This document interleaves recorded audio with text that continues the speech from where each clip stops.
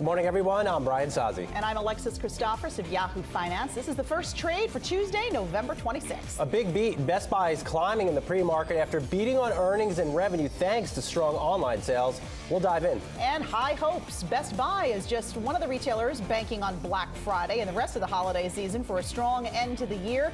We have details on why some economists are very optimistic for the U.S. consumer. And beyond Fridays, we sit down with the CEO of TGI Fridays about their new campaign aimed at getting more diners into their restaurants and why they could be looking to fire the next shot in the chicken sandwich wars. Let's get a check of the futures ahead of the opening bell on this Tuesday morning. Not a lot of activity, as you can see. The Dow futures are up 22. The S&P and NASDAQ not veering far from the flat line. We'll dive more into the markets in just a bit, but first, today's big story.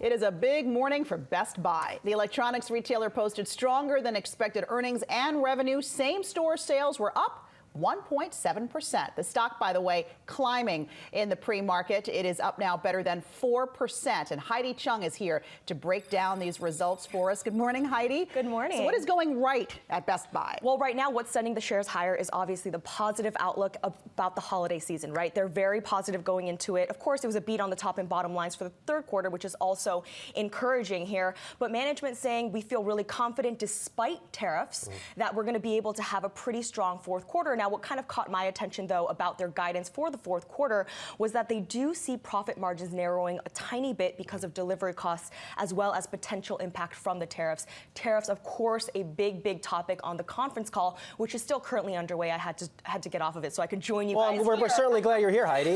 But you know what also caught my attention? Yeah. Online sales. Yeah. Another big quarter for this company. Yeah, it was up 15% during the quarter. And the company is actually positive about curbside pickup, which they are planning to roll out in a few stores here in New York Curbside first. pickup. Exactly. That's and if you think about it, that makes more sense because a lot of companies that jumped into online sales and jumped into really focusing on e-commerce. They started with delivery with second day and next day, but the curbside pickup is where the profit is because they're clicking online and collecting in stores, so they don't have to spend all that money on delivery fees, right?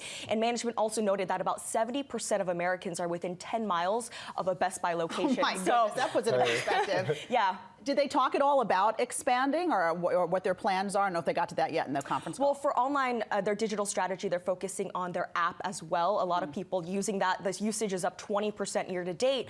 But I do want to discuss a little bit more about tariffs here because this company is highly exposed to China, much more so than Target and Walmart. Analysts were estimating about 60% of Best Buy importing their goods from China.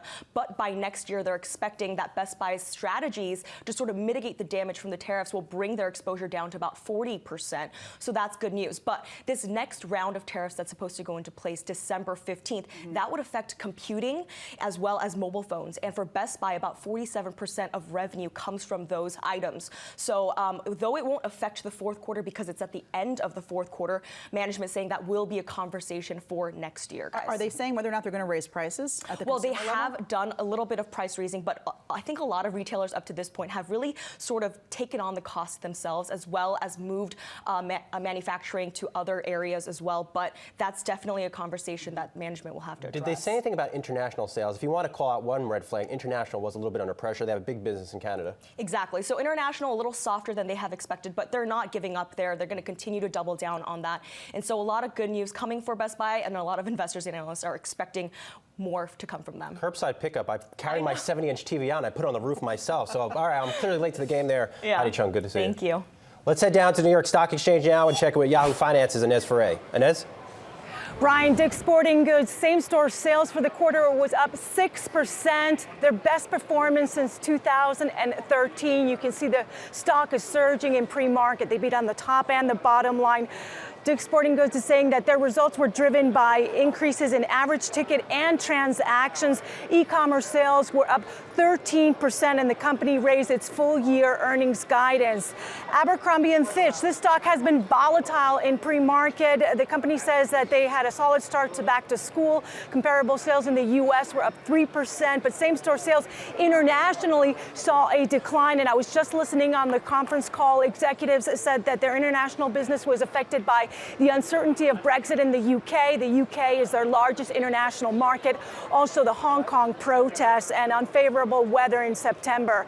And then just watching Dollar Tree, it is under pressure in pre-market. This is after their adjusted earnings came in below expectations and net sales just shy of expectations. Same-store sales up 2.5%. The company revised its current quarter outlook to include the impact of tariffs and also citing the turnaround of its Family Dollar stores. The earnings call just started a few minutes ago. I'll try to listen in and give you more information as the morning progresses. Inez Ferre, thank you. Coming up here on The First Trade, focusing on inclusiveness. The CEO of TGI Fridays is here to talk about the restaurant's newest initiative.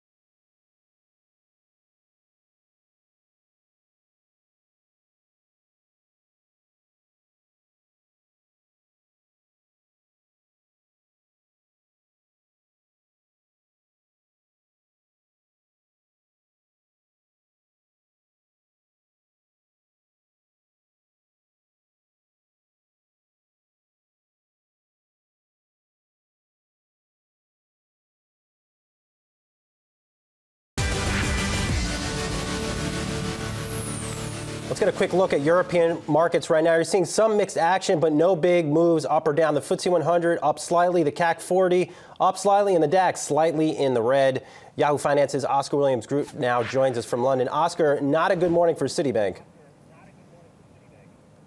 No, Brian, they've been fined £44 million by the Bank of England's Prudential Regulation Authority. It relates to historic failings it made in the way it reported liquidity and capital to the regulator.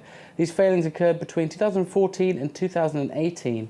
Now, the bank didn't actually breach any legally required levels during this period, but because of these failings, it raised questions about how adequately its reporting operation was being run.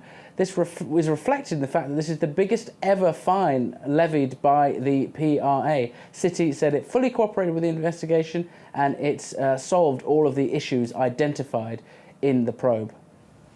I also understand, Oscar, that you have been doing some reporting on UK regulators banning advertisements for mini bonds. They said that Google is not doing enough to tackle them. What's the latest there? That's right. This is a story I've been following for a lot of the year, really. This is mini bonds, which are high interest but high risk investment products targeted at ordinary investors, retail investors.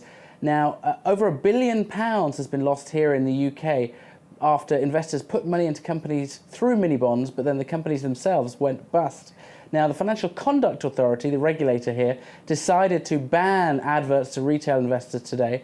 But they also called out Google, saying that Google is not doing enough to stop these adverts being targeted at ordinary savers, often retirees. I was speaking this morning to a retiree who lost £20,000 after falling for one of these adverts. So clearly more needs to be done. Google has said in the past that it reviews ads and anything that doesn't meet its standards will be taken down. And Oscar, what are you seeing this morning with the pound? Well, the pound is down about a 1/3% against both the dollar and the euro today. And this is, again, all to do with polls related to the general election. The latest polls show that the Tory party are actually losing some ground to Labour, and that's seen as a risk to the economy, which is why we're seeing the pound fall slightly. However, the FTSE 250, which is a measure of largely domestic UK stocks, is actually at a 15-month high today. This is extending a long rise that we've seen as the fundamentals of the UK economy continue to hold strong despite all this Brexit uncertainty. All right, Oscar Williams Group for us in London. Thank you. TGI Fridays is launching a new branding campaign focused on diversity and inclusiveness. It's called People of All Stripes. And joining us now to discuss that and the overall restaurant business is TGI Fridays CEO Ray Blanchette. Ray, it's great to have you on the show. Thank you so much. I want to get to that ad campaign in a moment, but first, this is an exciting time for your company. You're in transition. Just a couple weeks ago, you announced that you merged with Allegro Group, the parent company of TGI Fridays did. What is that going to mean for the company going forward? I understand that you're looking at going public. We are. I mean, I think for the folks in the company, it's great news. Obviously, when you bring cash onto the balance sheet to accelerate, the projects that we're working on and sort of drive our strategy. TGI Fridays has been in a bit of a turnaround, so it's a good next step for us. Is there a timeline for when you might go public? It'd probably be late first quarter, early second. What's the pitch to investors? Well, we think we've got a great turnaround plan, and we've got areas of the country where we have bought back some franchisees and seen meaningful progress. And there's growth layers that we can layer into the business that we've already vetted and tested and believe are really helps us kind of get back to our true self. About $2.2 billion in sales, according to the press release, through September 30th. Is it a profitable business? Oh yeah, yeah. Where are you seeing some of the biggest profits? I know you have a big frozen food licensing business. It's a multifaceted business, right? The international piece is significant. We've spent decades developing that. We're in 56 countries around the world, and so that helps to sort of diversify the portfolio a little bit. We're seeing great progress in the international business. Licensing as well, the frozen foods, we're seeing that grow about 10% a year. Really what that enables us to do as a management team is focus in on the core business in the United States, where the last several years have been challenged. So by freeing up the executive team to be able to focus there, we feel great about where we're going to be able to take it. Yeah. Most of your career has been in the casual dining space. And prior to this, you were at Ruby Tuesdays, and actually you were at TGI Fridays for about 18 years, right, before coming back and becoming CEO. What does this industry look like to you going forward? What's innovation look like, especially for TGI Fridays, and how will you use technology to help you gain an upward edge? Yeah, well, technology has clearly been disruptive for us, right? Whether it's the third-party delivery, that's a whole new layer of growth that, when I first started at Fridays, we couldn't even have considered or contemplated. I mean, our away from restaurant business is growing 30% a year. It's really staggering. So, yeah, technology is clearly driving that. We're also seeing technology as we have rising minimum wage in different areas, right? That's not being dealt with on a national level. We're fighting it in state and local legislative areas. But we can leverage technology to assist and sort of protect the margin of the business as well. Any trouble finding talent? I talked to a lot of restaurant executives, and that is their number one challenge right now. Yeah, it's interesting. I was out in the restaurants last week talking. We had just reacquired Long Island, so I was here in the city, and I went out. Yeah, I went out and was visiting the restaurants in Long Island, talking to our general managers, expecting to hear the worst. I think this notion of people of all stripes and inclusiveness and the way we're sort of leaning into our folks is actually easing the burden a little bit for our restaurant managers, because they felt like they're getting great quality candidates and that there's enough of them. I was really stunned. I mean, I expected the absolute worst, and it seems like we're kind of holding our own in terms of staffing. You have about 840 restaurants. I didn't realize about half of them are outside the U.S. Right. Any more plans to expand, and if so, where? Yeah, well, we're continuing to expand internationally. We're in 56 countries today. I think we're going to open Turkey here very soon, early next year. I know there's a lot of other conversation around Turkey, but we're just trying to sell hamburgers and potato skins. What about chicken sandwiches? There's a big old chicken sandwich war going on right now. Man, I wish I was on the receiving end of that. I got to be honest with you. I'd like to have those cars piled up outside my restaurants. Well, we'll have to leave it there. Ray Blanchette, good to see you. Let me know when you're on Long Island again. We'll go grab some food. All right, let's do it. Good to see you. Thank you. We'll be right back here on The First Trade.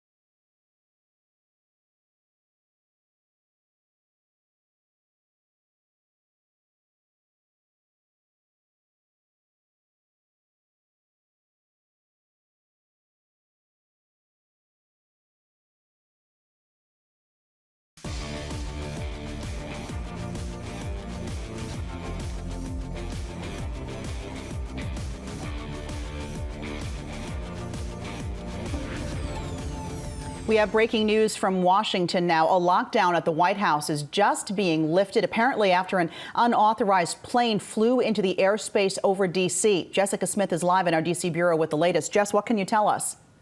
Yeah, there was a short lockdown at the White House and the U.S. Capitol. We are starting to see tweets from reporters that say that these lockdowns have been lifted, but it does look like there was an airspace violation reported in D.C. that prompted all of this. Fighter jets were scrambled according to NBC News. But again, it looks like these lockdowns are lifted, so everything should be getting back to normal. If we hear any more information about what happened, we'll be sure to let you know. All right, thanks for the latest there, Jessica Smith in D.C.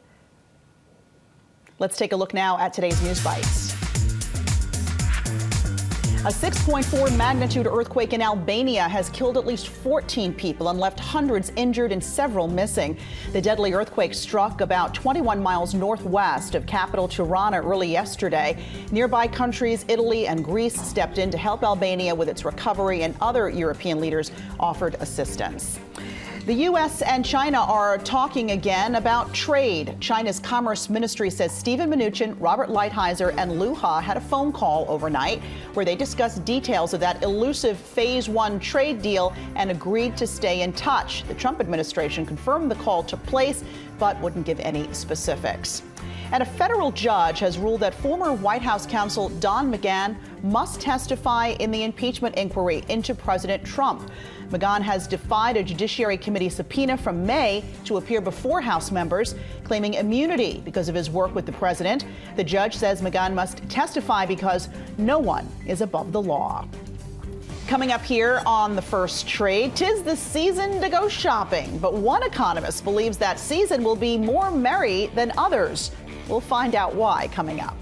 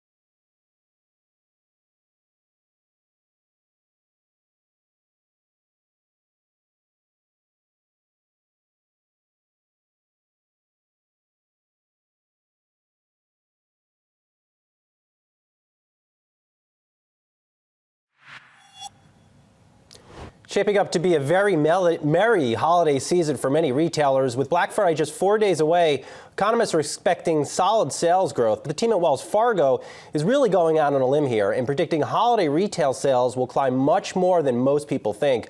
Let's talk about it with Tim Quinlan, senior economist at Wells Fargo Securities. He's in Charlotte this morning. Tim, good to see you here. So you're looking for some pretty upbeat sales, 5% growth. Some of the estimates I've seen out there about 3.5% to 4.5% growth. Why are you guys so optimistic? Yeah, well, first of all, it's a refreshing change of pace for me, Brian. As you know, we've kind of been below consensus here for the better part of the last year and a half on so many measures of the economy. So it's kind of a nice change of pace to have this upbeat outlook. And a lot of it has to do with kind of low base effects from last year. If you kind of think about where we were in December of last year with the government shutdown that stretched into the start of 2019 and the stock market really selling off in the immediate lead up to Christmas, we had a really bad December. In fact, the 2% decline in retail sales last December was the biggest sequential decline in almost a decade. So we think that kind of sets us up here for low base effects for this year's holiday sales outlook. Tim, what about the fact that we have 6 fewer shopping days this year? I mean, I'd imagine that would be a headwind for sales. You don't think so? Yeah, it is. That is definitely a little bit of a headwind and something we'll have to get used to here. And this will also be a unique thing in that Cyber Monday, to the extent that that's still a thing, will actually occur in December this year. So that could throw off the seasonal adjustments a little bit between November and December. So actually on that basis, Alexis, if we get kind of a soft print for November, I'm not going to drop my coffee and freak out that my forecast is going to be off. I think we'll make up for it with a strong December at the end of the year. Tim, let's just say, for argument's sake, the consumer does come out and spend to your projections. Does that carry over into the first half of 2020? Well, yeah, I mean, whether they do or whether they don't, I suppose I ought to own the fact that I have a below consensus forecast for full year consumer spending in 2020. So basically, after all the feasting and opening of presents is done, the diet is on at the start of next year. You've got the tariffs beginning to finally work their way into the cost of consumer goods. You have, if you look at consumer confidence levels, they're okay. They're still elevated, but we've yet to return to their highs from 2018. So I think that it's tough to make a case that this kind of spending can be sustained throughout the course of next year. But I do think that we finish strong at the end of 2019.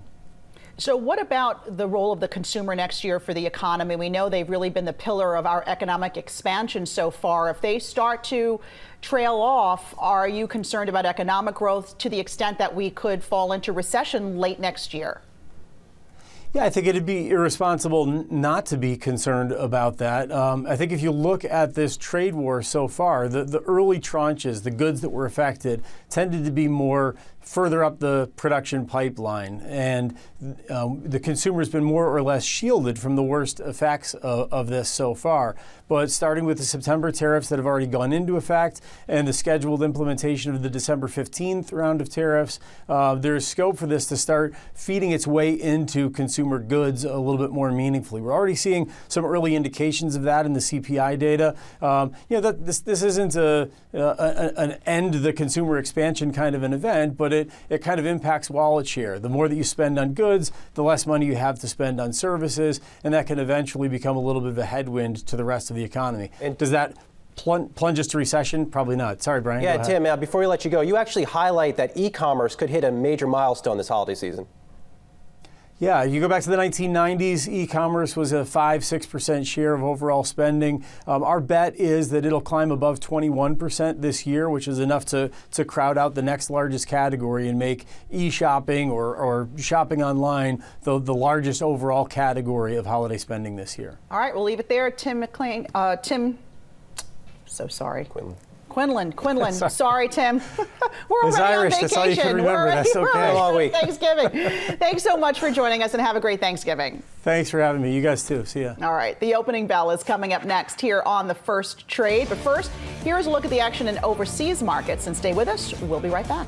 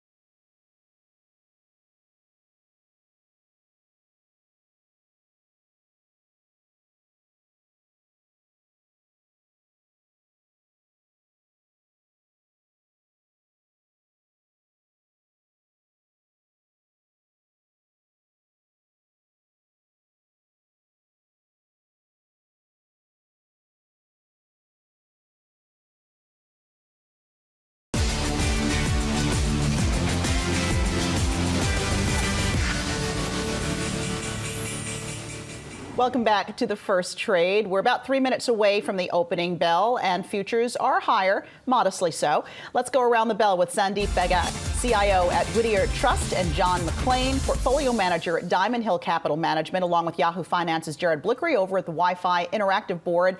Good Tuesday morning to you all. Sandeep, I'm going to start with you. How optimistic are you about this stock market rally continuing into Q1? We don't see a recession in sight. A lot of those fears about the economic slowdown we felt were misguided. Growth has come in above expectations. Economic growth of 1.9% beat expectations. Earnings growth for the third quarter, the scorecard is in. Those were above expectations. And we just spoke with Tim a few minutes ago. The linchpin of the U.S. economy is the U.S. consumer. Mm-hmm. And the U.S. consumer is in good shape because the job market is solid, incomes are rising, consumer confidence is high, and consumer spending is robust. John, over to you. Are you still looking for that December correction? Yes, we are. Again, it's interesting to me to see how euphoric the market is about a limited phase one trade deal with China. I think there's been a lot of apathy in the market, and our opinion is that economic data continues to trend weaker. You look at what's coming out with October trade data trickling in, exports are lower, imports are lower. So really starting to see the impact of tariffs on the economy. And John, you say there are far more risks in this market right now than pockets of opportunity. Talk to us about that. Yeah, so for our markets within credit, you have rates at historically low levels. So duration and interest rate sensitivity is at an all-time high. So that's certainly a worry. And then you've got, parts of the market like triple Cs that are, trade where they do for a specific reason. And then you have a lot of pockets that are really just overvalued, and quality businesses are trading at levels that aren't justified. So you have to be careful about paying too much for quality at this point. Jared, over to you at the Wi-Fi Interactive Board. Yeah, not a lot of movement overnight. The Shanghai stock index, the Shanghai Composite up about 3 basis points. In Tokyo, that market is up about 35. Korea's down, the Kospi down about 10.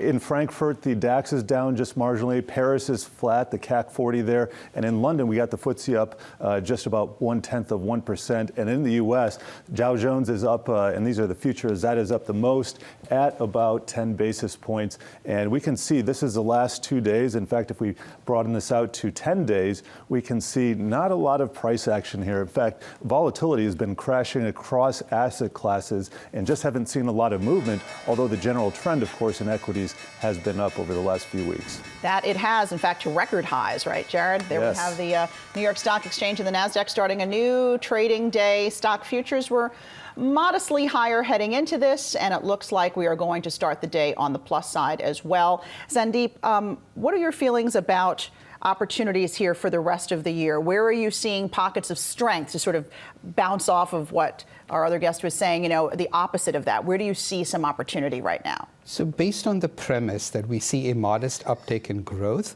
and the fact that global central banks engaged in a concerted easing cycle, those two allow us to become pro-cyclical in our positioning. And so, yes, I would agree with John that there are valuations issues, but they're in the bond market. Mm-hmm. Stocks are fairly priced in light of low inflation and low interest rates. So stocks over bonds is an easy call for us. We still like the U.S. over non-U.S. And at a sector level, you have to become pro-cyclical, which is technology, financials, consumer discretionary, and as a tactical play, industrials. What are your views on former New York City Mayor Michael Bloomberg? Good for markets, bad for markets, overall good for bonds, bad for bonds? Not a political analyst, but given the profile that he brings to the table, good for the mix. It allows the debate to become kind of more centrist as opposed to far left. So, yeah, a positive overall. John, what are your thoughts? How much will the 2020 election play into stock market activity in the coming months? Oh, it's going to be huge. We're really introducing the concept of election risk in the market. And to say that the two parties are on different sides of the fence is an understatement, certainly. And I think that depending on who's leading in the Democratic primaries, you're going to see opportunities to position long or short, defensive or aggressive in healthcare, energy, and financials, to name a few sectors. John, how are you positioning? What does that election risk look like for the S&P 500 in certain sectors?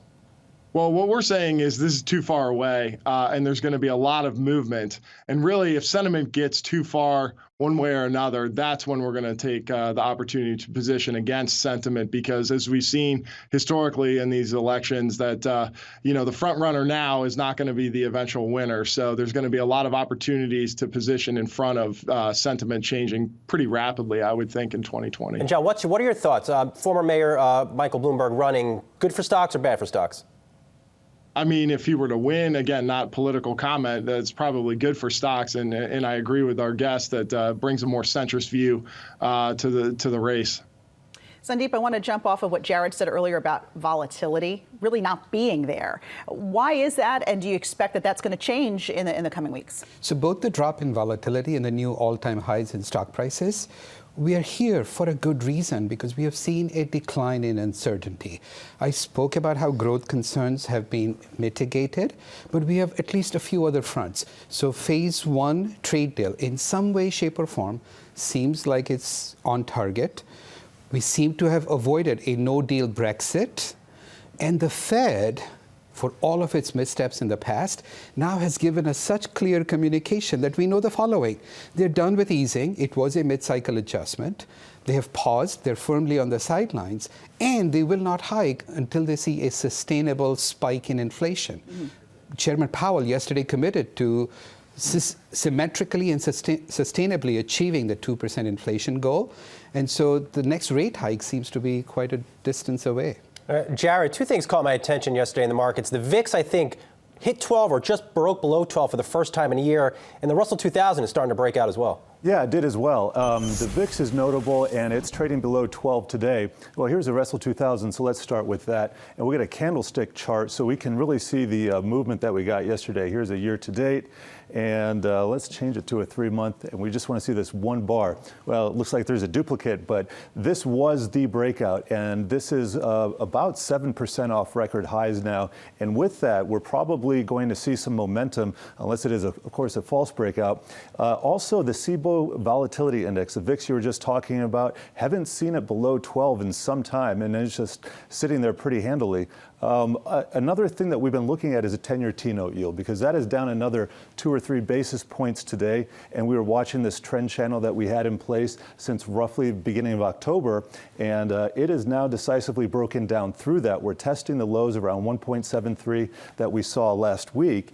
Interesting fact that even though we saw the 10-year T-note yield down yesterday, we were still able to see small caps and transports outperform as kind of bucking the trend, although we did see value take a hit and momentum surge, which is what we would have expected in that scenario. John, what do you like right now in the credit markets? Where are some opportunities for investors? Yeah, for us, we think the BBB part of the market is really the sweet spot in corporate credit. There's still upside there. We think spreads are reasonably attractive, and if rates continue to go lower, they're not capped in terms of upside relative to high yield. We'd avoid, the CCC part of the market, the BB part of the market within high yield. One, BBs are overvalued. 2, CCCs have a lot of risk, and then we'd be shying away from the leveraged loan market aggressively. Sandeep, John mentioned just before that he's looking for a correction in December. Do you see that happening? What's a trigger point? Look, we seem to be out of the woods. We have a clear path out. Which scares me a little bit. Right, but look, any number of things could go wrong on those same fronts. Brexit could still go awry. The trade deal could be held up, and there could be a growth shock. So let me underscore this. For our constructive view to unfold, this was a year of zero earnings growth. It was all about the expansion of the PE multiple. That game is over. Valuations are full in the equity market. Earnings growth will have to resume for the stock market to continue. We believe that is likely to happen because of that concerted easing cycle that central banks undertook. The resolution of the trade war will help along those lines. We don't see any imminent correction of the 10% variety. And there, John and I can just agree to disagree. Jared, do you have a deeper look at what the Dow is doing at the moment? Yeah, so we have Apple down just 0.2%, Microsoft at or near record highs, up another 0.5%. Visa also up about 2/3. Again, with the 10-year T-note yield down 2 or 3 basis points, financials a little bit under pressure. J.P. Morgan off 17 basis points, Goldman Sachs the same. And then some of the winners that we saw recently, namely in healthcare, taking a little bit of a breather today. United Health, which is the second biggest point contributor to the Dow, that's down 2/3%. Pfizer down about the same amount. And if we take a look at the NASDAQ, we can see the biggest winner here is Ulta Beauty, up 1.7% to the downside. Dollar Tree down 15.6%. Another rough earnings patch for it. And the beat rate on earnings since last week has been below 50%. Had some real failures in there, intermixed with some winners, of course. But good thing that the rest of the earnings season didn't look like this last week. John, going back to you, you've struck me, we've talked a bunch of times to you as a contrarian. What's your big contrarian call for 2020? Well, again, I mean, I think that I agree with Sandeep that valuations are full at this point. And I think my contrarian call is that we see lower earnings on a go-forward basis. How are we going to manufacture earnings growth? Top line looks pretty challenged across the board. Margins are, I think, at peak levels, if not past peak. So it's going to be pretty challenging to get, real earnings growth because those dividends and share buybacks that the market depended on for so long have started to pull back as well. And I think, again, with quantitative easing, that tried and true method, I think, isn't the right medicine for the market anymore. What is the right medicine? What can the Fed do, if anything, to help things along in 2020? It's not about the Fed. It's about, administrative policy, right? Tariffs have been what has led to all of the uncertainty and has led to, weakness. The Fed is really just responding to the administration's policies. All right. Well, hopefully, John, we do not get that December correction. I want to go out there and spend a lot and buy some gifts. John McClain, always good to see you. Sandeep Agad, always good to see you, too. And Jared, thank you so much. Coming up here on The First Trade, I go inside the C-suite with Abercrombie & Fitch CEO, fresh off its pre-Black Friday earnings report this morning.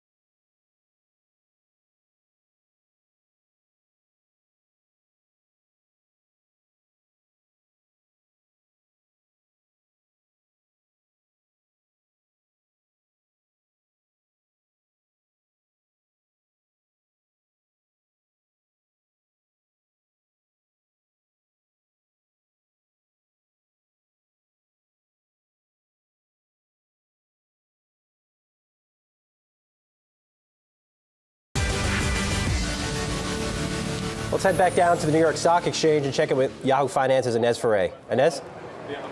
Ryan, Dick's Sporting Goods is surging this morning. This is after a strong quarter beating on the top and bottom line. And same-store sales were up 6%. The company says that's their best performance since 2013, driven in part by increases in average ticket and also transaction. And e-commerce sales were up 13%. Dick's Sporting has raised its full-year earnings guidance. And we're watching Burlington Stores. This is after their adjusted earnings came in as a beat for their latest quarter. Revenue rose 9% compared to the same quarter last year, and same-store sales were up 2.7%. That's slightly above what the street was expecting.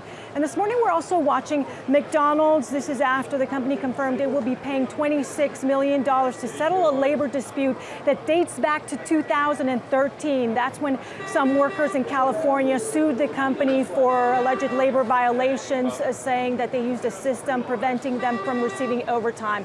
The stock's not moving too much on the news of that settlement. Brian, Alexis. All right, Inez, thanks so much. Abercrombie & Fitch reported earnings this morning, posting a mixed third quarter. And I know, Brian, you spoke with the CEO, Fran Horowitz, just a short time ago. Sales were up, though, right? But they just weren't up as much as Wall Street was expecting. Yeah, on the horn, bright and early with CEO Fran Horowitz. The stock was up in the pre-market, I believe close to 5%. We have seen a reversal. It's down about 7.5% now. But what I think the market was locking in favorably on initially, U.S. sales. U.S. sales at both brands were up. Same-store sales about 3%. Look what we just came off of last week. Dismal results in the apparel sector from Macy's, certainly Kohl's too as well. So to see that, I think the market liked that.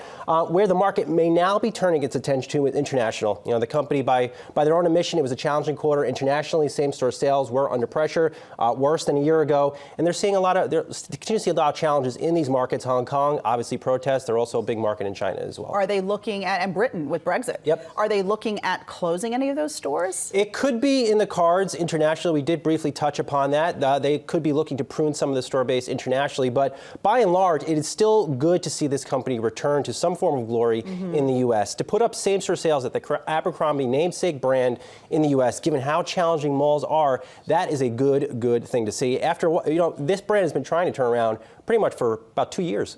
Sales also up about 3% at Hollister, their other brand. The CEO said this is an inflection point for the company right now, right? Well, yeah, as I was saying, the Abercrombie & Fitch brand has been looking to turn around for close to 2 years. So it has been a little bit spotty in that turnaround, but they have put in new executives. I went to the store last night. I bought 2 wool top coats. Good price. The quality of the stuff is where it needs to be. And most importantly, it's an American brand that has started to turn itself around. New executives, new merchandise, new look. New marketing campaign. All right. Marketing campaign. So we'll leave it there.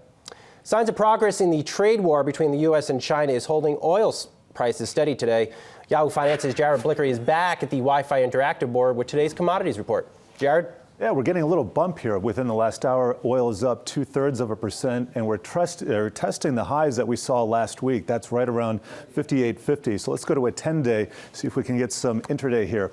All right, so these are the highs that we're looking at last week, and then the bottom of the range is right down here around 55, and we can see this illustrated with a candlestick chart as well. Oil basically trading in a range, but I would say there's a bias to the upside now, especially after that strong rejection last week, after it looked like it was going to fall out of bed, came back up and is maintaining near the recent highs, close to 6-8 week highs here. The factors that are driving it, overnight we got the Bloomberg survey of the weekly DOE inventories report. They're expecting a drawdown, that would be the first in about 5 weeks or so, of about 1 million barrels. We'll get API after the bell, and then those final DOE numbers, they should be at 10:30 a.m. tomorrow.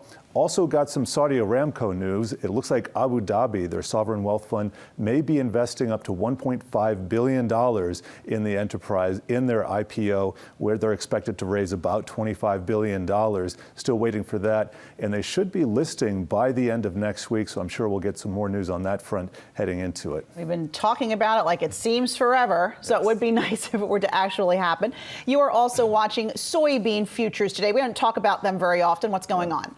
Well, last week was a pretty big week. We exported 1.9 million tons, and about 70% of that was destined for China. And so we've seen an uptick recently, and you wouldn't know it by this chart, though. This is going back 3 months, and we can see that it's only up about 1.5%. For the most part, it's been declining since the middle of October. A lot of this has to do with the fact that it is the growing season in Brazil, which is proceeding well there.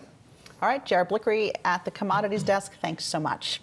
Alibaba is in the spotlight this morning. Shares of the Chinese e-commerce giant soared in their debut on the Hong Kong exchange, up about 6.5% on some heavy volume. Our editor-in-chief, Andy Serwer, has been tracking it. And Andy, it was an interesting time for Alibaba to go public with all the unrest happening in Hong Kong. They did it anyway, seems to have worked to their advantage. Is this a huge vote of confidence, you think, for Hong Kong? Oh, it is. And it surprised me that they were able to pull this off, that they went ahead and did this without a hitch. And I think it's a strong sign that despite everything going on in Hong Kong, that there is still business being conducted there. And it's a big move for the Hong Kong exchange and for Alibaba as well. Their IPO in the United States was the biggest of all time still. This is a secondary offering, but it's still so huge. It's the biggest IPO of the year, $12 billion versus Uber's $8 billion a few months ago. And do you think this is the type of IPO that could help the Hong Kong exchange attract more IPOs? Absolutely. And this with the Budweiser IPO, also in Asia on the Hong Kong Exchange, actually made this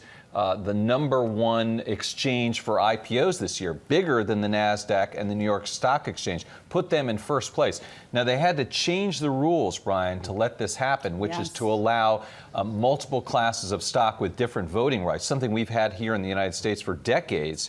So Hong Kong shifted, allowed that. That's allowed the Alibaba secondary offering to take place. Actually, Alibaba's gone on the record as saying we really wanted to go public in Hong Kong, not so much at the New York Stock Exchange. 100%. Jack Ma, Joe Tsai, Daniel Zhang, all of the executives said that repeatedly. This is their home. This is where they wanted to be. They were forced, they said, to come here. And the interesting thing, Alexis, is that the Hang Seng in Shanghai is going to make the move next year. Wow. So they're looking for another listing in mainland China come 2020 as well. So then they'll really be closer to their home market. And I think it also speaks to the power of Alibaba, and it's a little bit of the splinter net. The Chinese internet over here, the U.S. internet over there, but Alibaba is able to straddle both worlds. You know what's pretty amazing, Andy? Look at the U.S. listed shares. The stock has outperformed the major indices this year, considering everything that's going on in the world. It is surprising. And, you know, when I talked about them straddling both worlds, really, though, they're just straddling the capital markets because they don't particularly have a business here to speak of, right, when it comes to consumers. But it is such a dominant, huge company in China. And it speaks to the power of that economy, and it's doing quite well. Andy Serwer, good stuff. Thank you. Thank you. Coming up here on The First Trade, there's a new king in town, the big honor the Mandalorian has taken from Stranger Things. I am liking that show. Here's another quick look at the markets. Dow up about 10 points, S&P up a point, NASDAQ ditto. We'll be right back. Stay with us.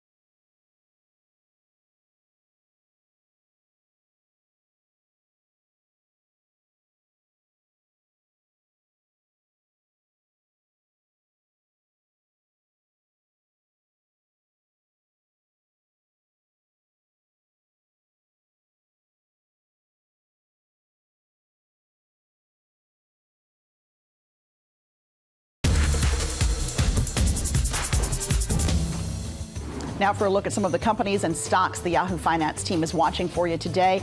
A blowout quarter at Dick's Sporting Goods. The company beat on earnings and revenue with comp store sales up 6%. That is more than double estimates. It also boosted its guidance for the rest of the year. The company credited a new push in e-commerce, including enhanced sales options on its website for those strong results. Discount chain Burlington Stores also topped profit estimates for the third quarter. The company brought in $96.5 million, with adjusted earnings per share coming in at $1.55. Same-store sales rising as well, up by 2.7%. The CEO says they were able to, quote, take advantage of the abundant values available in the marketplace. Fiat Chrysler and Peugeot's parent company have told employees they will be signing a binding merger agreement in the next few weeks. That's according to Reuters. The two companies have been in talks to finalize the merger, which would create the fourth largest car maker in the world. Arts and crafts chain AC Moore is shutting down all of its 145 stores. About 40 of them will become Michaels locations, which will take over those leases. Michaels will also take over a distribution center. The CEO of AC Moore's parent company blamed headwinds in the retail space, saying it was, quote, very difficult for us to operate and compete on a national level. And the kids of Stranger Things have been dethroned by Baby Yoda. Parrot Analytics says the Star Wars series The Mandalorian on Disney Plus is more in demand than Stranger Things on the competitor Netflix. This ends Stranger Things' 21-week reign as the most in-demand digital series with more than 100 million so-called demand expressions. And those are your companies to watch for this Tuesday, November 26th. Coming up on The First Trade, questioning Google's actions. Google fires workers tied to protests and union organizing. We're going to break that down for you coming back.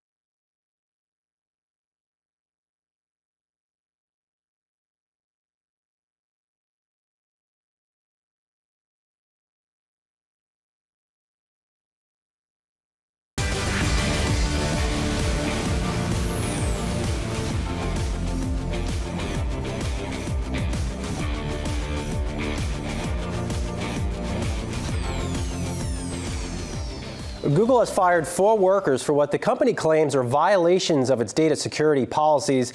However, employees are saying it's not that simple. They allege that Google is now retaliating for recent employee protests. Yahoo Finance tech editor Dan Halley is here now. Dan, what's this all about? Yeah, Google has kind of had an ongoing acrimonious relationship with a number of its employees. They've been having issues with the way Google participates in contracts with the military. There was the Project Jedi that Microsoft and Amazon went ahead with. Google had scrapped. They lost it on $10 billion on that, and working with Customs Border Protection. And a lot of employees are pushing back. Some of them now want to unionize, and it seems, at least according to these employees that were let go and others, that they were let go as a result of that, as some kind of union busting effort by Google. Now, they have worked with a firm that has ties to union busting activities. Google has, and these employees, though, according to the company, were let go because of issues with the way they were handling consumer data behind the scenes. So it really is a he said, she said at this point, but that doesn't mean that employees at the company are going to stop anytime soon. This has been an issue that's been kind of roiling below the surface, and it came to a head a few months ago when the father of Android was let go, or came forward that he was let go from Google with a nice severance package, even though there was some issue relating to a relationship with a Google employee. That brought to a head the idea of forced arbitration within Google. There were protests there as well, and they just seem to continue this pattern of employee dissatisfaction with the higher levels of the company. Most recently now, this firing of these 4 employees. It doesn't look like it's going to go away anytime soon, though. Dan, is Google doing anything to address some of the concerns that these protesting employees have? Yeah, they've done a few things over the the course of this these continued episodes. For instance, they took away forced arbitration for employees, though for contractors it's still there. They also went ahead and pulled themselves out of the running for that JEDI contract. That was something that was heavily scrutinized. There's also the issue with Google's plans to work on a search engine for the Chinese market that censored certain terms. They said that they're pulling back on that and they don't have any plans to move forward. All right, Dan Howley, thanks so much for that update on Google. And that is it for the first trade for this Tuesday morning. I'm Alexis Christoforous. And I'm Brian Sozzi. Now let's get one more check of the markets with Inez Ferre down at the New York Stock Exchange. Inez? Brian, Alexis, an earnings beat for Best Buy. Best Buy beating on the top and bottom line. Same-store sales were up 1.7%, and the company raised its guidance, saying that they're ready for the holidays with next-day delivery and also in-store pickup 1 hour after ordering online. And we're watching this morning HP Enterprise under pressure. This is after their revenue for their latest quarter came in as a miss. Hybrid IT, that's their core segment, revenue was down 11%. Executives last night on the earnings call were talking about longer sales cycle on bigger deals, in part because of geopolitical uncertainties and also trade tensions. And also we're watching Dollar Tree this morning just tanking. This is after their adjusted earnings came in below estimates. Gross margin decreased in part because of higher freight costs. The company also said that their results were impacted in part because of helium shortage and also because of uncertainty surrounding tariffs. Now, Dollar Tree has revised its Q4 outlook to include the impact of tariffs. You're looking at that stock this morning that's under pressure. Make sure to stay with us. Wi-Fi AM starts right after the break. Don't go anywhere. We'll be right back.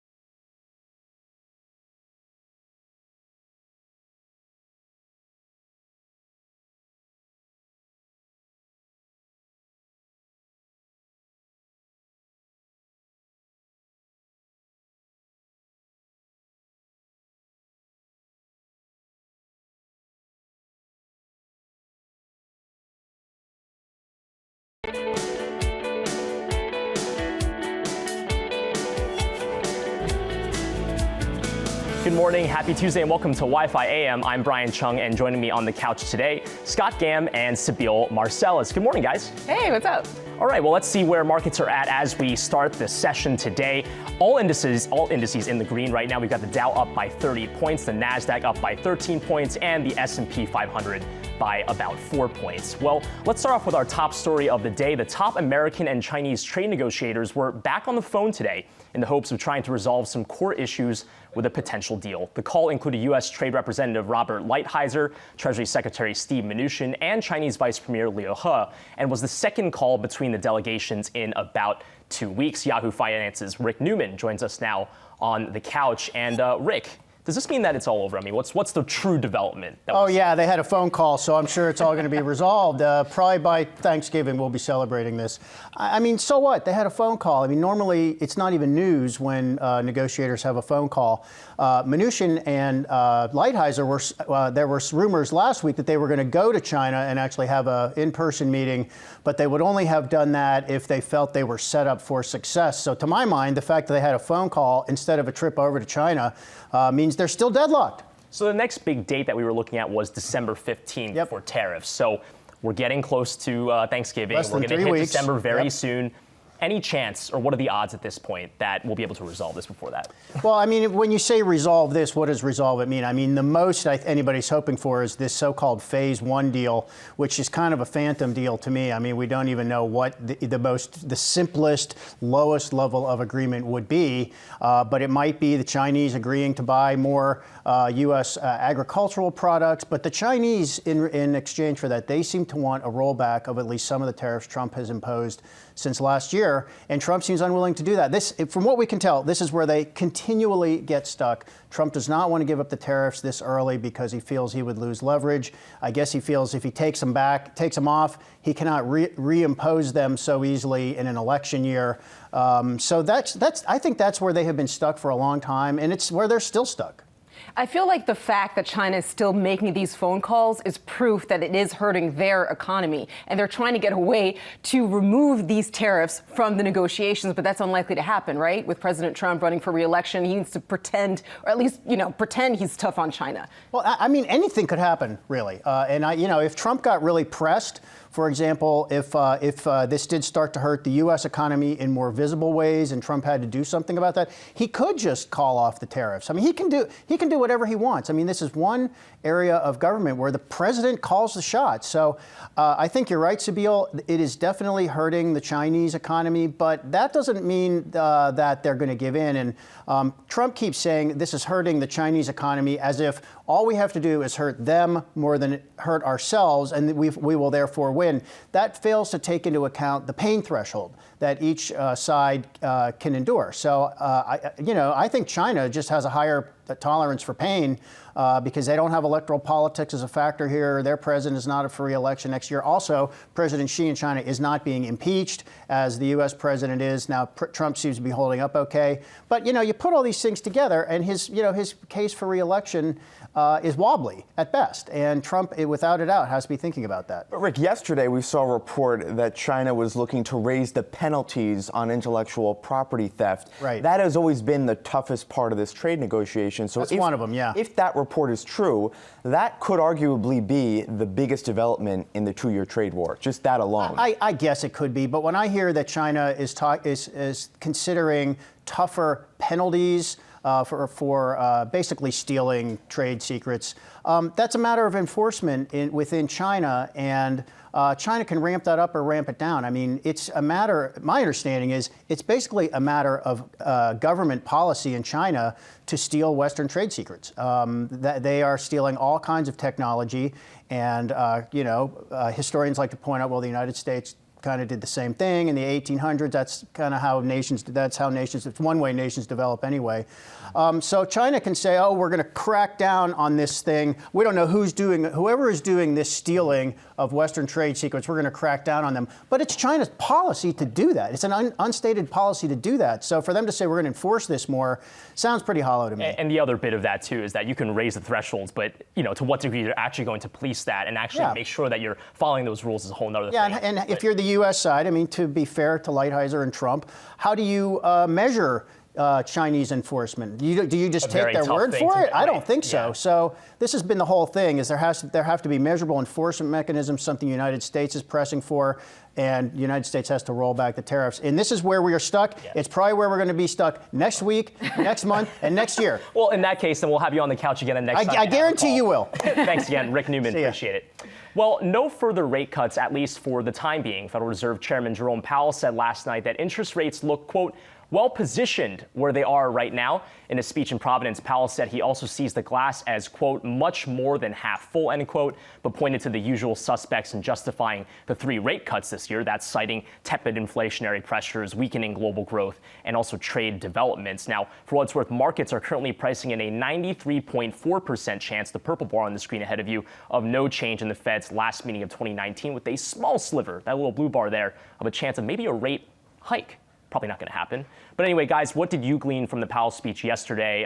Important to note that we're a few weeks away still from the next Fed meeting. That's on December 11. He's giving himself a big pat on the back, saying, you know what, interest rates are where they need to be right now, well positioned, because he put them there. And he's saying that it's not going to affect the U.S. economy's expansion. So in our 11th year, the unemployment rate is at 3.5%. And he's basically putting the ball in the court of Washington. If there actually were to be a recession, we would need fiscal stimulus, and that would be out of his hands. Well, and Sabeel, to your point, I agree. I don't think he deserves that pat on the back. I mean, rewind 12 months ago, 13 months ago, he said we are far away from the neutral rate of interest rates.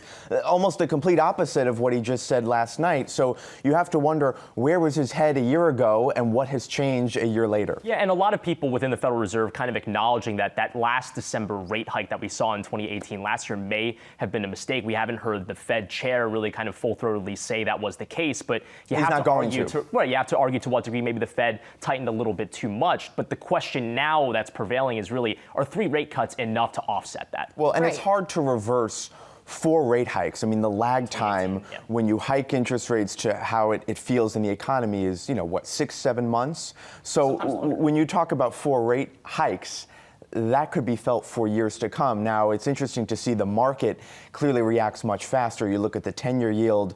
Obviously, the Fed has cut interest rates over the past couple of months, but the 10-year yield has actually risen, which is pretty remarkable if you look at the 10-year yield over the past 2 months. And what I'm always paying attention to is, of course, what's happening with President Trump. So we saw the visuals recently. He met with President Trump at the White House. We don't know the details of their discussion. We won't for a while. Right. But do you think President Trump is going to lay off him a little bit, or he's still going to ask for those negative interest rates, which we know is not good for the U.S. economy? President Trump has actually, in all fairness, eased up a little bit on the Federal Reserve as of the last few months. I think a lot of that is because the Federal Reserve did cut interest rates like he wanted him to. But the other part of it is I think he's worried more about the impeachment right now than about what Jay Powell is doing. Yeah, he's got bigger fish to fry. Exactly. So for the time being, it seems like maybe the criticism has let up for the time being. But guys, I'm wondering in terms of that next meeting, right? It seems like it's a done deal that there won't be any changes. But what about 2020? We're going to get a new dot plot projection. What's kind of like the quick takeaway for what we're seeing headed into next year?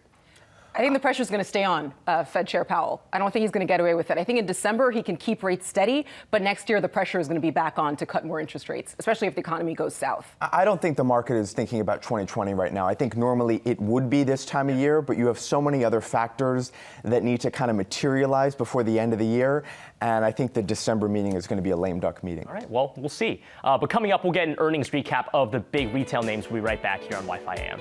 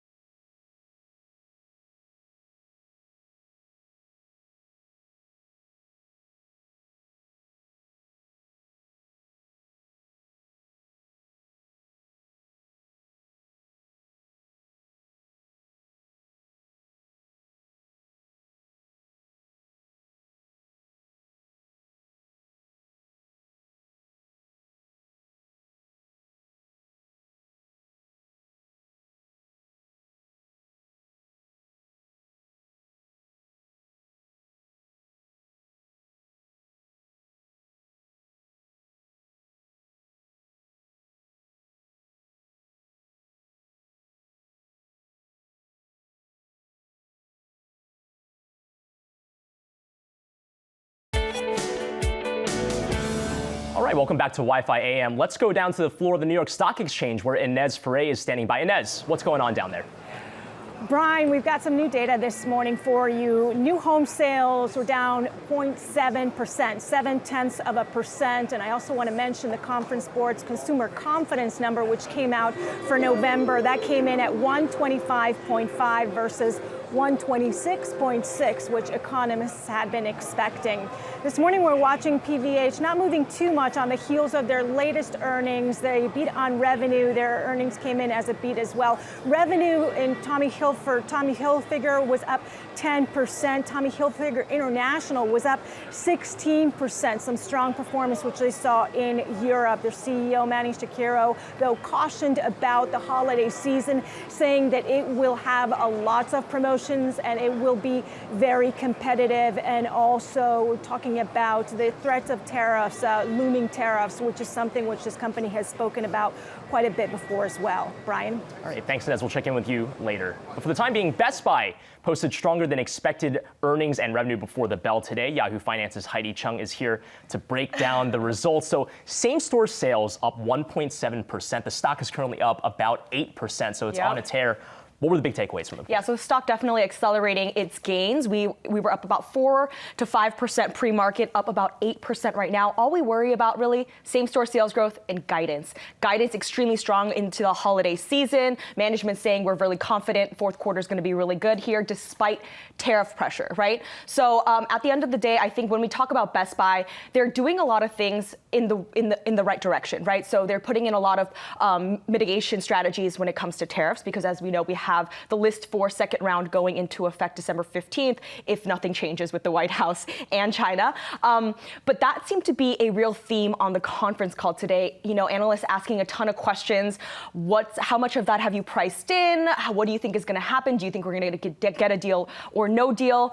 But overall, e-commerce sales also something that we focus a lot on when we talk about retailers, up 15% during the quarter. Company also saying that the app usage is up 20% year to date.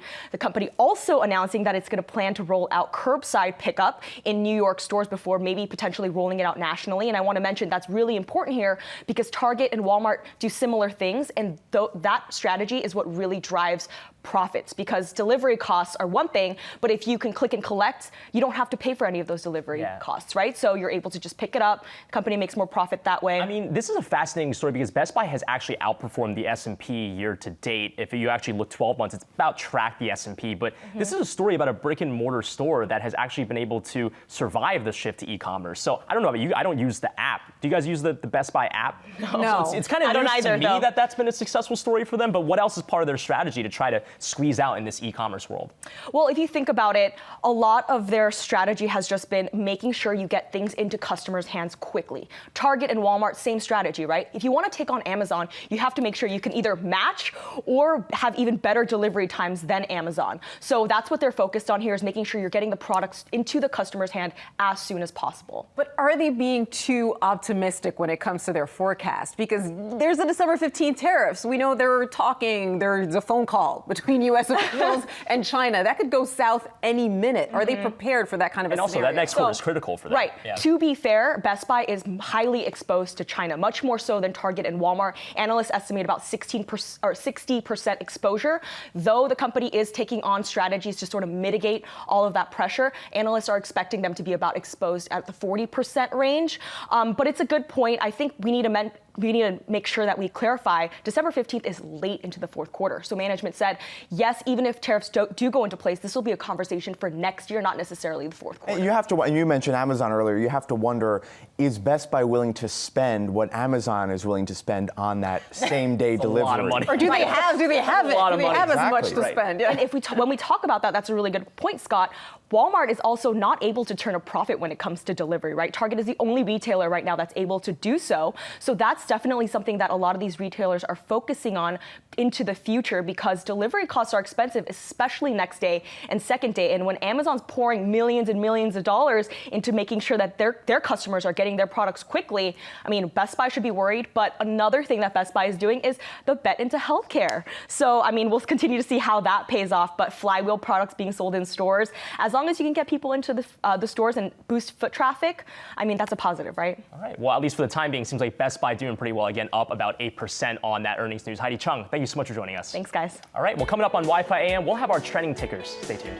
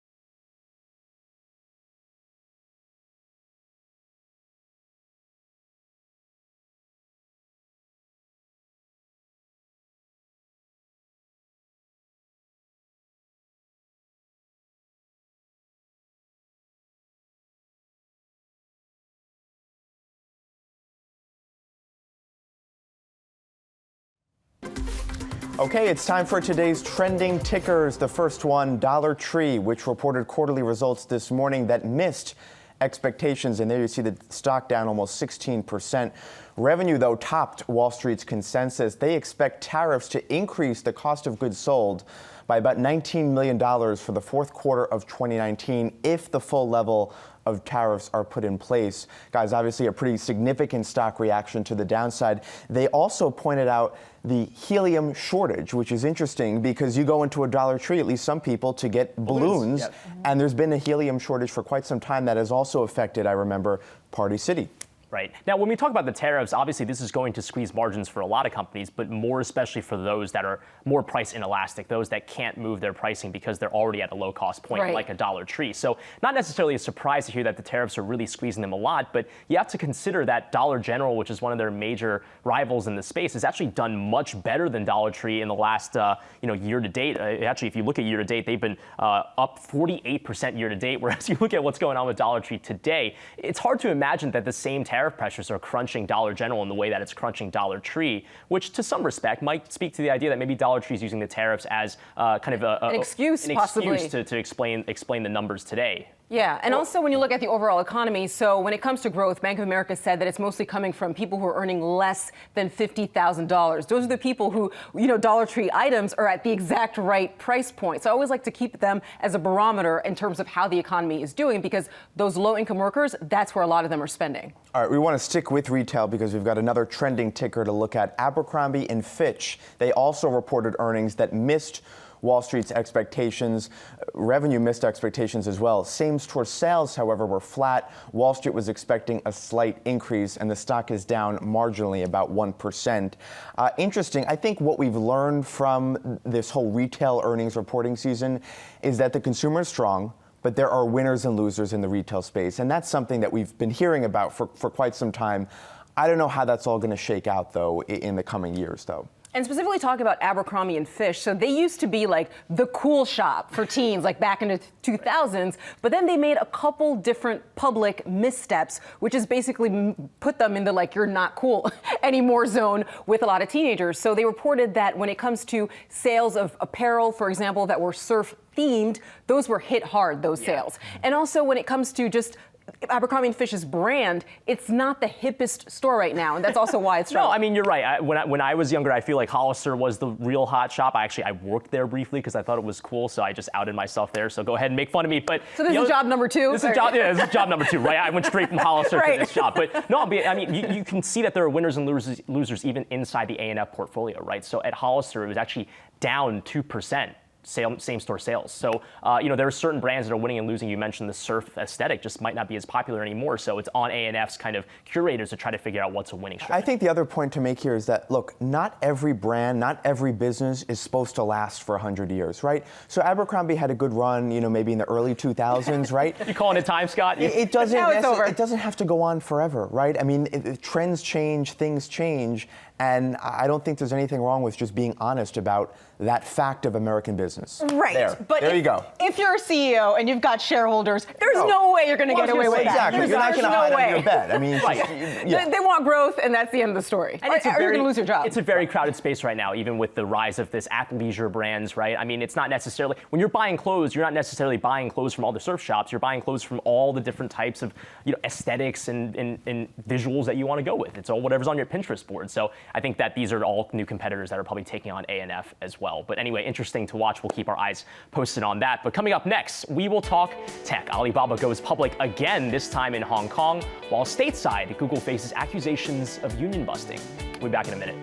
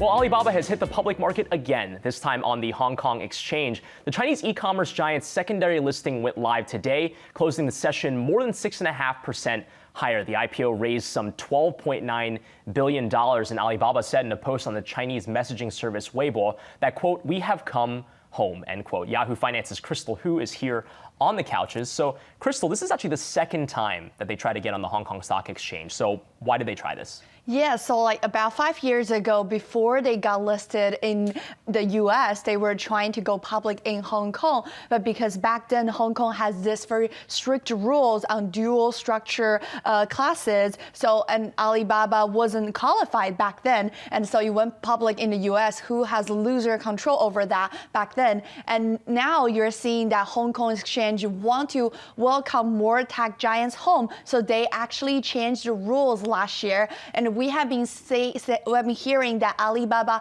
wants to go back to listing Hong Kong or even mainland China for a while. And this year it got delayed for several times by the Hong Kong protests and all the uncertainties around the US-China trade war. And now we're finally seeing it happen. Yet it still went through even with the protests. So what does that say about their confidence that the political uncertainty in Hong Kong might fade in the coming months? So it sounds like the political uncertainty is still going on, just given the recent results from the local elections. But for Alibaba, they did have a good IPO today, which is the largest, expected to be the largest one this year. And it helped them raise a lot of money to fulfill some of their further ambitions, including globalization and delivery and other local services. But we need to see, like a lot of people wondering, is the timing that Alibaba go back listed in the Hong Kong. Someone asked the chairman of the Hong Kong Exchange whether Alibaba came back to save the market. He said, like, no, the market doesn't need anyone to save. It has to go. If it needs to go up or go down, just let it be. That's his answer. Well, take us behind the scenes when it comes to a company like Alibaba. Are they facing a lot of pressure from Beijing? And also, how does it play in terms of also the trade war, but also the Hong Kong protests in terms of the expectations of China for this company? I think the biggest pressure for Alibaba is facing increasingly, kind of a trade war that has dragged on for a few months, and also a trade deal that's still uncertain. And also at the same time is facing a slowing down Chinese economy, which is essentially what the whole business relies on, is that the Chinese consumers are still buying goods. And I think the biggest challenge for them is to still find the needs for a lot of high quality brands and products that it can keep selling to Chinese consumers. And whether slowing down China's economy will have an impact on that, we'll see. But what they're trying very hard now is to penetrate lower tier cities, that they can explore more needs that hasn't fully explored by other retailers before. Right. And another really interesting wrinkle, too, is that Amazon is going to be partnering with, I think, it's Pinduoduo, which is a company, the third place e-commerce platform in China. So recently, they actually made it to the second place. So they're the one of the big, they were the one big competitors with Alibaba. And interestingly, Amazon actually used to have this store on Alibaba, but they decided to close it down last year. And this year, they started this pop-up partnership with Pinduoduo. So apparently, if you can't not beat them, you join them. You join them. Yeah, that's a good rule of thumb there. Yeah, well, we'll see if that competition heats up there. But Crystal Hu, thanks so much for walking us through it. Thank you. All right.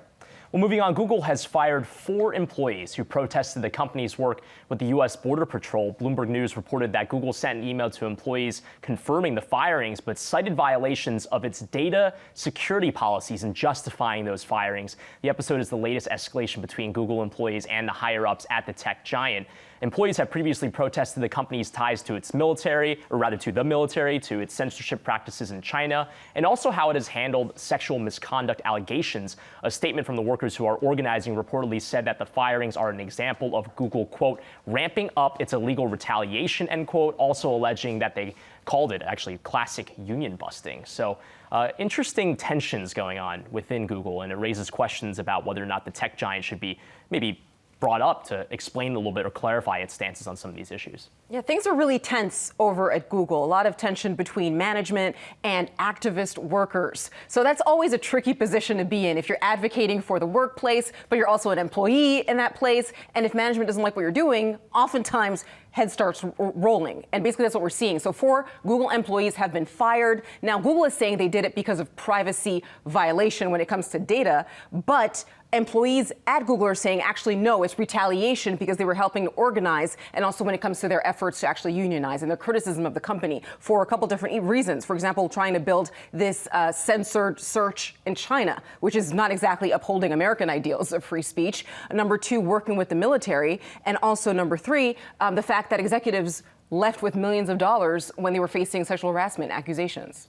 Well, and I think more broadly, maybe not necessarily tied to this case, but companies in general are increasingly having to weigh in or at least walk that fine line when you have these big social issues that your employees care about. So how do you continue to conduct your business, but also keep your employees happy, especially when your employees are vocal and passionate about some of these social issues? Yeah, and the challenge too, though, is that Google is an information provider. So they have, in my view at least, a higher obligation to speak to these types of things than, say, a retail company like a Dollar Tree or an Abercrombie and Fitch, right? I mean, Google is or actually has the ability to try to allow people to see or not see certain types of content, fake news, fake information. So I think that's interesting to see whether or not they do take a stand on these issues. But the company's still kind of having these issues, though, trying to get at least the freedoms of the employees that work there to be able to speak out on these types of things if they want to. Like, does this episode maybe scare some employees from not wanting to speak out because they might get fired? And I think that's definitely the point. I mean, that's kind of an intimidating environment, is when management fires people and they give a reason, but you don't necessarily trust that reason. And there's actually an effort to unionize happening at Google. So there's a lot of distrust happening in the company. You've got a lot of employees tweeting out what's happening. So I think the tension is going to stay for a little while here. Well, it's very interesting to see the unionization efforts at such a successful company. A lot of times you hear about unionization at companies that aren't doing so well and workers want more protections. You would think Google is doing so well, they're disrupting so many industries that, employees there wouldn't necessarily feel the need to unionize, but clearly we're seeing the opposite. Well, the stock is up 25% this year, so it seems like investors aren't all that concerned with it, for better. They don't work there. Right, or exactly. Some of them don't. But coming up on Wi-Fi AM, Ford challenges Tesla to an old-fashioned tug-of-war. But Ford wants a fair fight. We'll explain more after the break.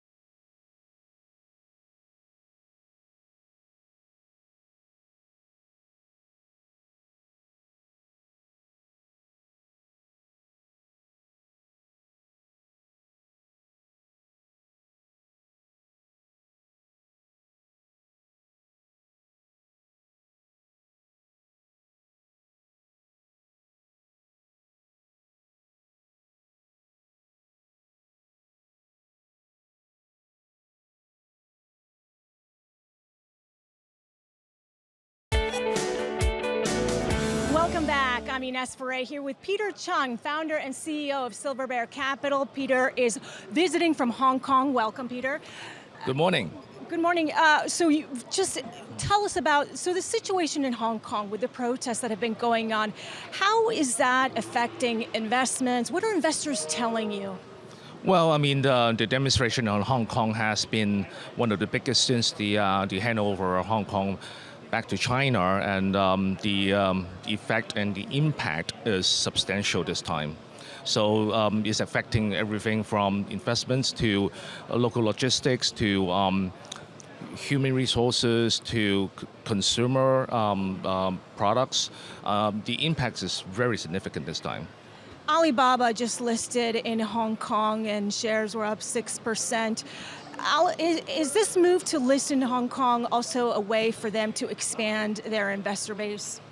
Definitely. I mean, as everybody have recalled, since the early stage when the company was seeking a listing in Hong Kong, I think the sentiment, emotional attachment for a lot of shareholders in Alibaba was to go Hong Kong, based on the relationship between Hong Kong and China, being able to allow Chinese investments or investors to go to Hong Kong to invest in stocks legitimately. But however, the IPO at that time was blocked by the Hong Kong Stock Exchange, and the company later on seeking the IPO in U.S. And you've in fact invested as well. Yes, actually, we have continued to advise our client to look into Alibaba positively. So this round, we roughly put in around less than 100 mil from our client-based money. And as far as appetite for Asian stocks are concerned, we were talking earlier that usually it's Hong Kong, then it's also London and New York. But right now, where do you see investments? I mean, we've been seeing record highs here.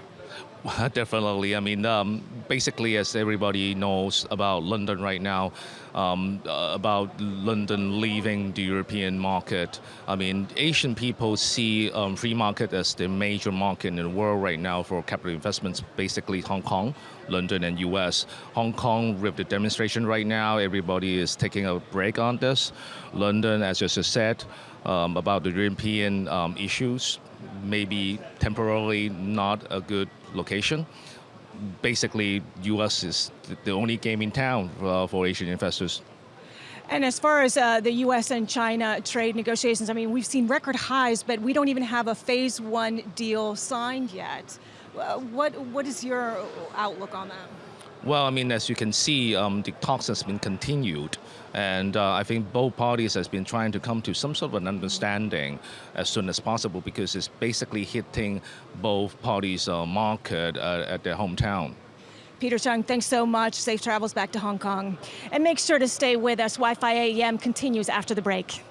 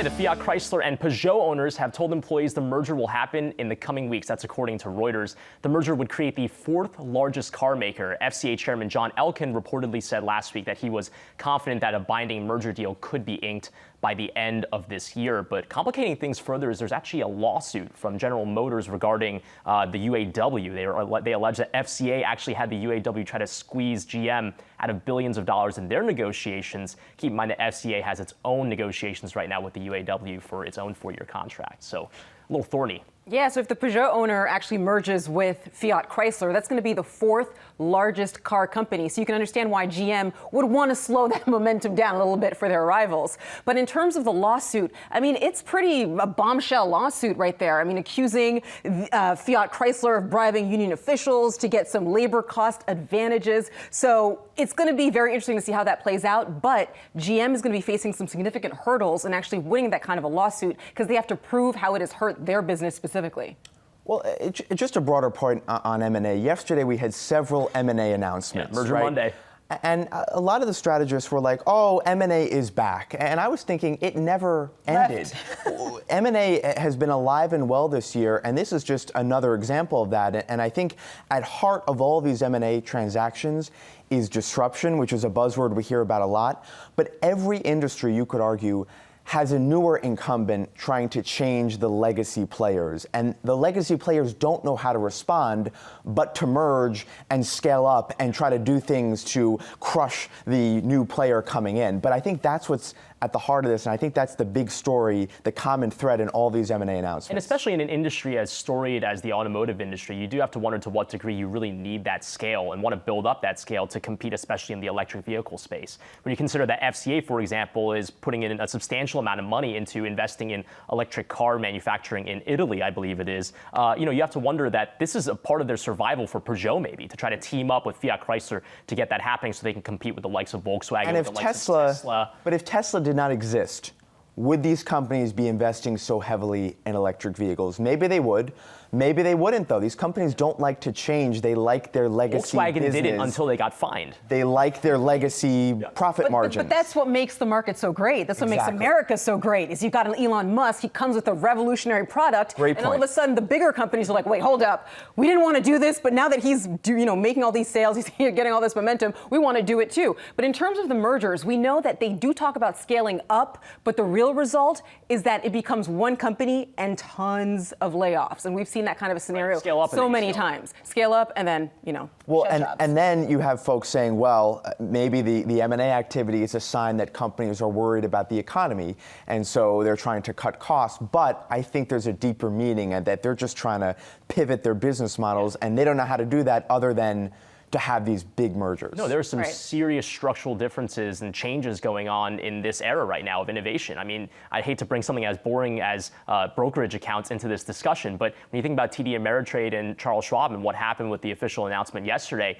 you could argue to what degree that wouldn't have happened if a Robinhood did not exist with zero commission fees, right? And I'll give you one, a sexier merger, media. So there you go. CBS and Viacom, they're also trying to get that done by the end of this year, and they're trying to trade as a public company, first week of December. Yeah, absolutely.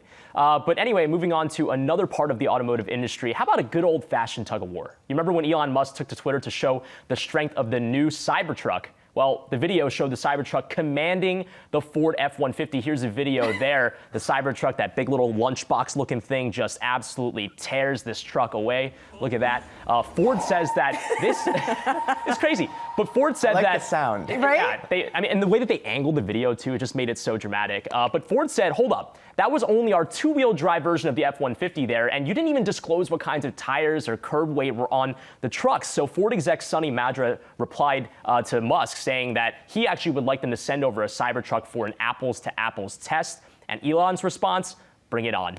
So is the Cybertruck actually able to compete with what is actually, by the way, the best-selling vehicle in the United States? Yeah, this is why the street loves Elon Musk. I mean, that video is absolutely brilliant. Is it accurate? We don't know, but it's great showbiz and entertainment to look at that video with the screeching, as we were just talking about. But once Elon Musk came out with the Cybertruck, I thought I was driving my own car, and I was like, could I see myself driving in a triangle? Absolutely not. So just the aesthetic of that truck is already inferior to that Ford. Well, and Sabeel, you bring up a great point. Like, the point is not, well, whether the Ford F-150 is better than the Tesla truck. No. The point is show business, right? The point is PR. And would Ford or any of these legacy auto companies do what Elon Musk did on stage the other day? Never in a million years. They would never unveil a new car like that on a stage in front of a live audience and then chuck things at it. I mean, it was unbelievable to watch. And I think that's what Elon Musk does best. He's running circles around these legacy automakers. And when you look at the stock, that's one reason why, there you see it right there, Tesla's at 330 and Ford is at 9. And this is the question, though, are the same people who are trying to buy F-150s the same people that'll go out and buy a Cybertruck? Because you can make the argument that if they're completely different demographics, this test doesn't matter.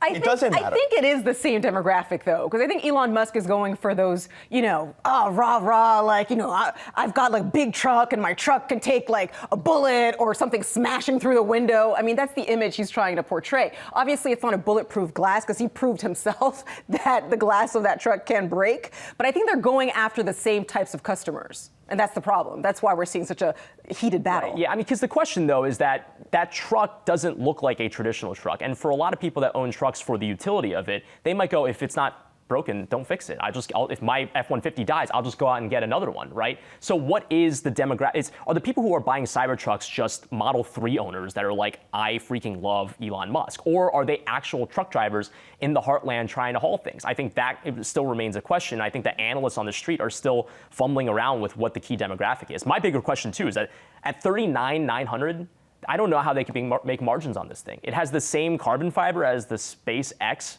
rocket. How do you make margins on it? I mean, that's a great question, but Elon Musk is doing it the right way. You got to make a big splash PR-wise, get everybody's attention, everybody talking about it, and hopefully that delivers into sales. But we're going to see if that actually happens. Well, and maybe they're okay with a thinner profit margin because they're trying to disrupt Ford, and they're trying to scare Ford, which is trying to clearly maintain the moat around its business. And let's be real. I mean, Ford has an incredible moat around the F-150. I mean, that is, I think, the best-selling car in America.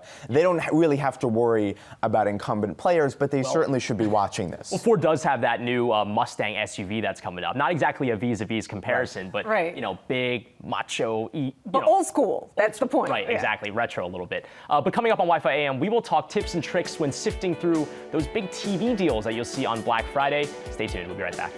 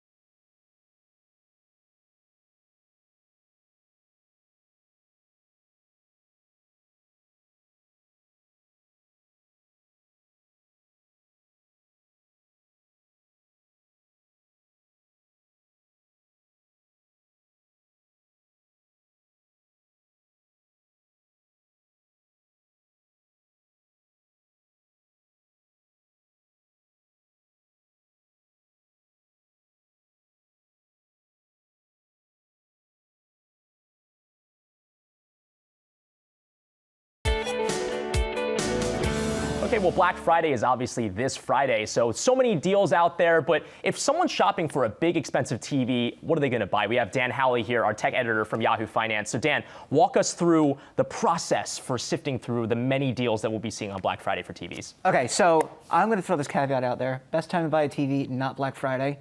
It's just before the Super Bowl. But there are still deals out there that may be worth getting. And when you want to get a TV, if you're going to be dropping a lot of cash on something like this, a couple $100, something you're going to have for several years, there's a few things you need to know. So number one, resolution. That's what you see all over the place now. It's all 4K or 1080p. If you're buying a TV that's less than 55 inches and you're going to pay a premium for 4K, don't. Because you're not going to notice a difference between 4K when it's below 55 inches. If it's above 55 inches, make sure you get 4K. More important than 4K, though, is something that people are starting to see. It's called HDR. What that is high dynamic range. And what it does is it improves the color capabilities. So you're able to display a larger array of colors because they have darker darks and whiter whites. That's more important than 4K by a mile. If you look at a good TV with good HDR, it's my goodness, it's so good. It's ridiculous. It's like pasta good. Right? It is, yes, chef kiss good. And besides that, there's an issue with HDMI cables. We're all connecting our Rokus and our Apple TVs and our consoles and this, that, and the other thing. And a lot of these TVs that you're going to see for really cheap on Black Friday are only going to have 2 HDMI ports. Now, you just bought this new TV. It's got 4K. You're super stoked. You want your Roku and your Apple TV to show 4K content.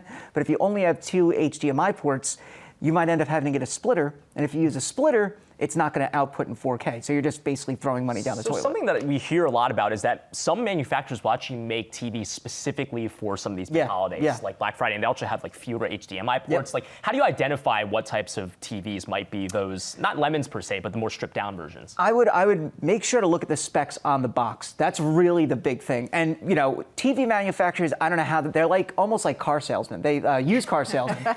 They get away with it. They have these different proprietary names names for certain things, like your frames per second, your refresh rate on a TV, how fast it actually can change images to make the what you're seeing look nice and smooth. Now, super high frame rates get that weird soap opera vibe that you used to get. Remember, we had that for a hot second, and TV manufacturers like, ooh, sorry guys. They show all these different names for these specs, like super speed and stuff like that. That's all nonsense. Try to look at the specs and then see if you can find any reviews online that really give you an understanding of what you're actually purchasing. So, quick question here. So, I'm trying to figure out if I should get a smart TV or just use regular TV and kind of attach that somehow to my laptop so I can watch streaming. What's the best way to go about it? Smart TVs usually suck. I'm sorry. Okay.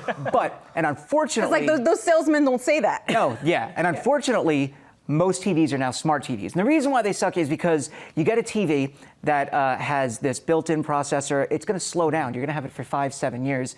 It's going to be a lot slower over that time. You're better off just getting a Roku or Fire TV or Apple TV and plugging that in. All right. Well, Dan Howley with the big headline, no smart TVs. No smart TVs. No smart TVs. Smart TVs are dumb. But anyway, moving on to... Moving on to streaming services. Just 2 weeks after its launch, Disney Plus is thriving. The $6.99 per month streaming service now has 15.5 million subscribers. That's averaging close to 1 million new subscribers a day. That is according to research firm Apptopia. The research claims Disney brought in $5 million just from in-app purchases in the first 13 days. So to put that in perspective, streaming giant Netflix actually currently has more than 60 million subscribers in the United States and 97 million worldwide. But the question, guys, is, okay, you have all these people subscribed. A lot of them have gotten these great promos from Verizon, which is our parent company. Are people actually watching it, though? Yeah, they're watching it in big numbers. $5 million in 13 days. I mean, that's huge. And you know it's Disney, so the numbers is going to continue to go up. And in terms of the streaming space, Netflix sweating bullets. I mean, they've got 60 million subscribers in the US, and at the rate Disney is going, they will very likely overtake Netflix eventually. So Netflix should definitely be paying attention to this. Well, can we just talk about the stock for a moment? Because at $152 a share, Disney is now at a record high. I was on the final round yesterday when the stock was just under 150, and I said 150 is the next level to watch because even though Disney has been on a tear over the past month or so, it had failed to break 150, and of course today it's doing so. And if you remember about 10 or 11 days ago when the Dow first hit 28,000, a lot of excitement on that day.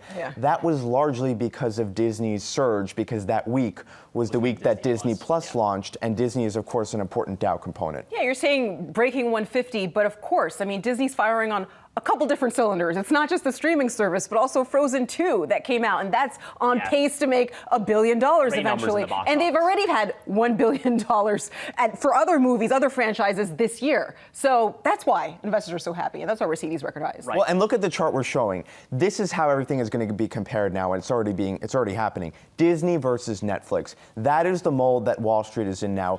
And believe me, Netflix does not want to be like that. They were thought of as the streaming king, and they really are still the best and biggest streaming player. But really, from a stock point of view, all that matters is what Wall Street thinks of your stock. And so if Wall Street's going to start thinking that Disney is the dominant player, that could be an issue for Netflix. I mean, maybe this isn't a zero-sum game, though. Why can't Netflix and Disney coexist? Because you could argue they have the Wall Street reaction is always zero-sum. Yeah. Whatever's happening at the company is fine.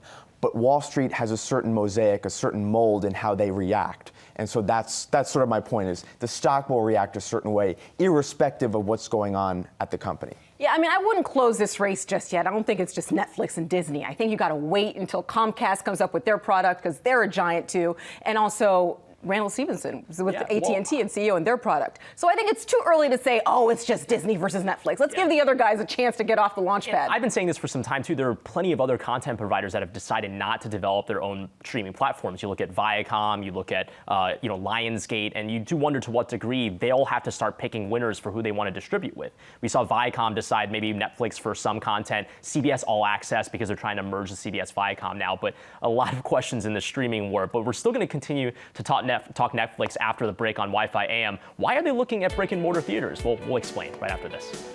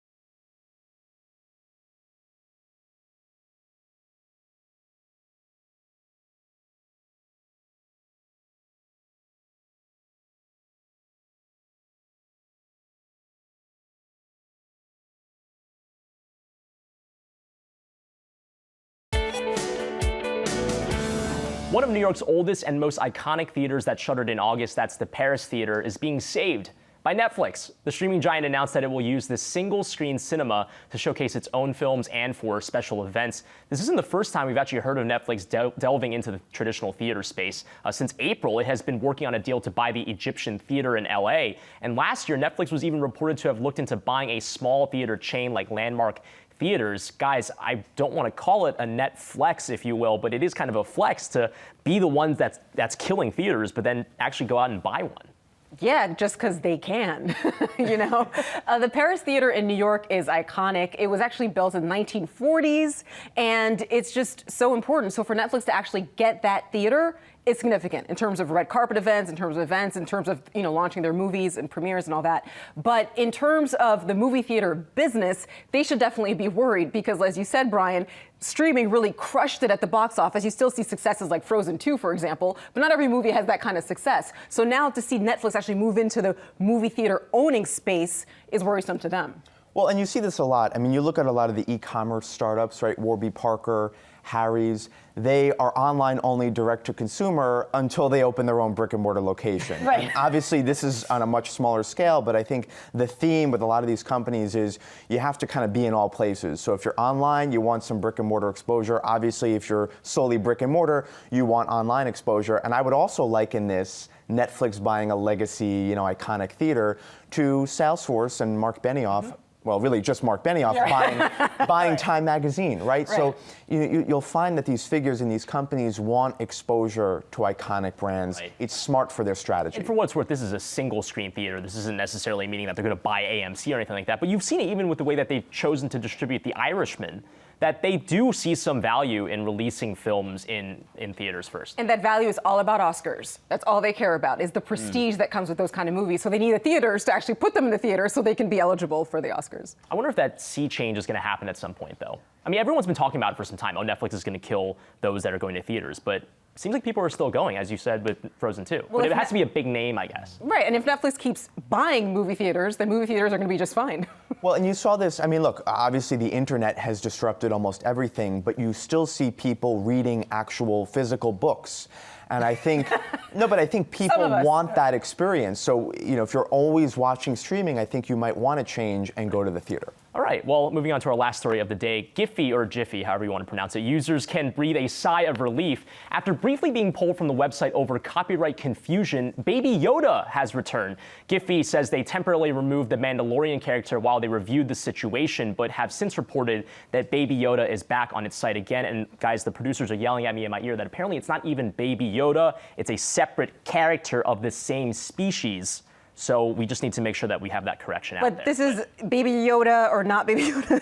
It's from The Mandalorian, which is on Disney Plus. Is that pretty much where we're seeing this character? Yeah, The Mandalorian, which is streaming on Disney Plus. I think only 3 or 4 episodes have been released so far, but Baby Yoda has been taking the internet by storm. I mean, I'm sure you guys have seen the memes and all the jokes. I mean, it's pretty cute. Look at that guy. What's interesting is that this came out as like a copyright possible violation, where this website thought, oh goodness, well, if we're using the Baby Yoda, maybe Disney's going to come after us and sue us for copyright reasons. Well, Disney's way smarter than that. What they're actually going to be doing is launching their own product of Baby Yodas, given all the success and appeal that it's having right now. Well, you bring up a great point about merchandise, because yesterday UBS upgraded Hasbro. Why? One of the reasons why. Frozen 2 merchandise. Yeah. So you take a movie franchise, a TV franchise, any kind of media, into a retail and you broaden it out, and you can get so many different revenue streams, and that's such a big theme now. And Disney's been doing this for ages. It's Netflix that needs to get into this game of actually being able to monetize those brands. Right? Like if this character had no preface to it and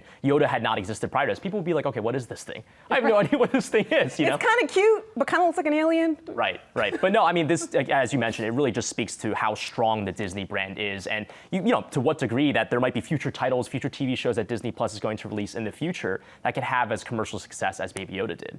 I don't know. There'll be plenty of others, I'm sure. You guys aren't even Star Wars guys, right? No, we're not. But I'm fascinated by Baby Yoda. I mean, cute. Would you buy a plush doll? Possibly. Not for myself, for like my niece or my cousin. I would not.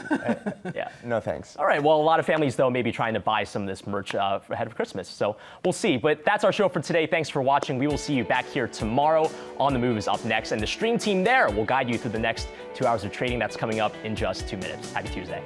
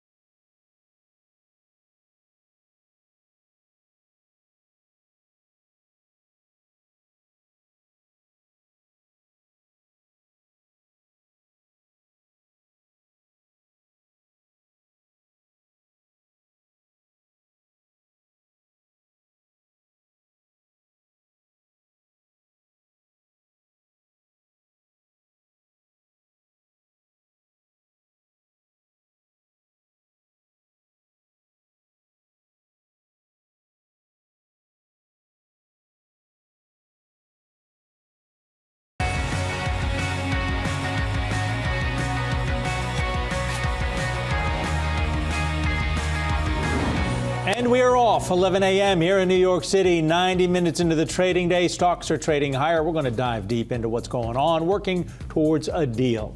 The latest from D.C. and the U.S. and China hold yet another call in an effort to solve the ongoing trade dispute. Baba Boom! Shares jump and the Chinese retail giant debuts on the Hong Kong Stock Exchange. And Google under fire. The company is accused of union busting after it fired 4 employees. Welcome to On the Move. I'm Adam Shapiro. And I'm Julie Hyman. Thanks for joining us. Our top story today, Federal Reserve Chair Jay Powell signaled more rate cuts are not likely at the moment.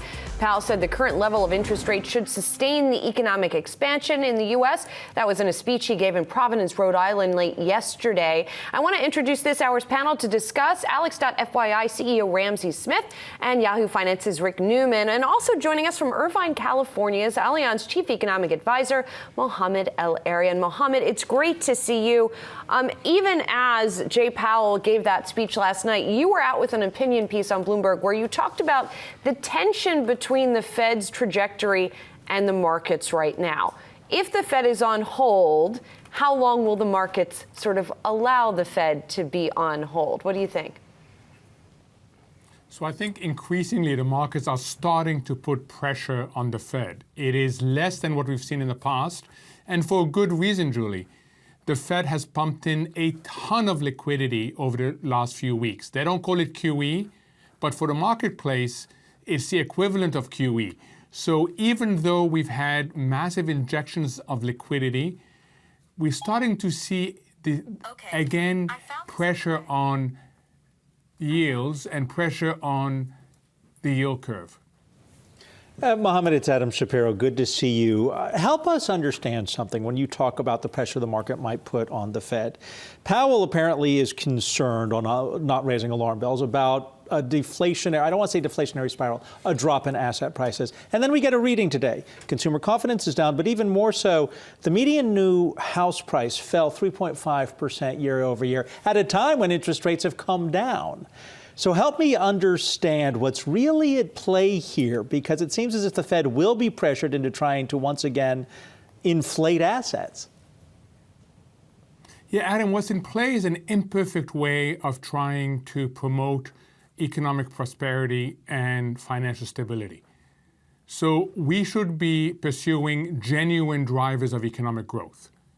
We talk about infrastructure. We talk about things that really drive an economy higher because they promote productivity.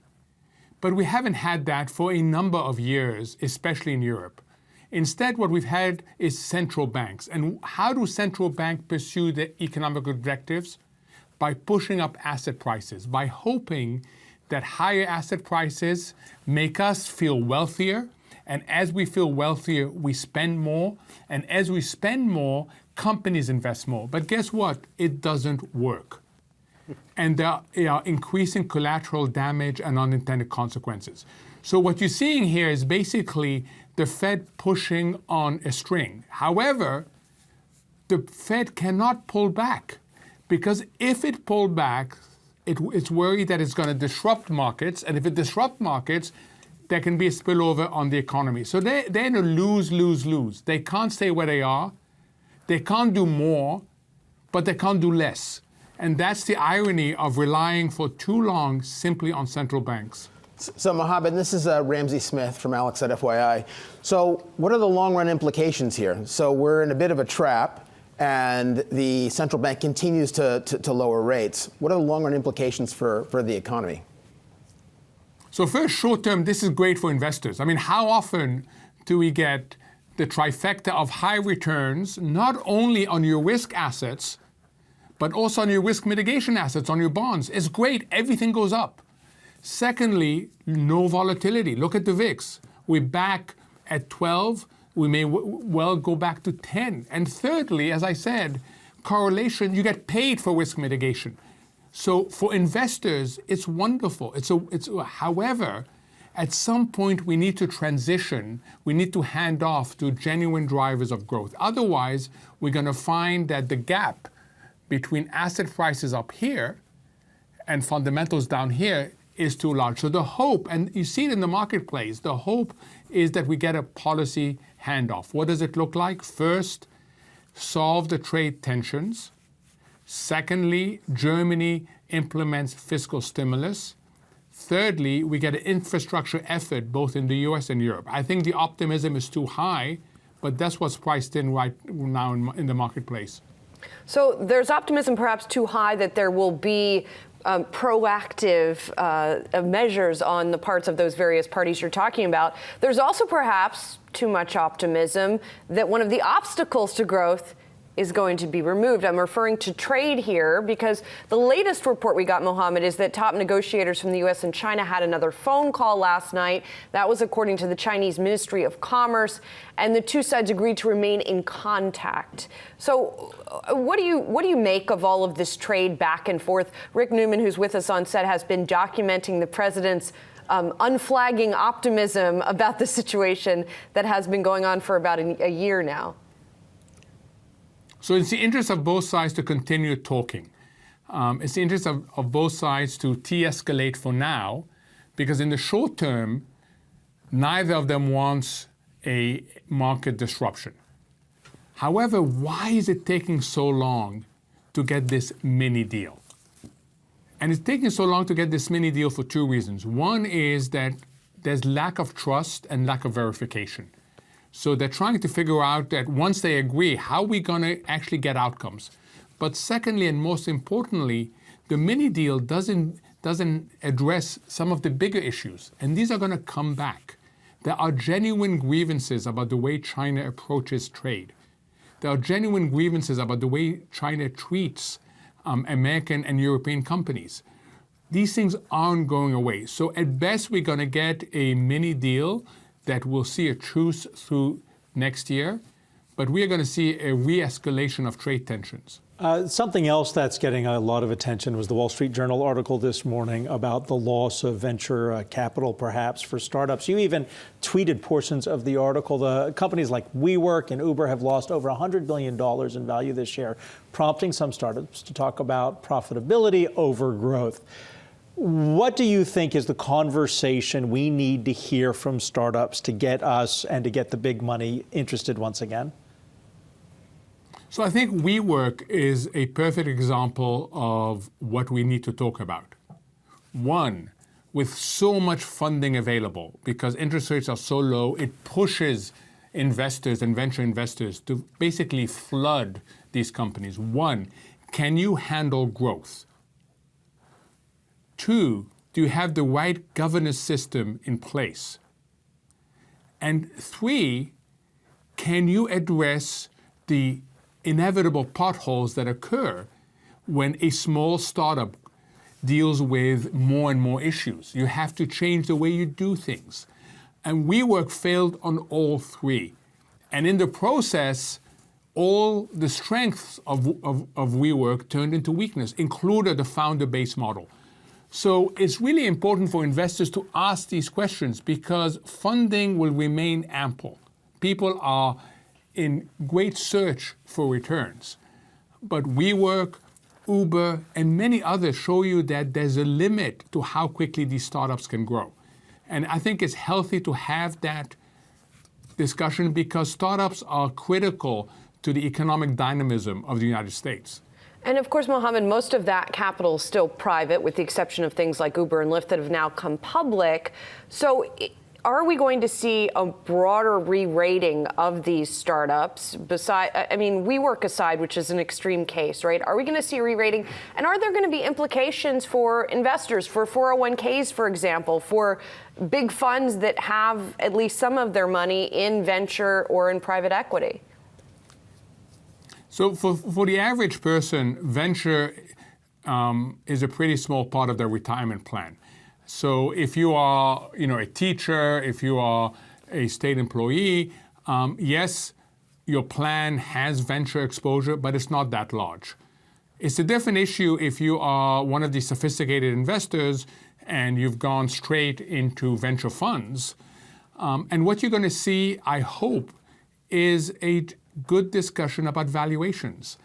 What we've learned also from these companies that you've listed, and also from WeWork, is that private valuations get decoupled from public market valuation, so that when you have the transition from private to public, there's a shock involved. WeWork, look how much the valuations fell when it came time to refinance the company.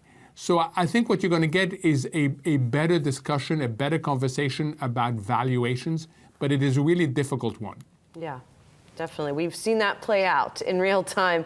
Mohamed El-Erian, Allianz Group Chief Economic Advisor. It's great to see you as always, Mohamed. Happy Thanksgiving to you.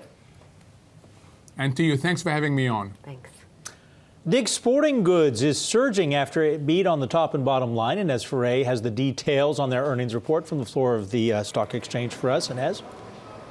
Adam, same-store sales for Dick's was up 6%. That's their best performance since 2013. And the company says that their results were driven by increases in average ticket and transactions. E-commerce sales were up 13%, and the company raised its full-year earnings guidance. Taking a look at Dollar Tree, it's one of the worst performers on the S&P 500. This is after their adjusted earnings came in below what the street was expecting. Gross margin decreased in part because of higher freight costs. Also, just listening in on their earnings call earlier this morning, they said that their results were impacted in part also because of a helium shortage and uncertainty surrounding tariffs.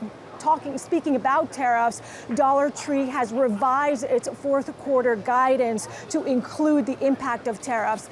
And then we're also watching Best Buy this morning, seeing a pop. This is after beating on the top and the bottom line. Same-store sales were up 1.7%. That was also a beat. The company raised its guidance and said that it's ready for the holidays with next-day delivery and also in-store pickup 1 hour after ordering. Thank you, Inez. They are all tried everything we can and they can to make it ready for Alibaba to come home. 2, 1,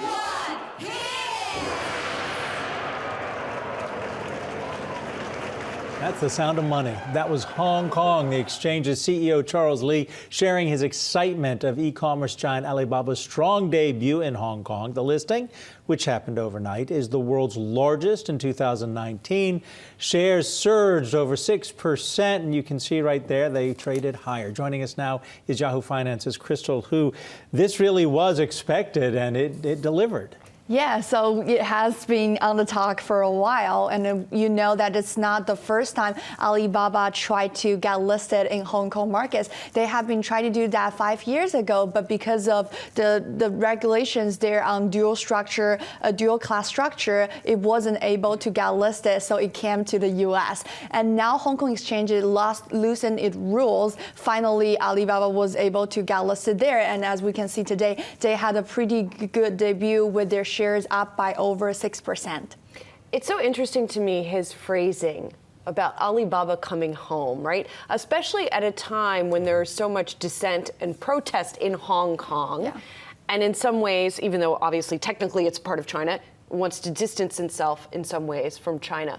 Was listing in Beijing even an option that Alibaba talked about, or was it always the focus on Hong Kong? So actually, there has been talks about getting them listed in mainland China, not in Beijing, but in Shanghai, which is the main board of the stock market is.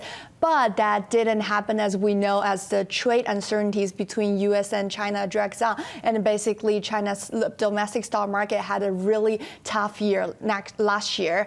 So maybe going back to Hong Kong, a lot of people think is the first step to having, Alibaba to actually coming home. And actually, Alibaba CEO Daniel Zhang also didn't deny that possibility. He said that this is the first step of ours, becoming closer to our home investors and consumers. I want to open this up, because I was reading in one article that some analysts are expecting that this stock could actually, at least in Hong Kong, that it could grow by a factor of 5x, almost 10x over the next decade. Is that realistic, Ramsey? So I did see that same article, and clearly that's predicated on a lot of growth. I think one of the interesting observations about this IPO today is that you're talking about an IPO of a stock that's already traded in another market. So what's very interesting is that there's a clientele effect, right? So there's a whole group of investors who didn't have easy access to this stock who suddenly will. So I guess really the answer to that question comes down to, can you continue to give access to more investors that can't see the stock now or can't buy it now? And will the earnings growth also support that kind of a growth in the stock over the course of the next 10 years? Crystal, do you know how Alibaba's doing with regard to the U.S.-China trade war? Is that affecting Alibaba at all? I'm just looking at the stock chart. It had rough going in the second half of last year, but it's up almost 40% so far this year. So it's doing really well in 2019, right? Yes, so the trade war has some visible impact on the stock, the shares price basically, but not so much when it comes to their core business. Because Alibaba has been the most shorted stock in the world. A lot of investors use it to short against the Chinese market. So basically it's an indicator of how the China-US relationships are going. As you can see, it moves a lot last year because of the uncertainties we were facing. But in terms of core business, as we know, Alibaba relies on Chinese consumers, and apparently that group is still growing fast. And now they used to target at middle class. Now they want to penetrate more lower tier cities. And as China increasingly relying on consumption to grow its economy, that will be a bigger pie. That's also what the government wants and also what Alibaba is aiming at. So their core businesses are still doing pretty well. Really interesting stuff. Thank you, Crystal. Appreciate it. Coming up, why weakness in the Chinese economy, though, is creating demand for Australian bonds. So a different voice from what we're talking about with Alibaba. Plus, firing the Thanksgiving Four, why Google is being accused of union busting after terminating several of its employees.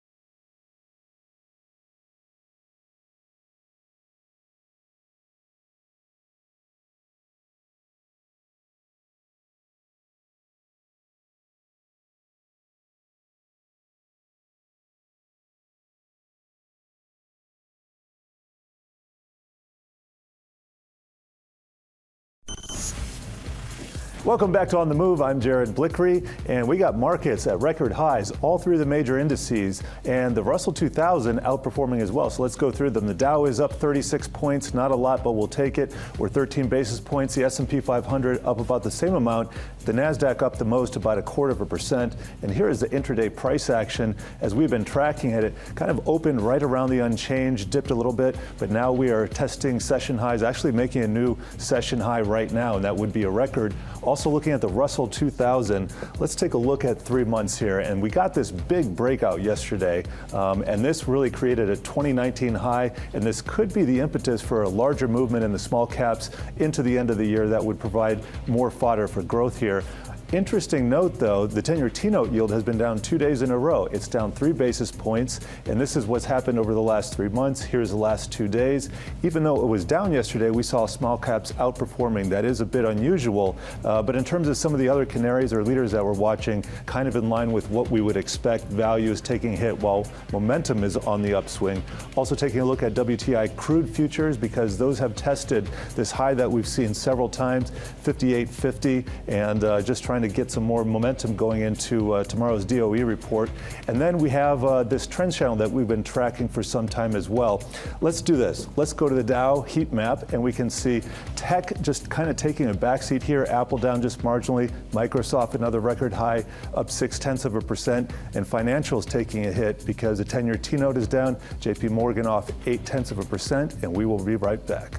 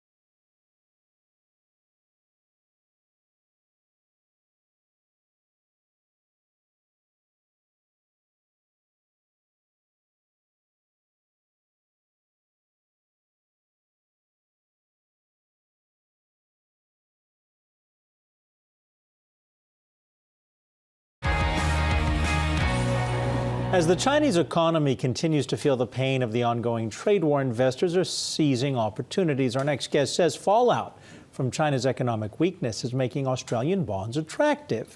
Joining us now is Michael Kushma, Morgan Stanley Investment Management CIO, Global Fixed Income. And it's good to have you here, Michael. I want to ask you a question about Australian bonds. In May, the yield on it, the 10-year, was about 1.4. Today, it's down around 1%. Help us understand why those who are rushing into these bonds now are not going to get burned when the Chinese economy comes back if we get a trade resolution. Well, a trade resolution, I don't think solves all of the economic issues for the world or for Australia. Australia still has an overhang from the capex boom, from the mining boom, commodity price boom we had about 10 years ago, 5 years ago. In addition, there's an excessive amount of housing debt. The housing market's been weak for several years now. Housing prices are down double digits from the peak. Employment growth is not very strong. Growth of the economy has been below potential for a number of years, and inflation keeps falling through the floor of the central bank's target. So it's really about inflation targeting being very low and the central bank keeping monetary policy amongst the easiest in the world, and probably going to be the first central bank of more advanced economies to cut rates again in 2020. So I think the trade resolution, if there is a trade resolution between the U.S. and China, is helpful, but it doesn't solve the problems, the structural problems that the Australian economy has. I want to dig into the Chinese side of it a little bit more.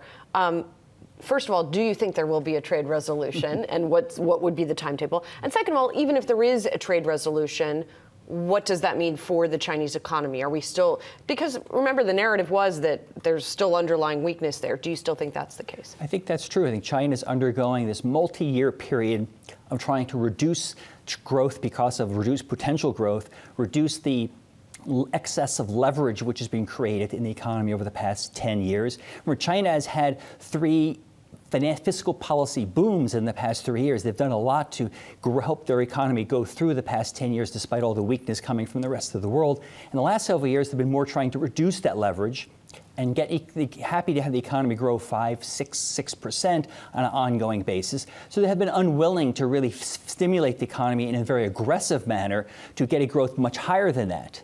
So they are not, I think, they're happy to let the economy settle in around where it is today. They don't want to be weaker than it is today, but they're not really interested in it at the cost of more leverage to have it grow faster. But are they in a race to negative rates? I mean, could we see some of the shorter term bonds go negative? In Australia? It's a good question. I think that their attitude, that I understand of reading about what they've been talking about, they don't want to go there. They will go. I think the floor. They don't want to, but how do they avoid it? They haven't had a recession in 27 years, and they're desperately trying to reinflate. We talked about this with Mohamed El-Erian, assets. Desperately trying to inflate the economy, and they've been unsuccessful. I think. Right now, I think they think like the U.S., the floor should be somewhere around 25, 50 basis points, and like the U.S., adopt quantitative easing, which they've never done. But it's more challenging for a smaller country, which doesn't have that big a bond market. So the U.S. has the advantage of got trillions of dollars of debt. There's lots of money for the Fed bonds for the Fed to buy, not so much for the Australian central bank to buy. So it'd be interesting to see what the operational procedures would be if they feel necessary to go down that route next year. Now, yields had gotten down below around 90 basis points earlier this year in Australia, then bounced back when all the yields sort of rose in September and October. But it is probably the one country in the world that we see where the domestic fundamentals are still pretty bond friendly versus most other places in either in Europe or the United States, where it looks like yields have bottomed and are likely to drift higher, even at a very meandering slope. Can I ask a China question? How weak is the Chinese economy, and do the Chinese need the kind of relief that might make them yield in a negotiation with Trump? It's difficult to tell. The economy doesn't have a lot of fiscal impulse, growth impulse. It's sort of meandering along at this sort of 6% growth level. It doesn't have a lot of upside in that sense, but there's not a lot of fiscal stimulus. They've been suffering at the margins from the trade war with the United States. I think because they have not been worried about getting faster growth, they've been more willing to work out these trade negotiations over longer periods of time. They don't not rush to get it done because they're not at risk of an economy falling into recession, but it's not comfortable to be constantly looking at ways to prop the economy up when they don't want to encourage more debt. They're trying to de-lever the private banking system and this private shadow banking system. They're trying to reduce the size of that in the economy, and it's difficult to do that and goose up the economy through lower interest or borrowing costs. So there's these two offsetting forces they're sort of grappling with. But right now, I think that they think they've got things under control. They're growing okay, and they've clearly reoriented their priorities to more stable growth as opposed to faster growth. You know, we talked a lot about China and not so much about Australia. I feel like I should say good day, mate, but not from down under. I just came back from there a little while ago. Well, Michael Kushma of Morgan Stanley Investment Management, hope you'll come back. We'd love to continue this kind of discussion with you again. Thank you. Well, Google is being accused of shutting down union organizers. The tech company fired 4 employees who were active in labor organizing and cited clear and repeated violations of data security policies as the reason for the firings. Joining us now with more is Dan Halley. And Dan, this is a little bit ambiguous, right? Because the company says that these employees were looking at data they shouldn't have been, perhaps to do some recruiting for union organizing. And they're saying they weren't doing anything wrong. Yeah, this is an ongoing issue that Google's had with employees who don't like what the company's doing or want to change what the company's been doing, specifically around work with the military. There was enough protest to get Google to pull out of the Project Jedi initiative that Microsoft won and is still kind of being disputed with Amazon. They also had issues with forced arbitration. They managed to change the company's stance on that. But there's been ongoing protests within Google, employees coming out saying that they have problems with where the company is doing business or how it's doing business. And it seems like Google is starting to push back against that and not necessarily allow the employees to really push their weight around. I sometimes feel like the employees at Google and a few of the other tech companies are just a little too entitled. I mean, so what if you do business with the military? I mean, should the employees, I mean, most companies don't have the luxury to say, oh, let's turn down this business because our employees don't like this particular issue or something. But this issue of whether there's truly union busting going on, wouldn't the Wagner Act, I mean, back to the 30s, if they truly feel this, then these employees should sue, or whoever was helping them sponsor the organizing effort, sue Google. Yeah, I think that's really going to be kind of the direction this goes in now, because they want to unionize. This is something that a number of employees have obviously been talking about. And I think it's going to be an issue with the tech industry at large. Google is going to probably be one of the first dominoes to fall, and then we'll start to see that kind of take over across the board. But when you say unionize, I mean, are we talking about a certain category of workers, or everybody that works at Google could end up in some union? Yeah. Well, that's the issue. What level of support do they even have across the whole workforce for this? Do we know? It's kind of the issue, because there's Silicon Valley and these companies are bifurcated between full-time employees and then contractors. And the contractors get no benefits that the full-time employees have. In fact, remember a few years ago, there was that shooting at YouTube. They sent out a alert to the full-time employees. They all got it knowing that there was an emergency going on.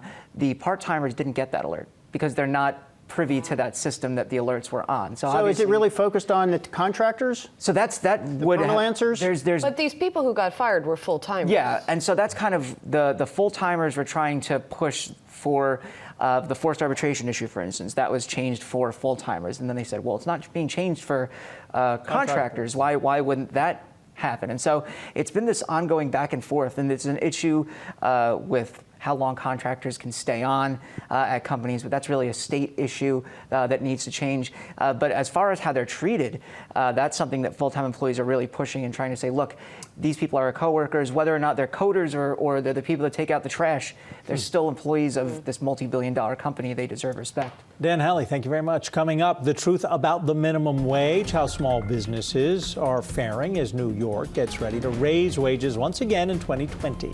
Plus, before we go to break, take a look at some of the top trending tickers right now on Yahoo Finance.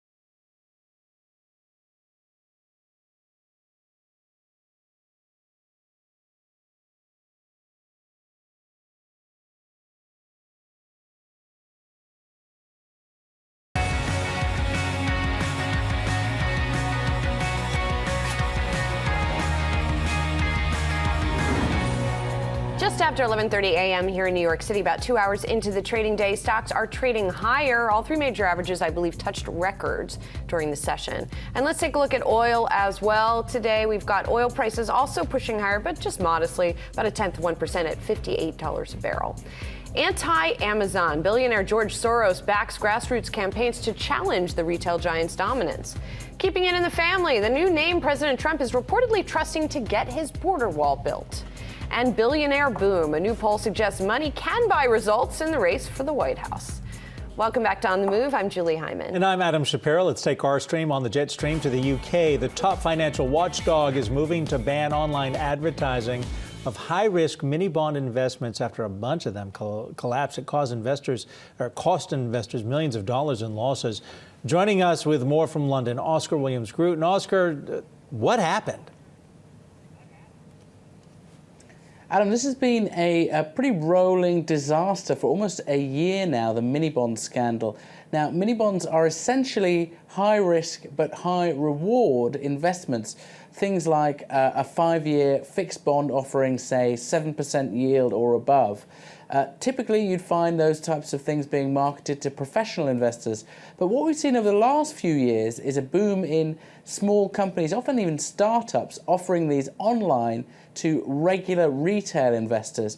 Now, if you are financially literate at all, you probably guess that that all leads to a lot of mis-selling, a lot of losses. And by one estimate, by August this year, investors in the UK had lost £1 billion investing in different schemes. There was one very high-profile one called London Capital and Finance that went bust at the start of the year, leaving over 11,000 retail investors £237 million out of pocket. Now, the regulator has been accused of dragging its feet on it. The Financial Conduct Authority today said they would ban the advertising of these products to retail investors, and it called on Google to do more. They said Google is not pulling its weight when it comes to stopping retail savers being unfairly targeted. I've reported in the past on Google placing ads for these mini bonds, high-risk investments, next to search terms for things like high-interest savings. Of course, very different products. And I've been talking to investors today who lost money in these types of products, and they say that while it's good news that the regulator is now taking action to crack down on these adverts, it's not enough. We need more. We need regulation of these products, and if anything, we need to stop them being sold to retail investors altogether. Oscar, thank you very much. Appreciate it.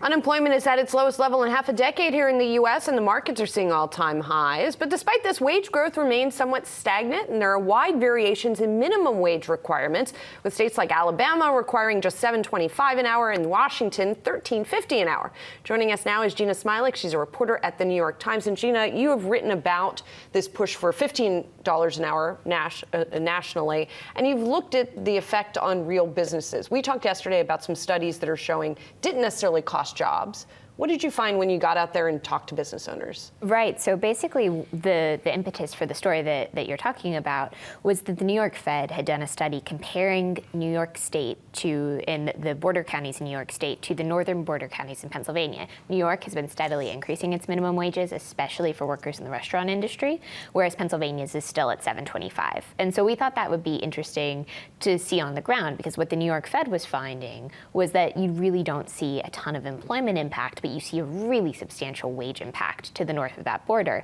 So we went out and talked to people, and that is broadly what we were hearing. You know, what we heard was people were passing some of these wage increases along as price increases to consumers, but they weren't laying off workers and they weren't cutting back on hours.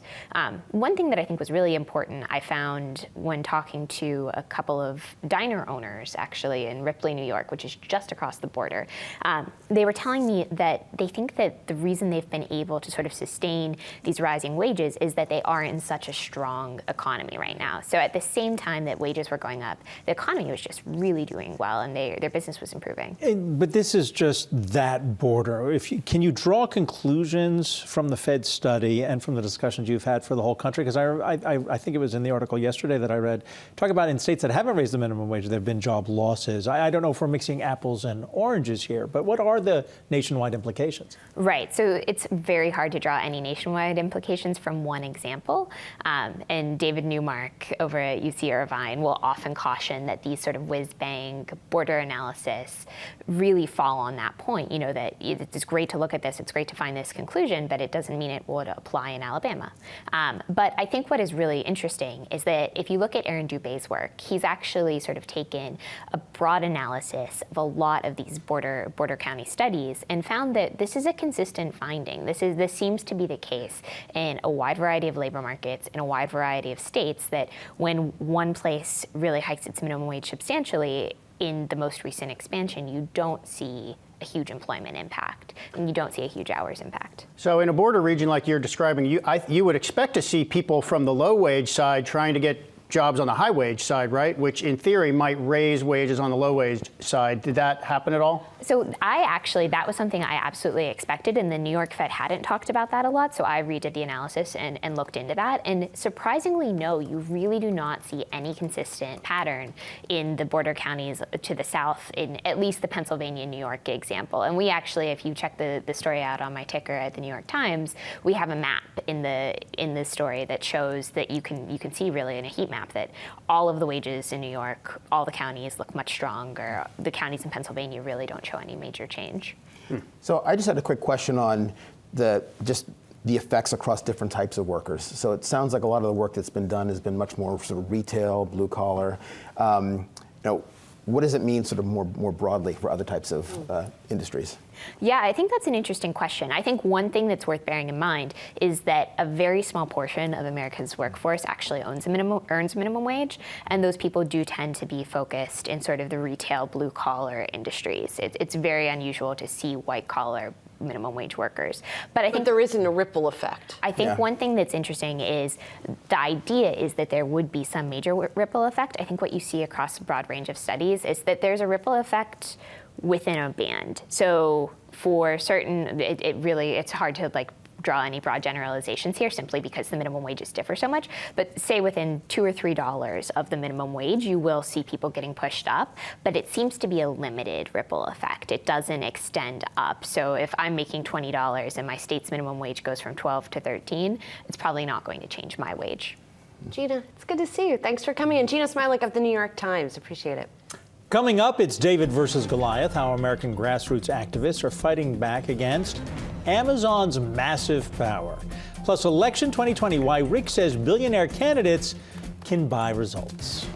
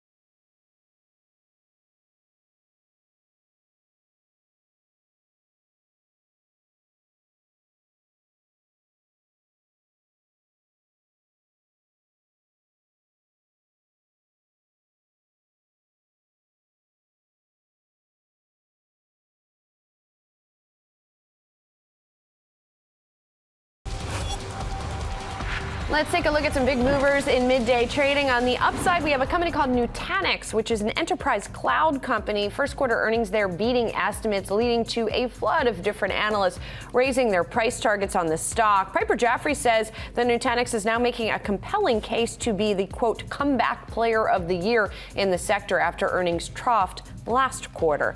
Now, on the downside, speaking of troughs, Movado, the watchmaker, cutting its full year earnings and sales forecast after its third quarter numbers missed estimates. You see there the shares plunging. It's been a tough year, tough couple of years for watchmakers that are not smart watchmakers, and Movado is no exception. It's been spending on marketing, but that has not yet borne fruit for the company.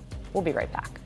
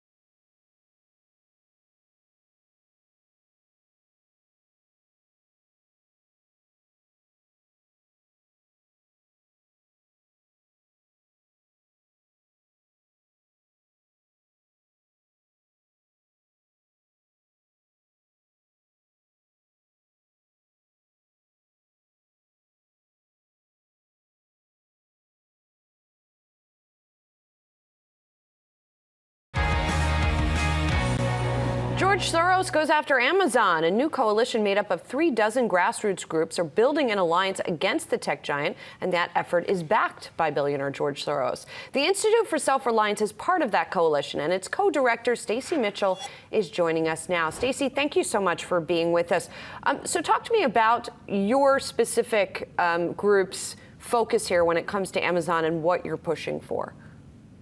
We're deeply concerned about how much power Amazon has across the economy and across our society and even with government.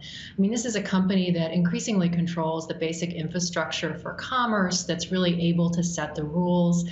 And we see Amazon changing the nature of work, really disrespecting its workers. We see it going after governments and local governments and demanding tax breaks and other favors that aren't available to other businesses. We see it bigfooting into communities without a lot of respect for those neighborhoods. All of these things are really symptoms of a company that has outsized power. And I think in a democracy, we should all be concerned about that.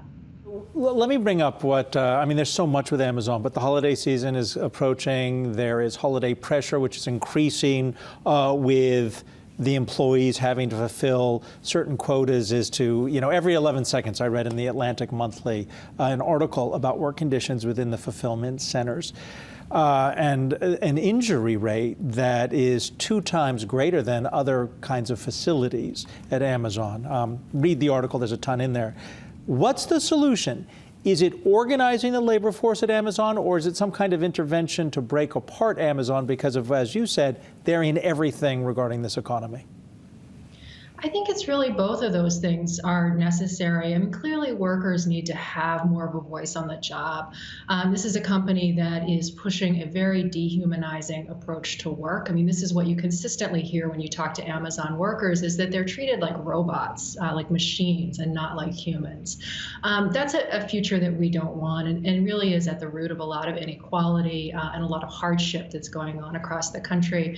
And, at the same time, we really see that same pattern in how Amazon interacts with everyone. I mean, you look at all of the small businesses that really have to sell on Amazon's platform. They have no choice because Amazon, gets so much of the consumer traffic is going through its website.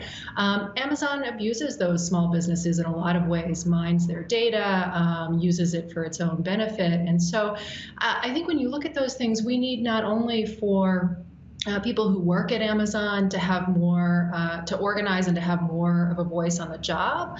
But we also need to intervene because this is a company that has just simply gotten too big. It is too big to govern, and it's really stifling competition across the economy. So I've got a quick question. This is Ramsey Smith from Alex.fyi. So you're dealing with a very powerful opponent. And as you pointed out, they're strong in a lot of different areas. So one is on sort of dealing with workers, and the other side is their ability to sort of compete in the markets against other companies. How do you prioritize those two things? It may be hard to accomplish all of those things. What is your number one focus? Well, I think our overall focus within the coalition is on Amazon's power. And there are different tools, I think, for addressing that.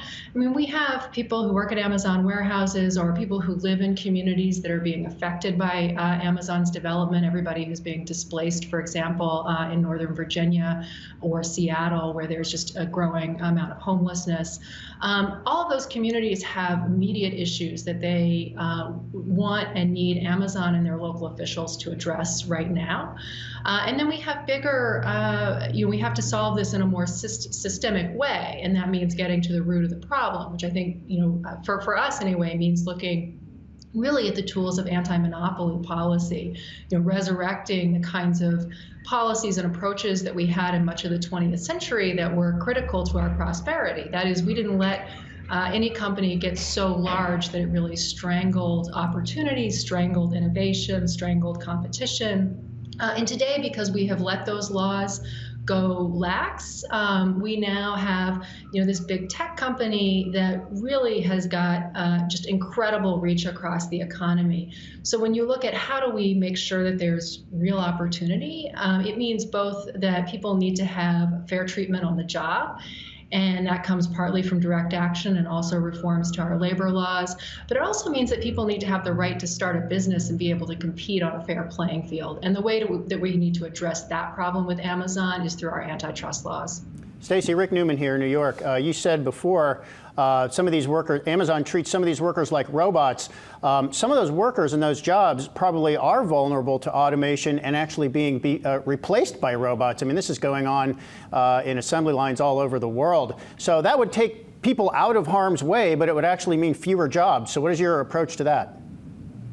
Yeah, I mean, I think we are seeing a decrease in jobs, certain kinds of jobs with automation. I think I have two concerns about that process. One is the ways in which automation can affect the quality of work for people, how it affects the jobs and makes them more vulnerable. So one of the things I think is a real concern for people who work in Amazon warehouses is that Amazon, has these monitoring tools that it uses to constantly, count down the seconds for how quickly they have to do something. It uses these tools, these automated tools, to discipline them and even to fire them. So there's a way in which the automation is making these jobs dehuman, and I think that that's one set of problems.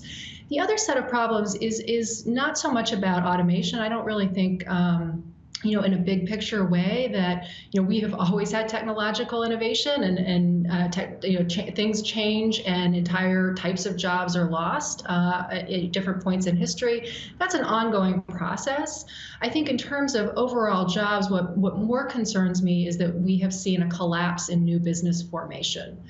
We're now creating new businesses at about a third the rate that we were in the 1980s. That's pretty significant because new and young and growing businesses, that's the source of new job growth. So in the past, when we had automation and technological change that upended certain industries, it worked out because we had a flush of new businesses, new occupations that came along and created new jobs.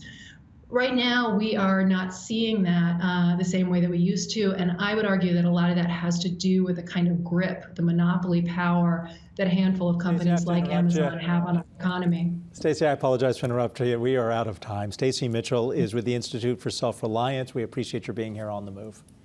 Thank you.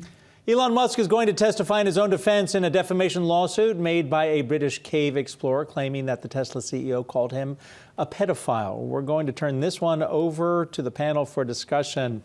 He's going to testify in his own defense, but he actually tweeted that insult.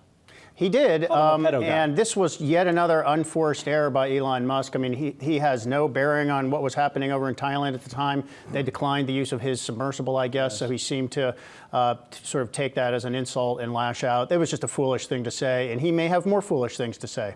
Yeah, I agree completely. Look, he's a brilliant entrepreneur. He's pushed the limits for business and our economy and science in amazing ways.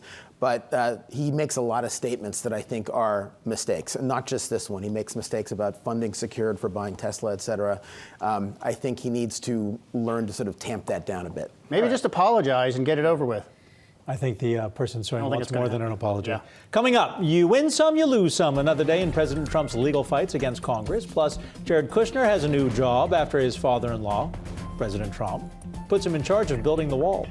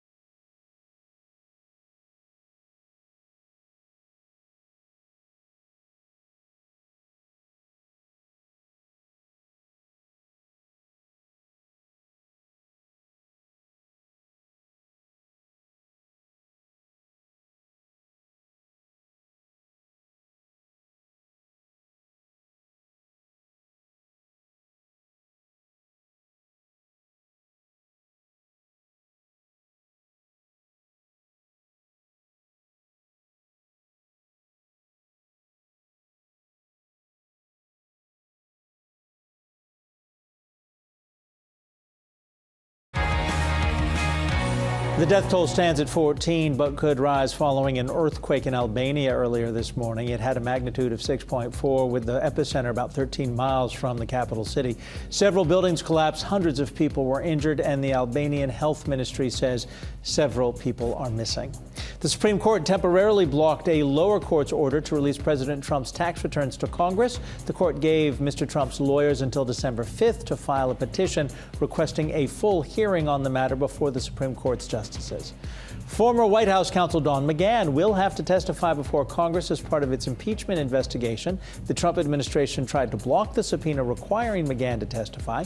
The judge ruled presidents are not kings. However, the Justice Department, which represents Mr. McGahn, they do plan to appeal. President Trump gave his son-in-law Jared Kushner a new job overseeing construction of the border wall between the United States and Mexico. The Washington Post reports Kushner is pressuring the U.S. Army Corps of Engineers as well as the U.S. Customs Agency to speed up the purchase of private lands needed to build it. We'll be right back.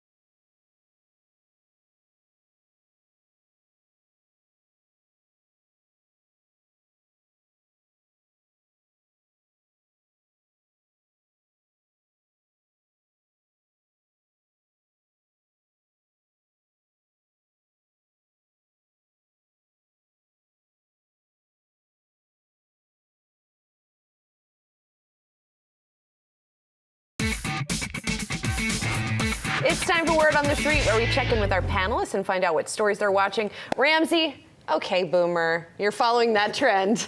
Yeah, absolutely. So, okay, boomer is a very interesting term. For one thing, I think it actually applies to anybody over 40. It's okay, boomer, Yes. but I think it applies much more broadly than that. I think it's a symptom of a broader trend of intergenerational tension that we're seeing that has a lot of implications economically going forward. Earlier this year, Joseph Sternberg wrote a book called Theft of a Decade, and it talked about the subsidies that are given to the older generations from the younger generations and why that's not sustainable. So you have two issues that are growing. One is that millennials and younger generations may not have the resources to fund older generations.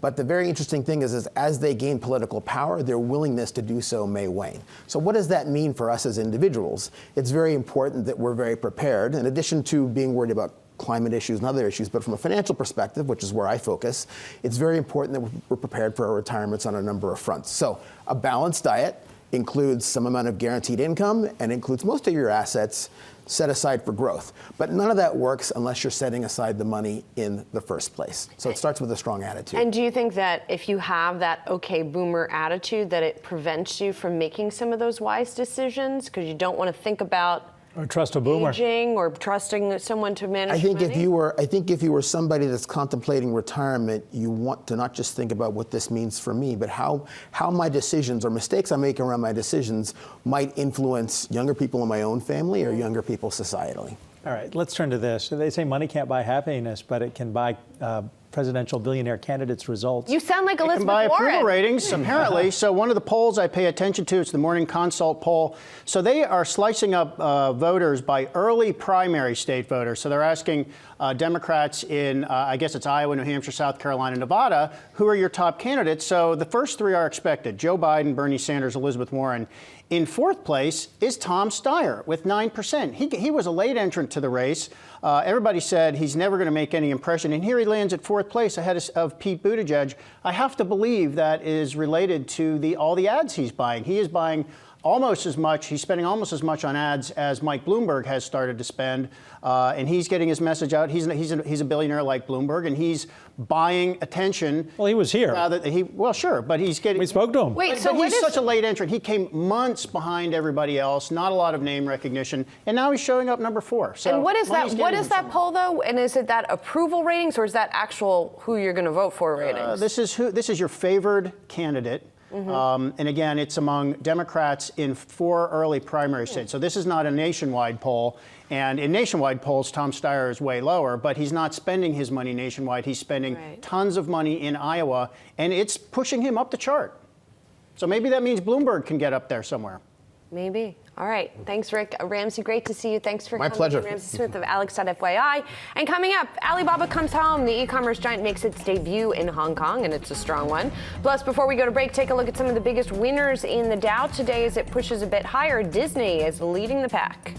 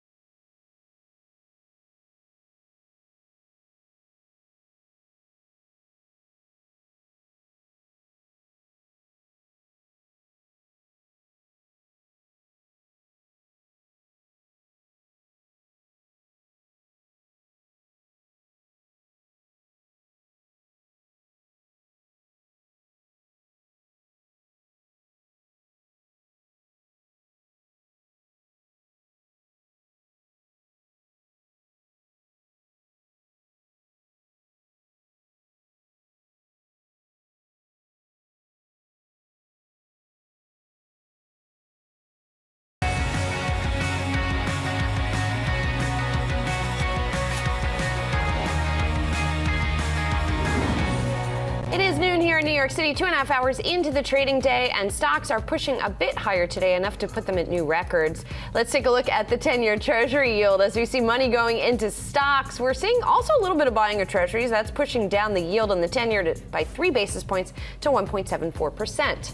Working towards a deal, the latest from D.C. as the U.S. and China hold yet another call in an effort to solve the ongoing trade dispute. Baba boom! Shares jump and the Chinese retail giant debuts on the Hong Kong Stock Exchange. And beating the street, shares of both Dick's and Best Buy surge following third quarter earnings. We'll break down those numbers.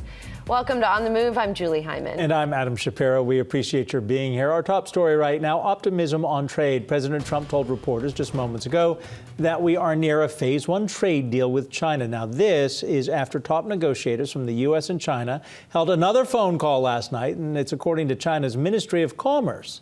Let's go to Washington and Yahoo Finance's Jess Smith. She has details for us. Jess, we have been here countless times before. We're close to a deal. So what's different? Right. President Trump just told reporters that the U.S. and China are in the final throes of negotiations over that phase 1 trade deal. As you mentioned, we have heard that before, but that's the latest word from the president. He said, again, that his relationship with President Xi is strong. He said it was a good relationship. And he did bring up Hong Kong as well, saying the U.S. wants to see democracy in Hong Kong. As you mentioned, the top negotiators from the U.S. and China did have a phone call last night. The U.S. Trade Rep's office is not commenting on the call, but China is saying a few things about it that's sparking some optimism. China's Commerce Ministry said in a statement that the two sides discussed core issues of concern and reached consensus on resolving relevant problems. The two sides also, according to China, agreed to stay in contact on the remaining issues. White House advisor Kellyanne Conway also spoke to reporters this morning, and she says that phase 1 certainly could happen before the end of the year, but she says some issues will still remain, like IP theft and forced technology transfer. Now, we're also keeping an eye on USMCA, the new NAFTA. President Trump has been really putting the pressure on Speaker Pelosi to get that done. Democrats and Ambassador Lighthizer have been negotiating for months now over environmental, labor, pharma, and enforcement provisions in the deal. Pelosi signaled yesterday that a deal could be close. In a statement, she said, "We are within range of a substantially improved agreement for America's workers. Now we need to see our progress in writing from the trade representative for final review."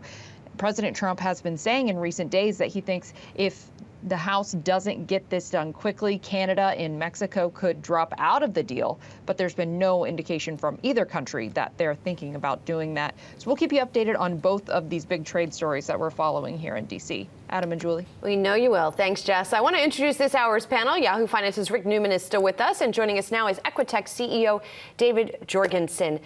David, we're all so tired of this thing. Me too. And I'm sure investors are too, and I'm sure people you're doing business with are too. But I guess they've sort of adjusted to operating under this environment. Yeah, I think we talked about this last month when I was here, and there's been a little bit of chaos fatigue. I think it's easy to be cynical about step 1 to a resolution of the trade war, but the way I feel about it now is even if you need to manufacture some milestones to get a little bit of success and a little bit of momentum, that's fine. You can see that the market seems to be reacting to any notion that we're making progress. And so I think it's okay to manufacture a few steps to getting toward a resolution. They can't even manufacture milestones, though. I mean, the phase 1 trade deal was, the White House announced that on, I think, October 12. I mean, it's 6 weeks later, and there's nothing. Yeah. Is it possible? They got nothing. But is it possible? But let's take the optimistic point of view here. We get a phase 1. We get a phase 1. Fool you 1,000 times. We get a phase 1 something which is nothing, but they sign something, and we get USMCA. That's going to be a big boost, don't you think? Even if you don't get phase 1, USMCA, getting that through Congress ratified would be. They're unrelated. So the Democrats need to approve USMCA. I think they just need to get that over with because they will look like they're stalling if it drags on much into 2020. Well, the president attacked Pelosi 2 days ago on it. Yeah, and those attacks might actually work if it's now the election season and the Democrats are still sitting on it. I don't think USMCA is going to turbocharge the economy or have much of an effect on markets or anything. I mean, it's sort of a rebranding of NAFTA. Trump, of course, is going to say it's the greatest deal the United States has ever signed. I don't think it's going to change it. Well, from our perspective and our clients' perspective, things are going great in the general economy. The general business environment is great. So it seems like clearing out this political sort of uncertainty and the uncertainty with the trade war is going to reinforce what's happening in the broader economy anyway. And so I think if there was stronger negative messaging around the underlying economy, I think it would put a significant more focus on getting these things worked out quickly. Does December 15th change the calculation, though? Because that's when we could get a new round of tariffs if the president carries through with his threat. And that's been, I mean, all along this process, right? It's, well, the next thing is going to be really bad. And then the next thing is going to be really bad. And then this is going to have a really bad effect. And we are seeing it have a negative effect on certain segments of the economy and certain companies. What's going to be the effect of that round of tariffs? I think if we went into another what I would call a down round of increase in the trade tension or increase in the tariffs, I think that would have a significant negative impact. The December 15 tariff list would be the most visible yet. So if those tariffs actually do go into effect, it's going to be a problem for Trump because it's going to be easier for ordinary people to see the effect through rising prices. All right, so Abercrombie and Fitch shares, by the way, are under pressure after their third quarter results missed estimates. Inez Ferre has more for us from the floor of the New York Stock Exchange. Inez? Adam, the company says that they started out strong in the U.S. with back to school with comparable sales in the U.S. up 3%, but internationally they were down 8%. And in their earnings call, executives talked about their international business being impacted by the uncertainty surrounding Brexit. The U.K. is their largest international market, and also the Hong Kong protests. Dollar Tree is under pressure this morning. It's the worst performer on the S&P 500. This is after their adjusted earnings came in below expectations. The company revised its fourth quarter outlook to include the impact of tariffs and also revised its full year guidance, citing costs surrounding the turnaround of Family Dollar stores. And then HP Enterprise is the second worst performer on the S&P 500 today. This is after their third quarter revenue came in as a miss. Hybrid IT, their core segment, decline in revenue in hybrid IT was 11%. Executives on the earnings call last night said that they're seeing longer sales cycles on bigger deals, citing geopolitical uncertainties, including trade tensions. Adam, Julie? Thanks, Inez. Well, a strong debut in Hong Kong for e-commerce giant Alibaba. The listing overnight is the world's largest in 2019 so far. The shares rose 6.5% in their first day of Hong Kong trading specifically. It's interesting that we've seen so much demand for Alibaba and that it is this giant listing, especially since investors already had access to it here in the United States. Well, it's a bit of good news for Hong Kong. I mean, I think I was in Asia 2 weeks ago, and there's a significant amount of concern just at a very core level around Hong Kong. But I think Alibaba is a successful company. It's a global company. It's a Chinese story of success in the global market. When we talk about those who are buying shares today who might be in Asia, is it easier for them? Are there restrictions that prohibit them from purchasing the shares here in the United States? And that is part of what we're seeing with this rise. I bumped over 6%. Well, there might be some of that, but I think you'll also see Asian investors want to own shares on the Hong Kong exchange rather than New York, even if it's structured as economically equivalent. I think you'll see a fair bit of money moving. And what's the future for them? Because we talked about this in the last hour. There was one article said that there's a potential for this to be 10x over the next couple of years. Well, I mean, I think they have a very bright future. I mean, this is a great infrastructure story of the core technology driving e-commerce. So, I think there's a significant positive story. I don't think it has anything to do with where it listed, but it's a great story. And one thing that Alibaba represents is the Chinese consumer class, which Crystal Hu was talking about last hour. That story remains intact. I mean, the rise of this gigantic 600 million middle-class consumers, that has seemingly has not been affected by the trade war. The Chinese economy is hurting, but Chinese consumers are still spending money just like Americans. The Chinese middle class is almost 2 times the total population of the United States. That's how huge China is. And they still have 600 million. And they're just getting started. Yeah, just getting started. All right, let's shift gears. We're going to stay in Asia. SoftBank is under fire from shareholders over WeWork's failed attempt at going public and several other poor investments the company has made, according to the Wall Street Journal. Let's bring Akiko Fujita in, who also follows the company closely. And they're really taking it, I don't want to say on the chin, because the fund itself is actually not necessarily underperformed for those who own shares. Yeah, so let's try to separate all the entities, right? Masayoshi Son has so many different assets. What we're talking about here is SoftBank Group, not the actual Vision Fund. So this is, of course, the holding company for SoftBank Corp, which is the mobile arm, as well as the Vision Fund, which is putting investments into WeWork, Uber, and other names. So what the Wall Street Journal is essentially saying is the investors in SoftBank Group are now putting pressure on Masayoshi Son to essentially look at corporate governance for some of these companies that they've invested in and also maybe clean up their lending, if you will. And if you look at where SoftBank Group is, they've actually invested $25 billion in the $100 billion Vision Fund. And in its most recent earnings, Sun did talk about some of the losses they had. So they were talking about the $13 billion, they grew shareholder value by $13 billion for SoftBank Group, but of course they had the big write-down with WeWork and Uber as well. So what I think it's important to note, though, when we talk about SoftBank as a whole, right? WeWork and Uber gets all the attention, but they also have roughly, what is it? 125 billion of Alibaba? Of Alibaba. They also have a big stake in Yahoo Japan. I mean, they are growing in other areas, but I think there is a big concern among the startups that he's bet on and the money that he has thrown there. And I think in Silicon Valley as a whole, there is a bit of a reckoning right now that's happening to say, well, maybe we should look at the structure of some of these companies and whether they're profitable. So there are questions about how closely SoftBank's various entities are looking at governance. What about governance of the SoftBank entities themselves? In other words, how much power does Masa Son have himself in these various entities? Well, right? he has a 25% stake in SoftBank Group, right? So that raises questions as well. A lot of it is just tied to Sun himself. You know, a lot of people raise questions about, well, now that there's pressure from some of these investors, could an activist potentially come in? But Sun still has a lot of control. And does he control the voting rights as well?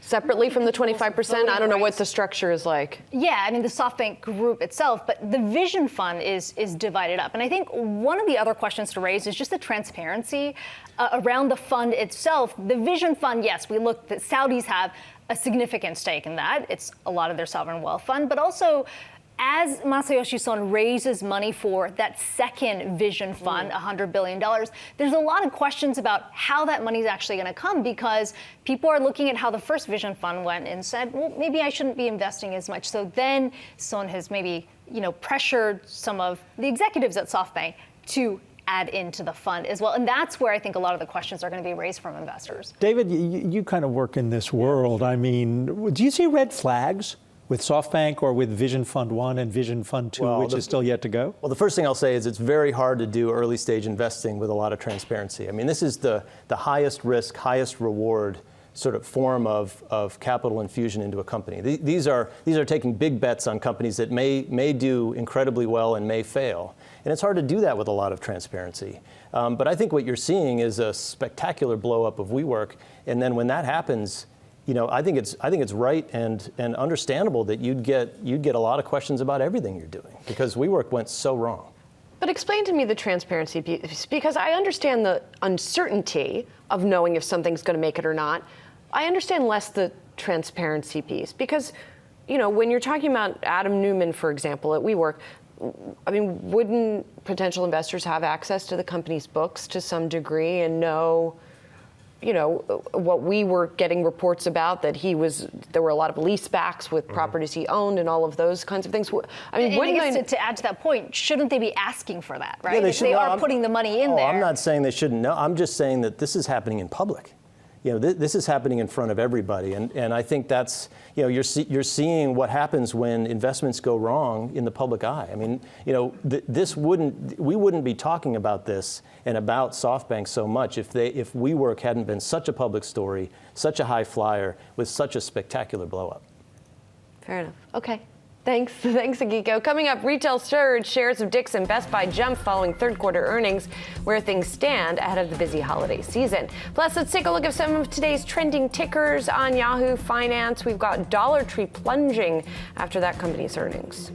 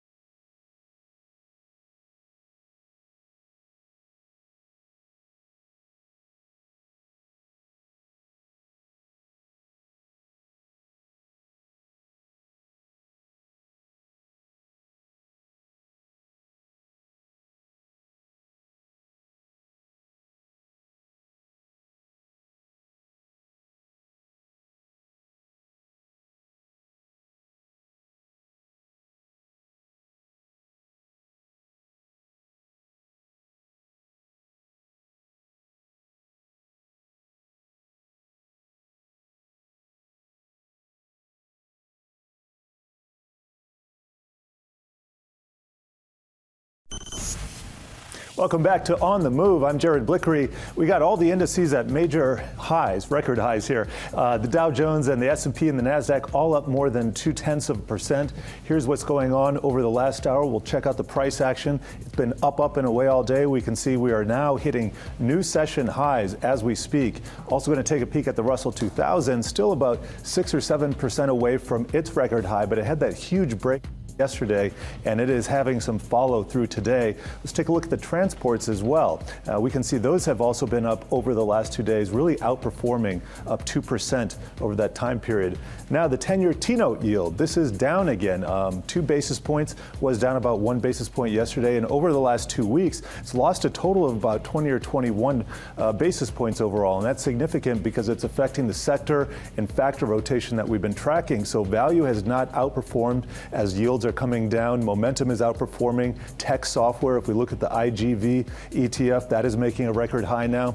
And speaking of record highs, let's just take a look at some of our sector leaders. Communication services, industrials, tech, and materials, those are all at record highs right now. Real estate, though, is outperforming. That is up 1% again with those lower note yields. Let's take a quick look at the Dow, and we can see, actually, this is the NASDAQ. A lot of biotech and medical names under pressure, kind of bucking the trend we've seen over the last 2 days. But check out Dollar Tree, another nasty earnings report. This is over 2 years, very choppy action, and it is down just 4%, but down 16% today. And on that note, we will be right back after these messages.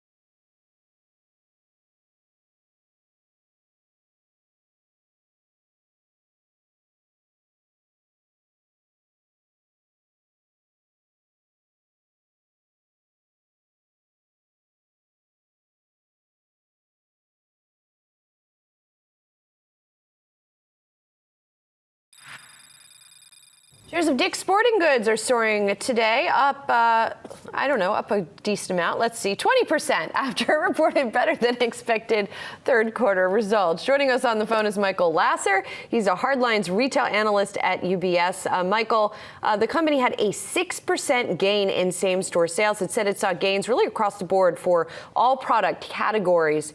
What changed at Dick's, or did anything change? Why did it do so well? So there are several factors that are impacting Dick's and allowed it to do so well. Number one, it's the leader in this multi-category sporting goods market. If you're in the hunt for some of these products, Dick's is obviously a place you're going to go. Number two, they're executing at a very high level. They put in some changes earlier this year that helped with service levels in the store. Also, they've invested heavily in inventory. And finally, they're benefiting from pretty healthy trends within product categories like hydration. Hydro Flasks are doing quite well for them. And they also got access to better product, such as the Yeezys from Adidas. So a combination of factors are driving their really good trends, and that should continue for at least the near term. I'm not sure how big a part of the picture this plays, but Dick's was under scrutiny regarding firearms, and we recently spoke to Dick's CEO Ed Stack about this. Take a listen. If you see a problem and you have an expertise in the problem and you have a sense of the solution, I think you should stand up and say something. And we did. We talked about trying to encourage Congress to come together with the intent to solve this problem, as opposed to just talking to their base. And we knew there'd be some blowback. So when it comes to the firearms issue, it's really, it doesn't resonate or prevent people from going to Dick's, does it? There's some customers who it could influence their broader spending patterns, but the reality is that DICK'S is overcoming these headwinds with good growth in other areas, and so it did not impact its overall results, obviously. I also want to talk about Best Buy because we saw results there also coming in ahead of estimates. The company has a new CEO who has been leading it through the sort of next phase of its turnaround. What do you think is driving some of the growth there? There are parallels with the Best Buy investment case compared to the DICK'S Sporting Goods investment case.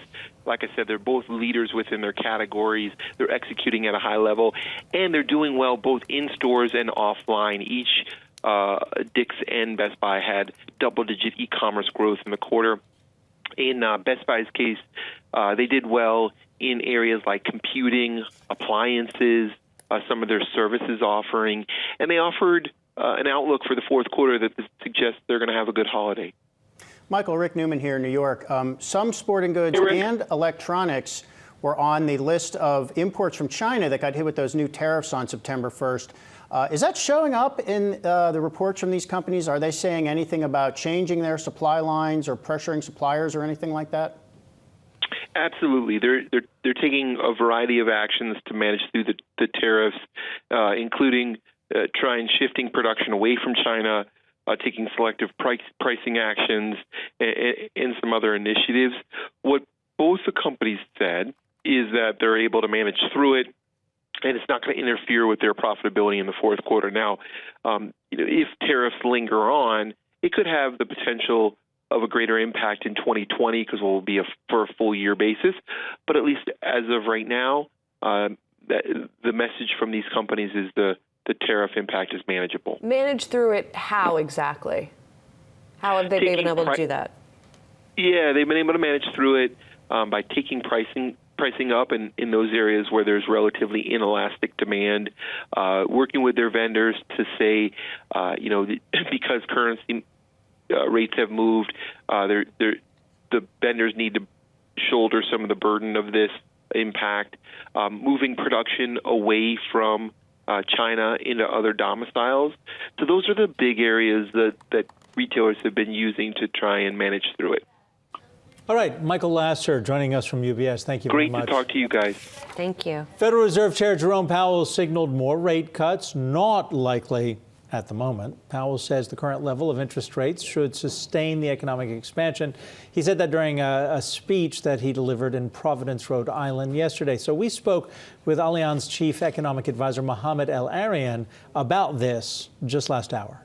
The Fed cannot pull back because if it pulled back, it's worried that it's going to disrupt markets. And if it disrupts markets, there can be a spillover on the economy. So they're in a lose. They can't stay where they are. They can't do more, but they can't do less. And that's the irony of relying for too long simply on central banks. To help us understand what's going on, let's bring in Jack Ablin. He's Crescent Capital Chief Investment Officer. He's joining us from West Palm Beach, Florida. Let me ask you this. One of the things that Powell was talking about was that inflation target, 2%. What the Fed is worried about, what Powell seems to be worried about, is a drop in asset values, not necessarily equities, but everything, deflation. Is the Fed, as Mohamed says, in a lose-lose-lose situation? What more could they possibly do? Yeah, I don't think the Fed needs to do anything. I think the Fed is fine where it is. I think that interest rates are accommodative. And so, we learned last year that raising rates in a weak environment is not very conducive to risk-taking. Jack, I apologize. We're taking some kind of technological hits. We're going to try and get that feed reestablished. But let me turn to David on this one. This issue of, clearly, hopefully we're not in some kind of downward deflation period. But that's what Powell was, when he's talking about the 2% inflation target and trying to get there. You're certainly not going to raise rates. Right. But the pressure on Wall Street, at least for the bond markets, is maybe for another rate cut, which isn't coming anytime soon. No, I agree. I would agree more with your prior guest who was saying that the Fed's in a tough spot. They can't really show a strategy of moving in any one particular direction, and it's uncertain how long they can just sit where they are. I mean, I agree that there's a symptom of relying too much, too long on central banks.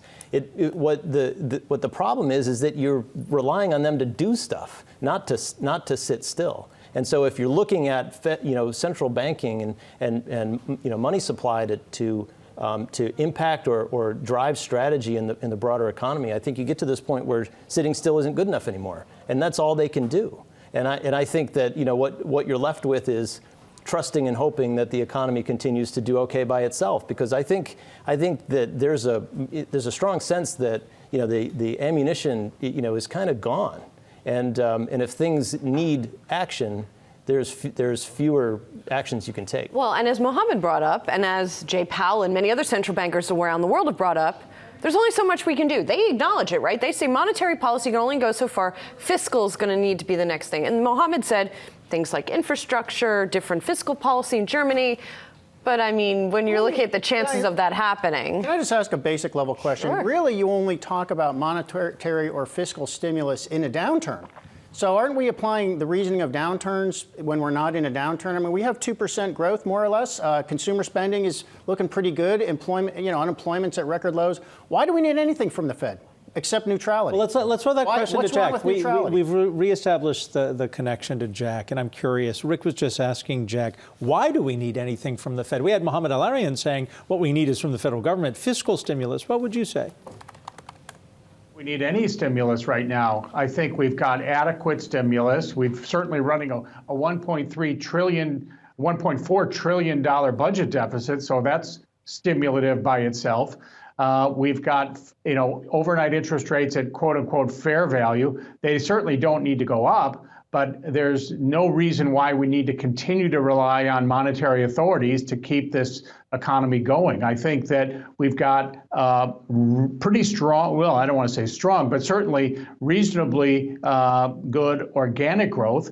And I think let's just let the factors play out as they may. We have to keep in mind that our natural rate of growth in the U.S. is about 2%. And we have to be, unfortunately, satisfied with that unless we can get productivity to ramp up substantially higher.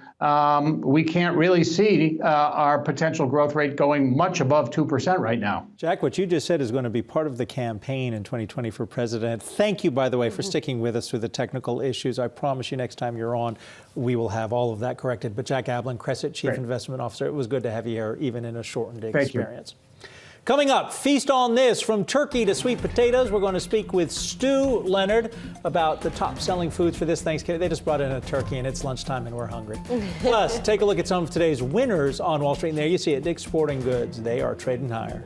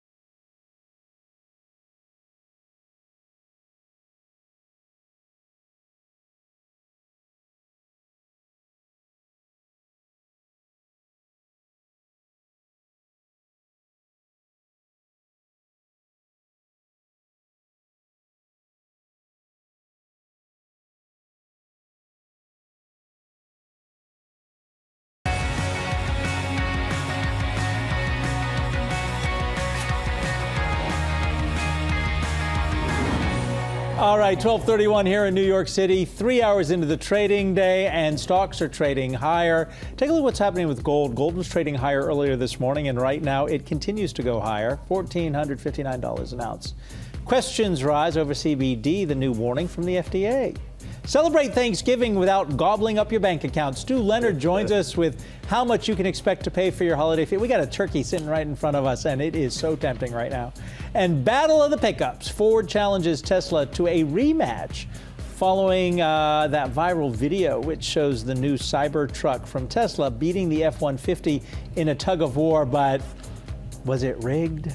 Welcome to On the Move. I'm Adam Shapiro. And I'm Julie Hyman. Thanks for sticking with us. Well, this week, grocery store chain Stu Leonard's expects to sell 70,000 turkeys. 70,000 turkeys. That's as 500,000 people shop at its stores. Stu Leonard, the CEO, is joining us now, along with some turkey and fixings here. This has got to be one of the biggest turkeys I've ever seen. That's a 40-pound turkey, right? 35 This is definitely bigger than the turkey we serve in my house. So when you talk about 70,000 turkeys, 500,000 people come through the doors. How have you seen the trends change over the past year or the past several years? Well, just from a turkey, we've seen it. You know, when I started, we're a family business. You know, we're just celebrating our 50-year anniversary at Stu's, but it was all frozen. And what I've seen over the years now is that now it's going all fresh. That's the best one to get. And also the younger people and most people now want clean labels. They don't want antibiotics. They don't want any hormones. And the nice thing about this too is it's free range, which means that it has access to the outdoors.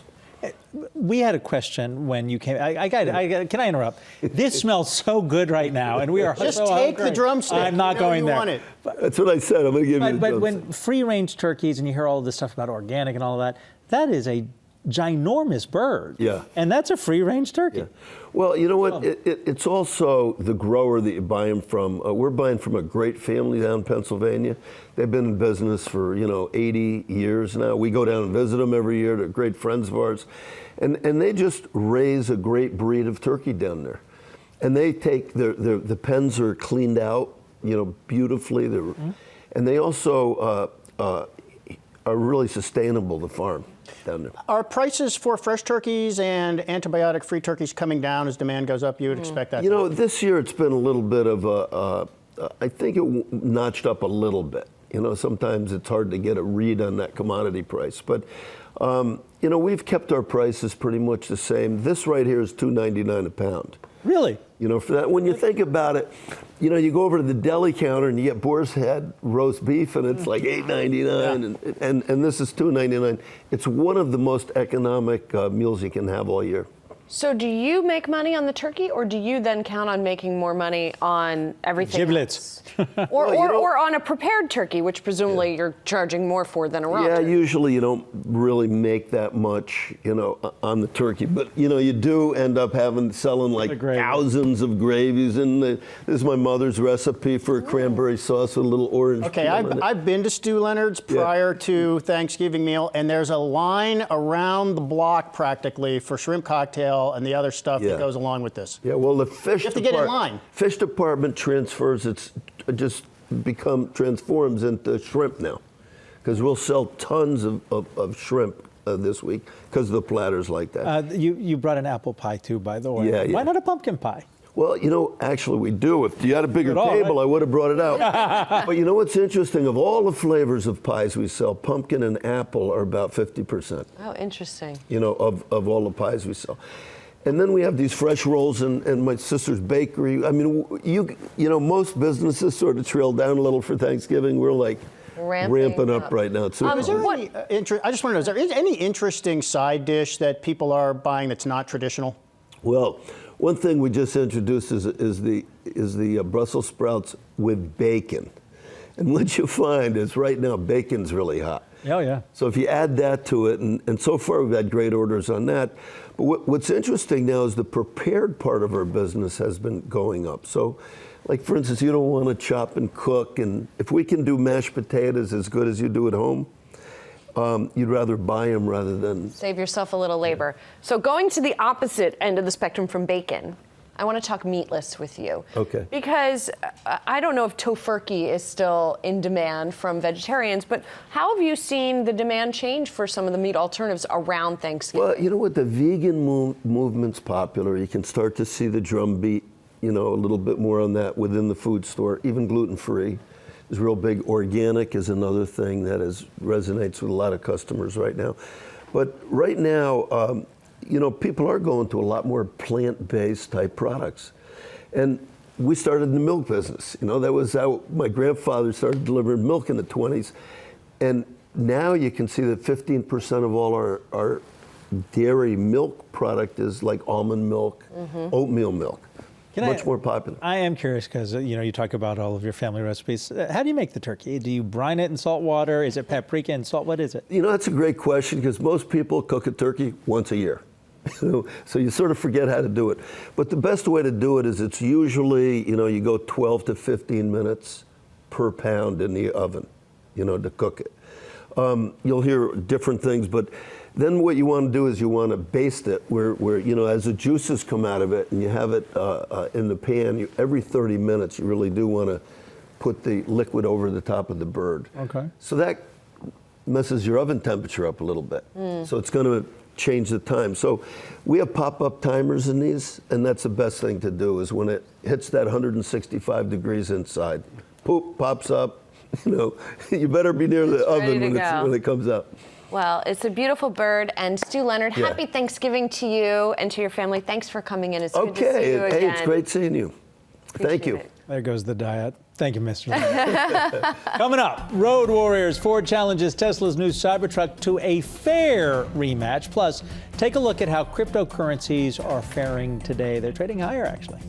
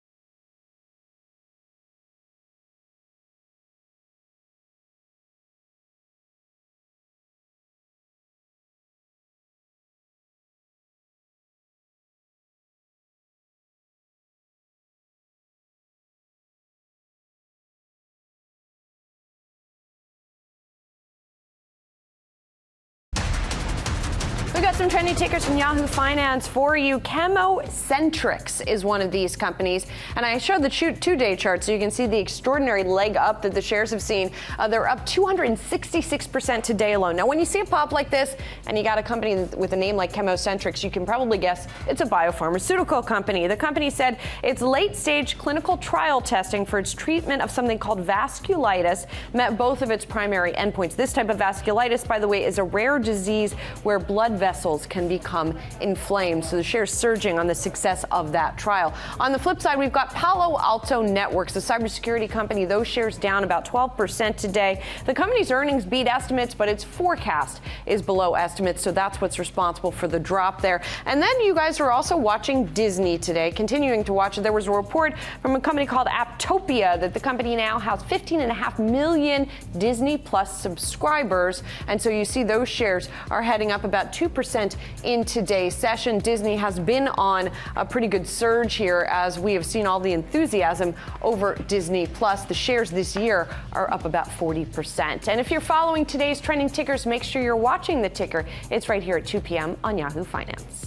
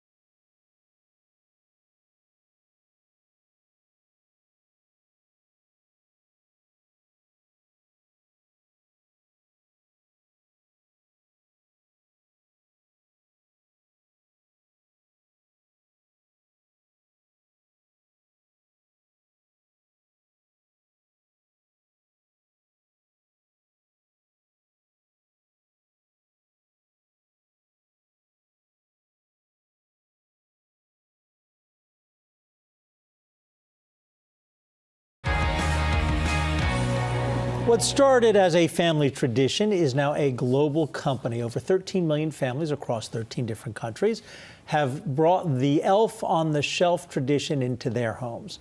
One of the creators joins us now. Shanda Bell is co-CEO of Creatively Classic Activities and Books and helped launch the Elf on the Shelf 14 years ago.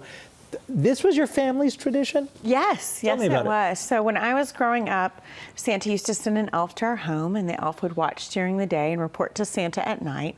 And in the morning before we woke up, the elf had flown back from the North Pole and landed in a different spot in our house. So we grew up with this. I remember talking to the elf and telling the elf what I wanted for Christmas, and probably asking him not to tell Santa certain things that I had done. And so when I grew up, I was a school teacher for 6 years. Had a son of my own, and looked at Mom one day and said, why don't we write a story about our elf tradition? So Santa sends the elves and we write his stories. And then you ended up obviously sharing that story and the elves themselves with a lot of other people. Yes, yes. So we were just talking about the numbers of people who have now bought these elves. So it's become a big tradition for people. What is next for the sort of domination of Elf on the Shelf? So our vision really is about owning Santa's North Pole and being the voice of Santa Claus. And in our world, he is generous and he is kind. And Christmas isn't all about what you get. It's as much about what you give. And so we have 90 people all devoted to working for Santa Claus full time. So we have everything from our own product line, our own consumer product line. So we have new items this year, advent calendars and elf pets. A lot of questions we get from kids is about the pets that Santa might have at the North Pole and the elves. We really are the voice of Santa Claus. We started our own production company. We have Scout Elf Productions, and so we are producing our own animated content. We've launched on YouTube. We work with Universal globally. We work with Turner, which is now Warner, here in North America.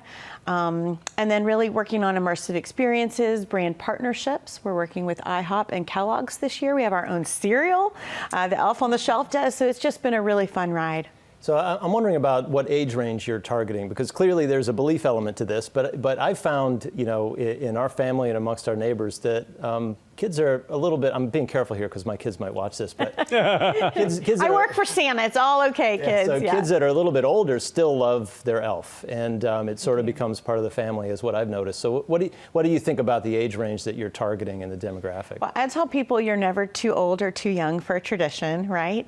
And when we were growing up, it literally came through. We were engaged, we were in college, we were, all of those times. It never wasn't there. But our target market is really 7. I think it's older than what people think it might be. But our products are great for anything from 2 to 11. And then it really is about family. I just, there are two-part question here. Yes, First, sure. Does Santa provide an elf, in case kids are watching? Of course, That has yes. perhaps a camera attached, so that when you're talking as a kid, you used to talk, Yes, that would be I do, adorable. yeah. You could record those memories. Is there something like that? And then tell us about the partnership with IHOP. What is that really about? Yeah, sure. So, of course, Santa sends us the elves. We all work for him. All of us. So Santa has his own lawyer in the southern branch of the North Pole. My mom, my sister, and I, we all work for Santa Claus. Our job is really to tell his stories.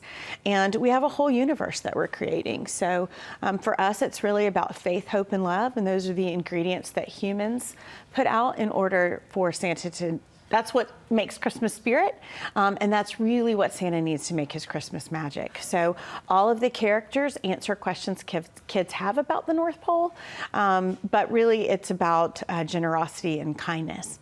And so to your other question, IHOP, that's been a really fun partnership. So it seems like the elves invaded IHOP, invaded their test kitchens and whipped up some things, and they were so delicious that IHOP decided to put those out on a menu. So we have the Elf on the Shelf holiday menu. So the fun slogan, be good for pancake's sake.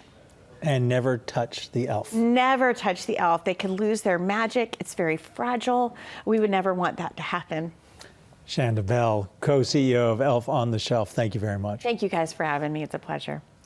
Well, Tesla and Ford are going head-to-head in a game of tug of war. It all started with this, a video of the Cybertruck pulling the best-selling truck, the F-150, uphill. Ford's Vice President Sonny Madra then tweeting, "Hey, Elon Musk, send us the Cybertruck and we'll do the apples to apples test for you." And Musk then said, "Bring it on." So there's this sort of rivalry going back and forth here. We were talking about this in the morning meeting. Adam had all kinds of words about torque that make no sense to me. Rick, I know you're a car guy as well. I mean, does well, I want to focus on what we're seeing in this video. An empty pickup truck. Tell. Here's a tell right here. So the back wheels of the F-150 are going forward, but look at the front wheels. They're going backward. That tells you that's a rear-wheel drive truck, not an all-wheel drive truck. I don't know what the Tesla is. I mean, I assume it is the all-wheel drive because that's what they're touting. But I mean, so right there, that's a tell. The other thing I would say is Ford actually builds and sells a truck and makes a profit on it, a lot of profit on it. And this is a laboratory experiment, Tesla. It's not a very good experiment because that Tesla vehicle probably weighs 3 times the Ford pickup because look, that's an empty pickup bed. Yeah, don't know. Right there is an issue that's going to be. Yeah, and by the way, the nature of an electric motor in a car is it's going to generate more torque at the wheels immediately, which is just more pulling power. See, so this is where I don't so is the pickup truck in low gear? Probably not. So to do this, so Ford is totally right that this is an apples to oranges. Are you a car guy? Yes. Okay, so to do this test right, first of all, Ford's going to have equal weight. Well, hold on a minute. First, Tesla actually has to produce this pickup truck, not a laboratory. With windshield wipers. Not a laboratory version, but an actual pickup truck. Is doing this test going to sell any trucks? Are you going to buy the Cybertruck if it can pull the Ford F-150? Does it matter? No, I mean, it's not really a real-world scenario, right? So pulling another you don't pull another truck in your real life? No, I've never done it. Especially backwards. Yeah. So I think it's, I think this is an example of probably opening your mouth before you've thought about it, which which is maybe a trend with Tesla, but I think they should have, or I hope that they really know what's going to happen once it gets in the real world. Can I point out that the video we're showing is this and not windows being broken, indestructible windows being broken by throwing them. The narrative. Absolutely. Know the answer before you ask the question. So I think that this probably will go very differently if it's run by an independent. I think that picture of Elon Musk standing in front of the broken window could end up being emblematic of where this pickup truck ends up going. That truck came out of the original Tron movie. All right, coming up, here comes Skynet. The Massachusetts State Police test the police dogs of the future, and the internet and I are terrified. Well, that thing's freaky. Plus, take a look at some of today's losers on Wall Street. Palo Alto Networks falling on a negative forecast.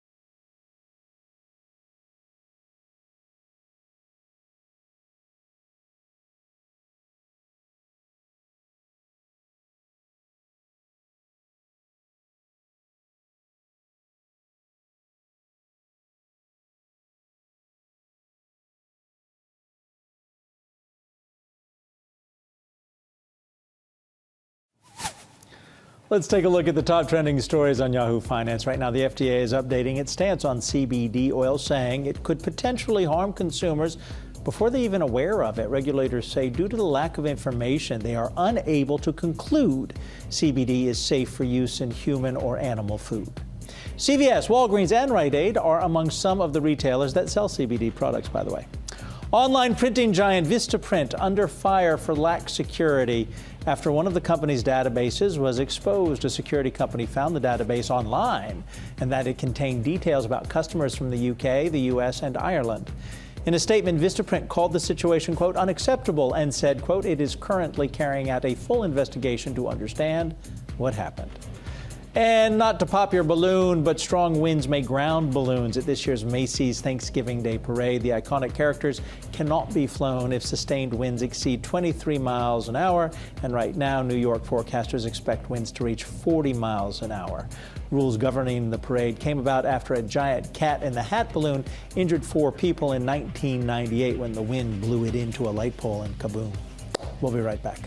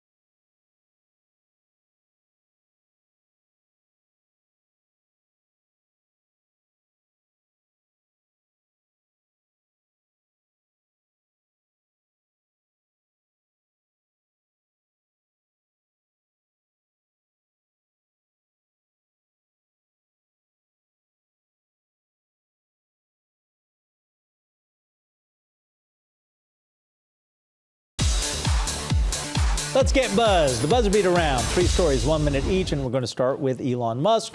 Is set to testify in his own defense in that defamation lawsuit from the British cave explorer, claiming that the Tesla CEO called him a pedophile when he tweeted "pedo guy."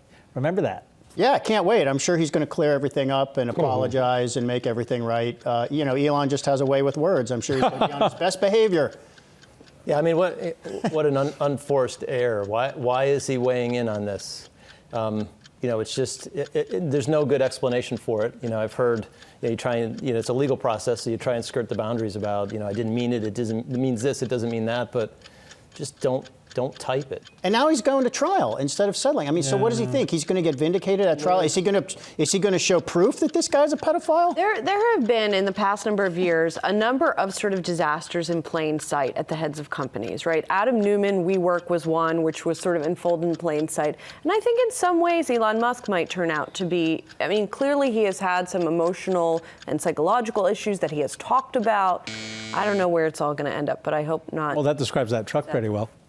That we just watched. So. Yeah. All right. Speaking of another example of this, perhaps, Papa John's founder, John Schnatter, he's speaking out against his former peers, claiming the board conspired to oust him from the company.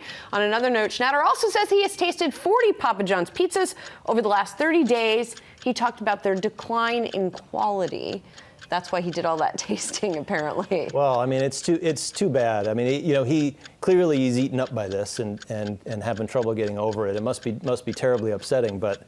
I mean, at some point you just have to walk away and understand it's over.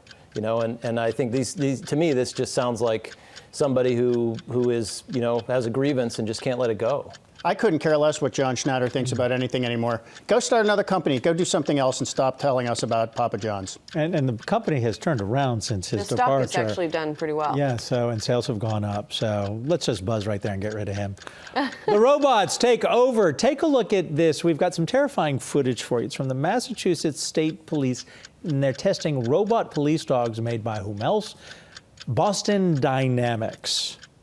It is kind of frightening when you think about it. Imagine this thing coming into your home? I don't think that's terrifying at all.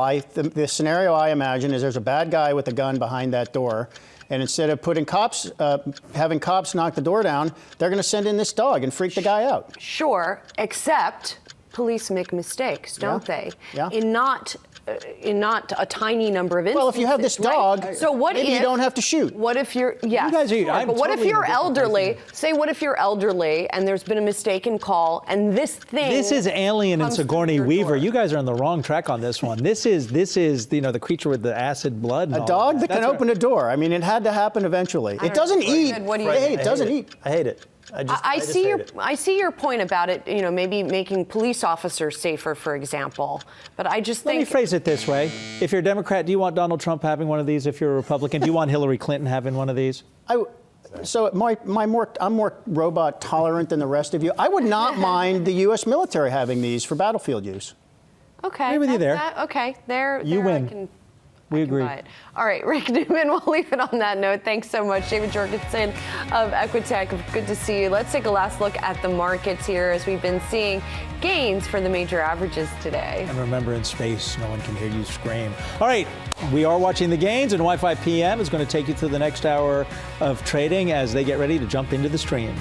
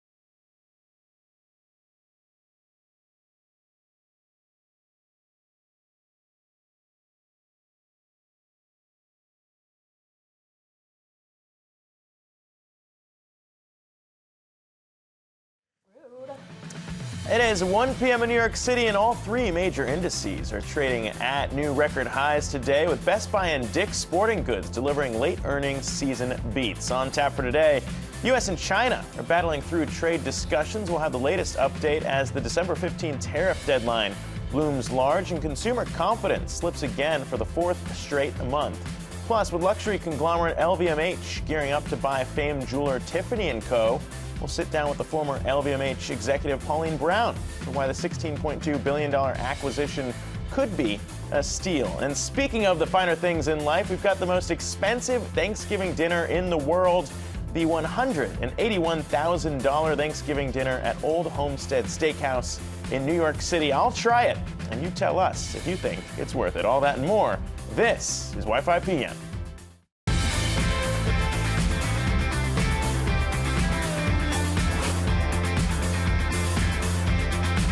Good afternoon, everybody. I'm Zach Guzman, and join me on Wi-Fi PM today is Yahoo Finance's Heidi Chung, along with the founder of Big Eyed Wish and host of Adweek's I'm With the Brand, Ian Wishengrad. Guys, happy Tuesday. Woo! We're almost there, man. Thanksgiving is just around. Smell it. You know, right? There's a turkey outside. I think that's why. We're checking the market action we're seeing right now, and the Dow is up by about 50 points. The S&P is up by about 7.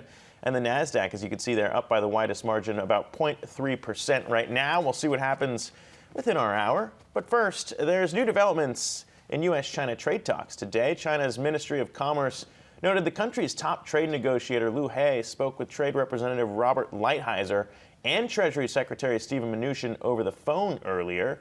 The Yahoo Finance translation of China's press release reads, in quote, both sides discussed resolving core issues of common concern, reached consensus on how to resolve related problems, and agreed to stay in contact over remaining issues for a Phase 1 agreement.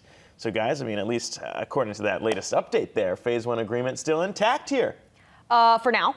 for now. Right, but I feel like they said consensus on what's to come. So that makes me think, okay, well, maybe President Trump will roll back those additional tariffs set to go in place December 15th, because of course that has been a key concern on the Chinese side, right? But yeah, you know, when I take a look at the markets, the broad-based rally that we're seeing, the record highs, everything is awesome. It seems as if the market's pricing in the fact that we are going to get a phase one trade deal here. So, I mean, for now, as usual, things look all right. And I just think the president's going to do whatever it takes to be called a win. Is all. As long as he can wave whatever a win is, a loosely defined win, is what will result. However he defines a win though, as well. Do you guys think that he is going to try to get a deal done before his election, or do you think he's going to use that peg of, oh, I still need to get a trade deal done, so re-elect me? Because there have been both sides saying that one or the other could be the case. I think he actually thinks about the economy more importantly, and so the economy is the flag he waves, and he will figure out when to get the deal done based on how the economy is performing. Yeah, we've seen that, though, when we look at how the economy has been performing, with a lot of question marks around some of those things when we talk about trade and tariffs and how they might be impacting people. We're going to get into some retailers later on in the show, in Best Buy and Dick's. But from what we've seen, I mean, it's still shaky grounds when we look at the consumer as well. 4 straight months we've seen consumer confidence start to decline. Not exactly great when you're thinking about how the economy is going, but nonetheless, I mean, right now, things continuing to hold up. Stock market at all-time highs. Don't need to tell you that. The president already reminding us whenever we hit one. But it's been a solid trading debut for Alibaba. Hong Kong-listed shares of the e-commerce giant closed up over 6% earlier today. The company trades under the ticker 9988 in Hong Kong, for those of you interested to know that. And the numbers are considered to be lucky in Chinese culture, signaling prosperity. So no coincidence. And of course, we're looking at them here. A big boost abroad, and here on the New York listed shares, you can see shares in the green as well. Interesting though, guys, it was the largest listing of 2019 so far. They knocked Uber off that list from their top spot. Remember that IPO, which hasn't gone well at all, really, when you look at it. But also, that was the one thing they had going for them. At least it was the biggest in 2019. Keep in mind, the biggest before that, just looking back to Alibaba's 2014 listing, that was a $25 billion IPO as well. So way bigger than what we saw from Uber this year. Yeah, I think it was interesting the fact that Alibaba actually listed here in the U.S. but did not in 2014 in Hong Kong, right? So this is good news for Hong Kong. It comes at a time where the region has been under a lot of pressure because of the ongoing strikes, and so this is giving the Hang Seng a bit of a boost, one that it has needed. It's been trading in a range since essentially the end of May, when we started to see it take a dip, and those, of course, ongoing protests continuing to pressure the region. So yeah, good news. It's doing well. It's what they needed, and a lot of people are optimistic that it's going to continue to do well in the next decade, and more to come in the future. Well, also, we have Amazon as a proxy to understand the Alibaba business, where Uber and some of these other businesses are the first of their kind, and then people are starting to go, where do you make the money? How does this work here? The other ones are, we sell, we make this, and we understand the business. Yeah. And still, when we talk about those kinds of businesses operating in China, certainly have a leg up on the U.S. competitors, at least in those markets, when you think about the relationship with the government there and everything else. That, as we're seeing with the trade talks continue, very important and shouldn't be overlooked. But back here stateside, when we talk about the economy and how things are holding up, Fed Chair Jerome Powell outlined an optimistic note about the economy, but the central bank leader signaled that low inflation likely means higher interest rates won't be needed anytime soon. And while speaking at a conference in Rhode Island yesterday, he said, quote, "The benefits of the long expansion are only now reaching many communities, and there is plenty of room to build on the impressive gains achieved so far." I don't know about you guys, but it's interesting because he said that same thing. I remember hearing the same exact sentiment a couple meetings ago when he really started this whole cycle of rate cuts. And he was saying, look, there's still room for people to enjoy this expansion here. It's kind of interesting to hear him still say it right now. I know that it hasn't been that much time passed between that and now, but still one of those question marks where how long can it go on for before you start maybe shifting to the other side? Act as appropriate, sustain the expansion. Those are the themes that we hear from, Fed Chair Jay Powell, as well as, just the central bank. For how many different meetings have we been hearing the same words? But yeah, I mean, things look pretty good. That's what they've been saying for a while now. And so they're going to hold off. They're going to take a pause real quick for now. I don't know if people are necessarily paying attention to what's going to happen next year, at least from the central bank, whether or not they're going to continue this rate cutting cycle. But yeah, okay. for now. Okay, for now is fine, but it's interesting when we talk to people about where they go from here, right? Because they're in a pause situation right now.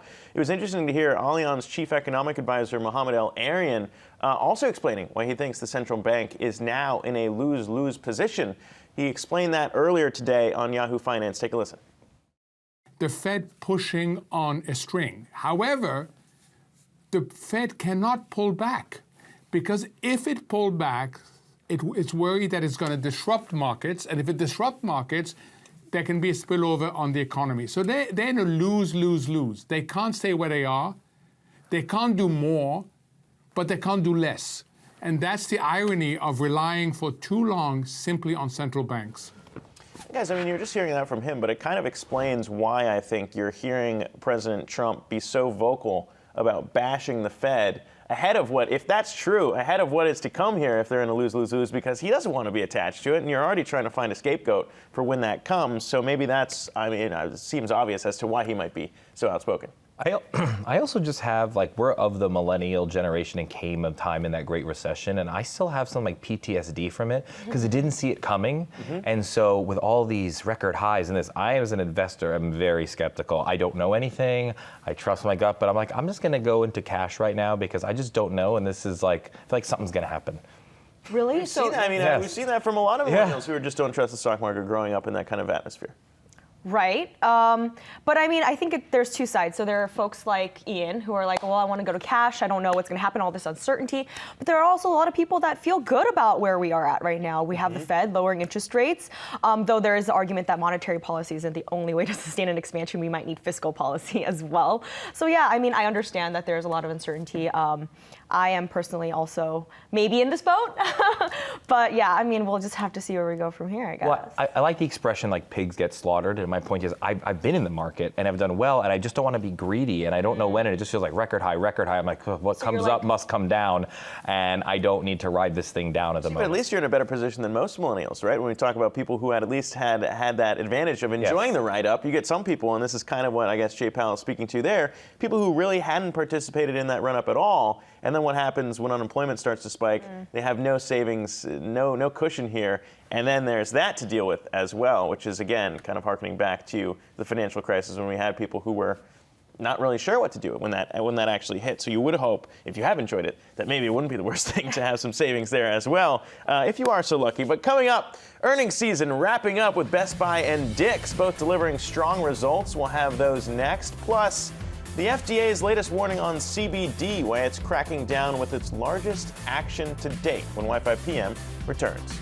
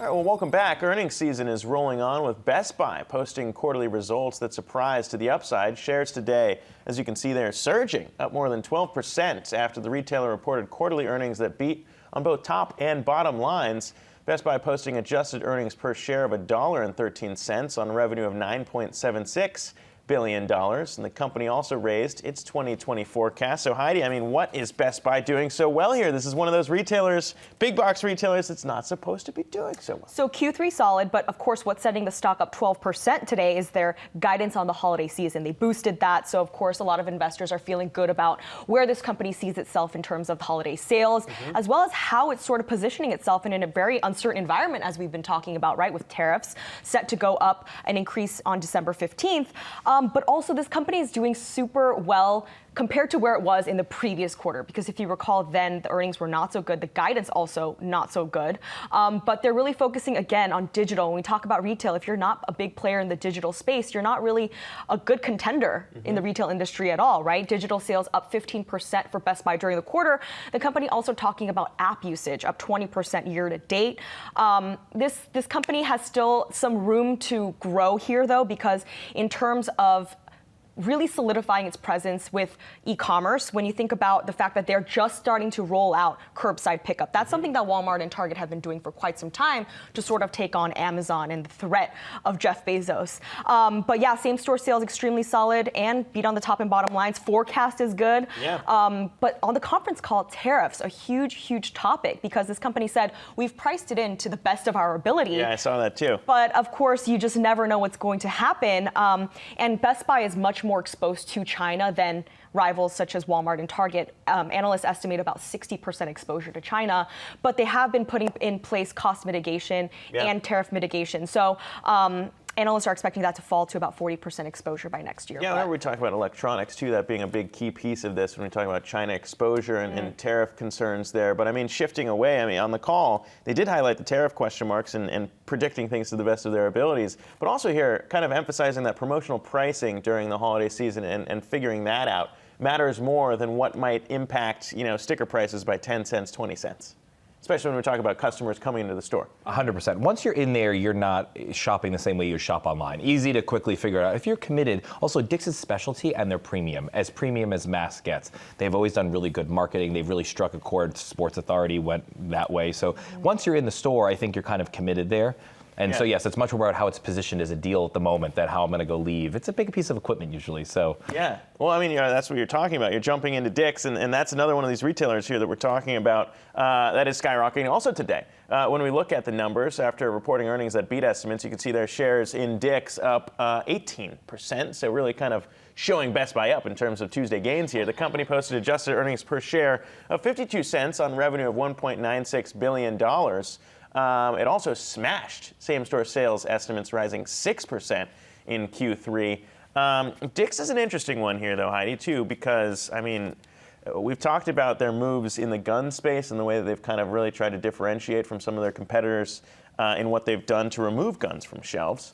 But I guess it's still working here, and we haven't really seen any negative impacts to that. I think bottom line here is Dick's, is proving a lot of people wrong by saying, hey, we can remove guns, even though that was a huge part of our business, and still live to see another day. They crushed it this past quarter, a beat on the top and bottom lines. Another one where they raised their outlook, thinking that things are going to be pretty good into the next quarter and the whole entire year. But same-store sales, the best since 2013.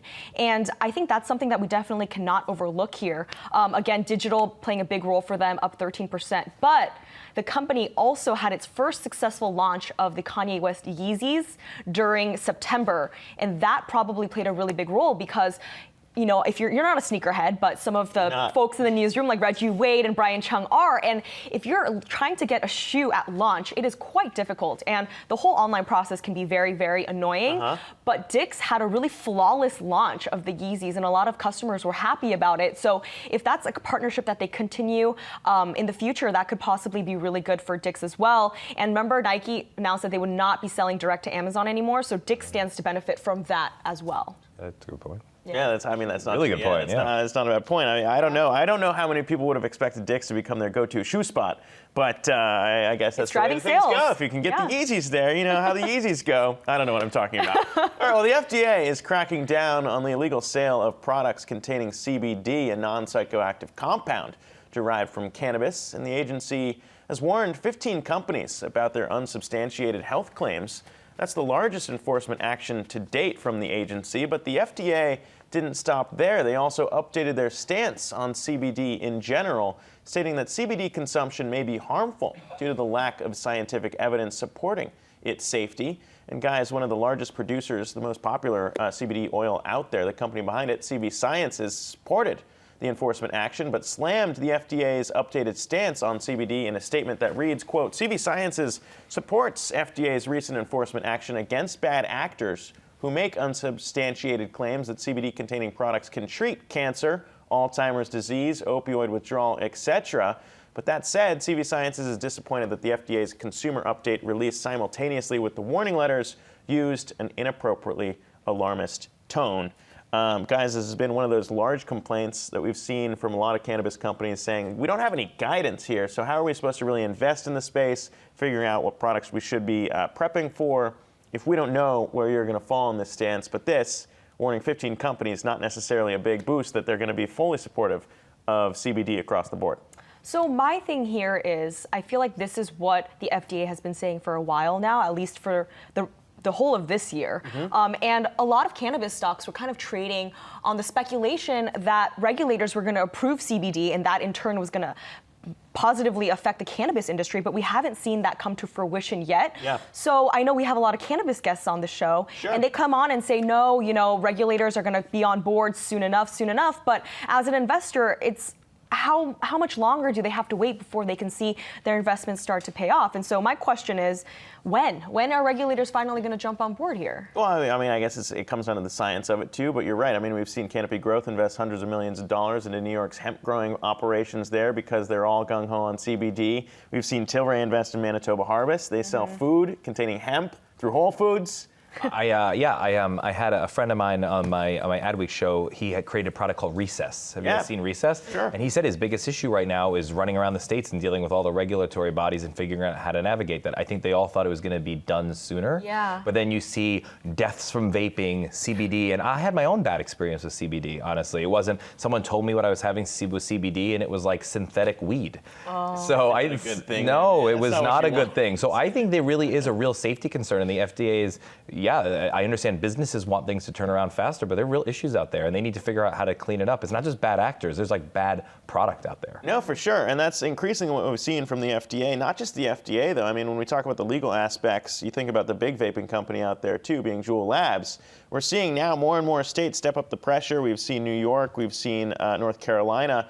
There's a growing list of states, but now District of Columbia, Washington, D.C.'s Attorney General is joining other those states in a lawsuit against vaping giant Juul over the youth vaping epidemic, alleging the company's online ads illegally targeted minors in their rise to become a giant company here when we're talking about Juul. So it's not just bad actors, bad chemicals, bad things in the black market, but now even those established companies that have become trusted, I guess, getting investigated and now sued by multiple attorneys general here when we talk about ad practices and targeting teens.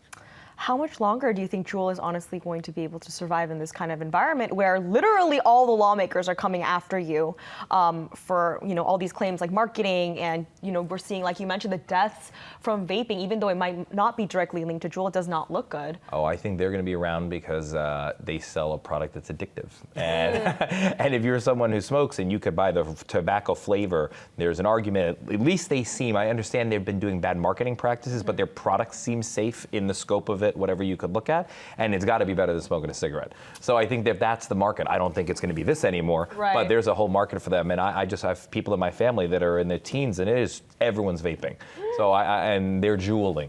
So I think this is a whack-a-mole thing. No, I think you're right, though. I think that's generally the takeaway, is that it's no longer going to be hockey stick growth when you look at Juul, but still, if you do believe that it's still a healthier alternative, which again, the FDA has stressed that may not be the case and you can't market yourself that way quite yet, need more science there, not just on the CBD front, but apparently also on the vaping front as well. But just after the break, luxury conglomerate LVMH is gearing up to buy famed jeweler Tiffany & Co. for more than $16 billion. So who better to break that down than former LVMH executive Pauline Brown? She'll join us next. Wi-Fi PM is back in 2.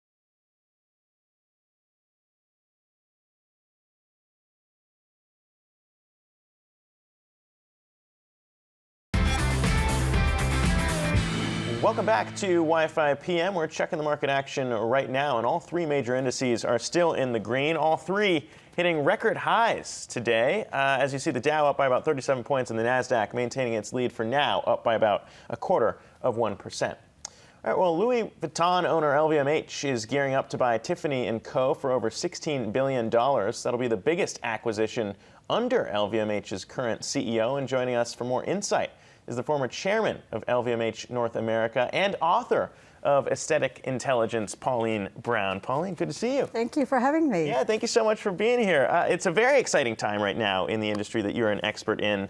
So just got to ask off the top, what do you think of the move to take over here and make the bid for Tiffany & Co.? I think it's a great deal for LVMH, and I'm not surprised by it. Tiffany is a rare asset in the world of luxury, and it's a singular asset in the world of luxury jewelry. Even though the deal was announced, I wouldn't preclude the possibility that there'll be other bidders coming forward in the next few months. The deal won't close until mid-2020.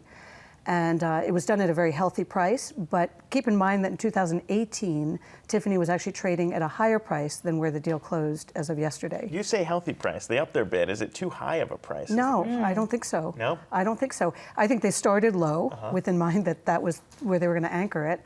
You know, if you look at 2018, it went, Tiffany traded at close to 140. So it's actually under its high watermark. And it is just such an extraordinary company. Now, LVMH is taking a big bet on it. Yeah. The closest deal that it did as a standalone acquisition was Bulgari, which was less than a third the price of that one. So they better make it work. Yeah, there's a high bar there. Pauline, so it makes sense because for LVMH, this would give them a larger footprint here in the U.S., but also a lot of people would say the best-selling products for Tiffany are the mid-range silver products, right? So nothing too luxury here. And you say, well, maybe some other bidders can come in and try to buy out Tiffany's. What other bidders in this space do you think could have the power to sort of come in here and take on LVMH?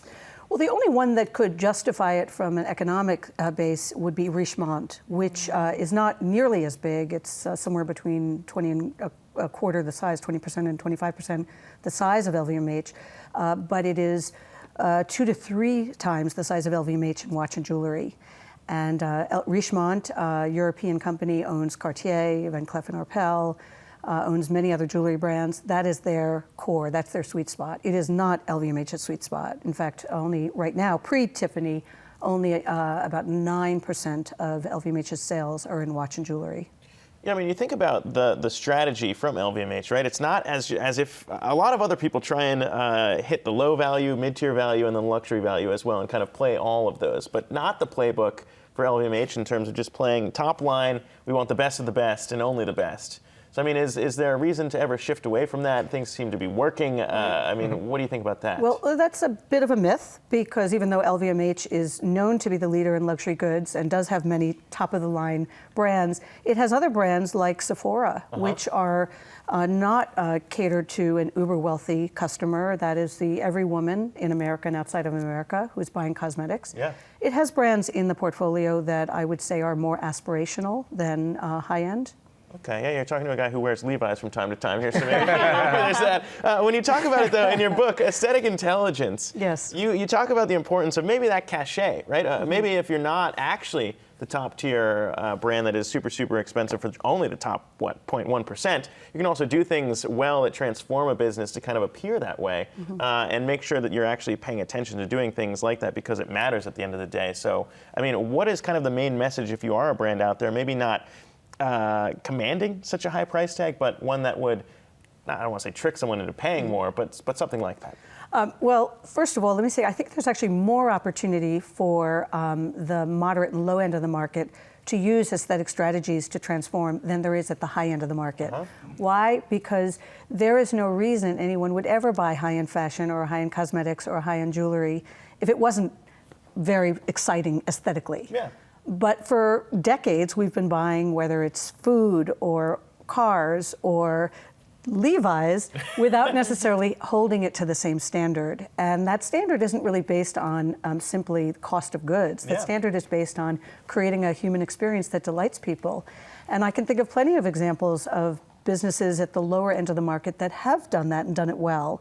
whether we talk about Starbucks and how they reinvented the coffee category away from just being a commodity of coffee beans and into something that was the third space. Yeah. Obviously, Apple and Steve Jobs' genius of making computer products that weren't just about microprocessing power, but were about design statements and identity. Still kind of that way, as we see they other still people are. try and And they surpass still them. are. If you see the white space right now in the area you're speaking about, which category could be easily disrupted if someone employs your practices? Oh, so many. I mean, who would have thought a few years ago that that vacuum cleaners could actually be appealing to look at, that they wouldn't just be appreciated for their suction of dirt? You know, and I think of what Dyson has done with that. I was just talking about this in my meeting the other day. I totally agree.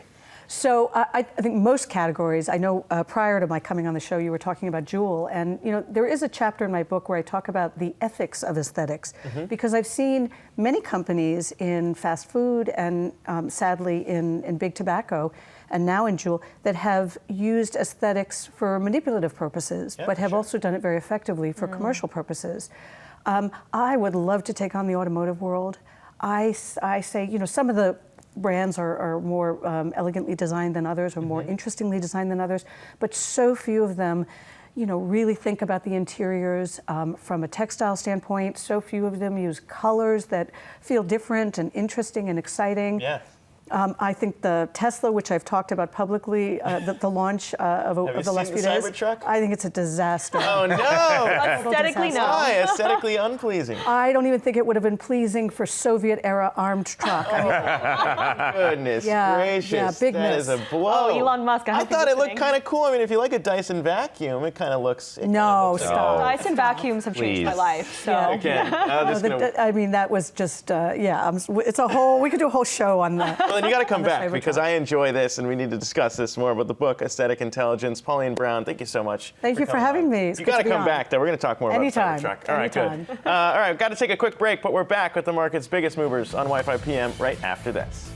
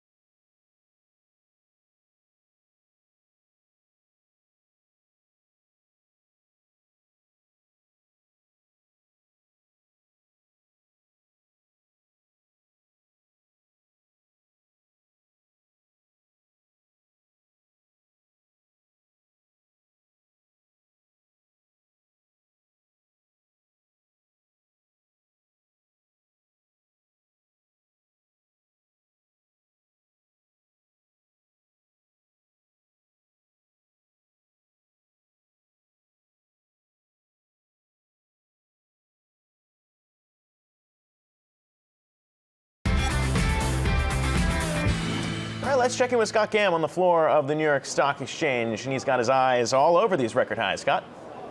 Yeah, that's right, Zach. And as you'll remember, yesterday it was a trifecta of record closes for stocks, and it appears as though we are on track for that same kind of action today. Just moments ago, the Dow was not just above 28,000, but a little above 28,100. So that climb in the Dow continues, and right now we're being led by names like Disney, Procter & Gamble, and Merck. Disney, by the way, hitting a record high today, finally crossing that $150 a share mark. That was a level that Disney had failed to really break above over the past few weeks, even with significant gains in Disney's stock. But today it did so. There is continued optimism surrounding Disney Plus, its streaming service.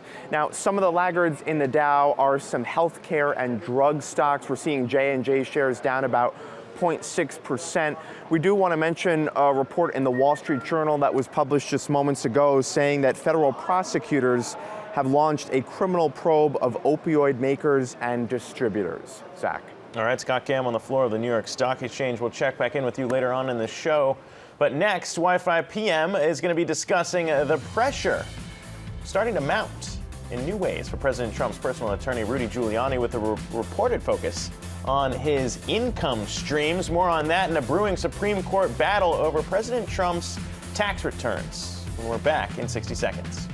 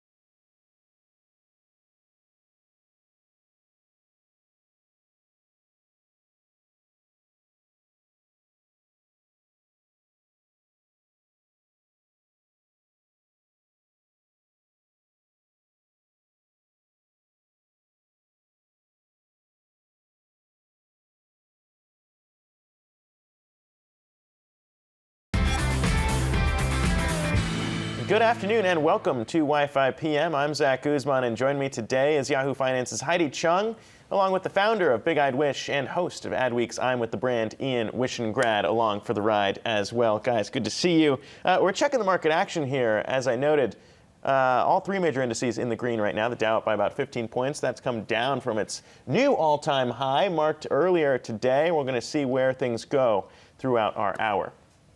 Well, Rudy Giuliani is reportedly facing new scrutiny over his consulting businesses, and Yahoo Finance's Alexis Keenan is joining us now with the details on that front. Alexis, it seems like a lot more pressure is now mounting and digging in specifically into Giuliani's income streams. Yes, so this is the U.S. Attorney's Office in Manhattan. And the Wall Street Journal, this is where the reporting is coming from, they're saying that there have been potential witnesses, as they call it, who have received subpoenas for information that shows that these prosecutors are probing Giuliani's consulting business as well as Giuliani himself, looking at sources of income to see if there are federal lobbying laws that have been violated. One way would be possibly serving as an unregistered unregistered foreign agent, rather, and we've seen that one before with other Trump associates, right? And at least two of these potential witnesses are said to have received from associates of Giuliani, and these are a couple guys who have already been indicted and arrested. They're Ukrainian Americans who are residing in Florida in the Miami area. Back in October, they were arrested for some campaign violation allegations. That case has not gone forward yet. Both of them have said they are not guilty. But what they're looking at is the streams of money, right? Follow the money. These probes, these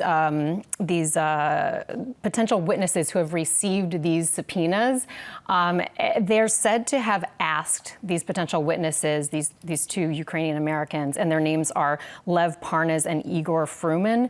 They're said to have asked for donations to a fund to pay Giuliani a $500,000 fee, as well as to invest in a company that they had set up.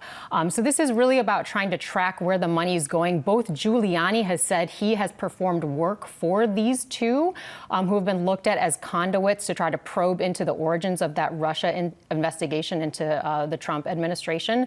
And so, you know, they've said that they have worked for Giuliani. Giuliani has also worked for them. So money going in both directions here. And a lot to follow.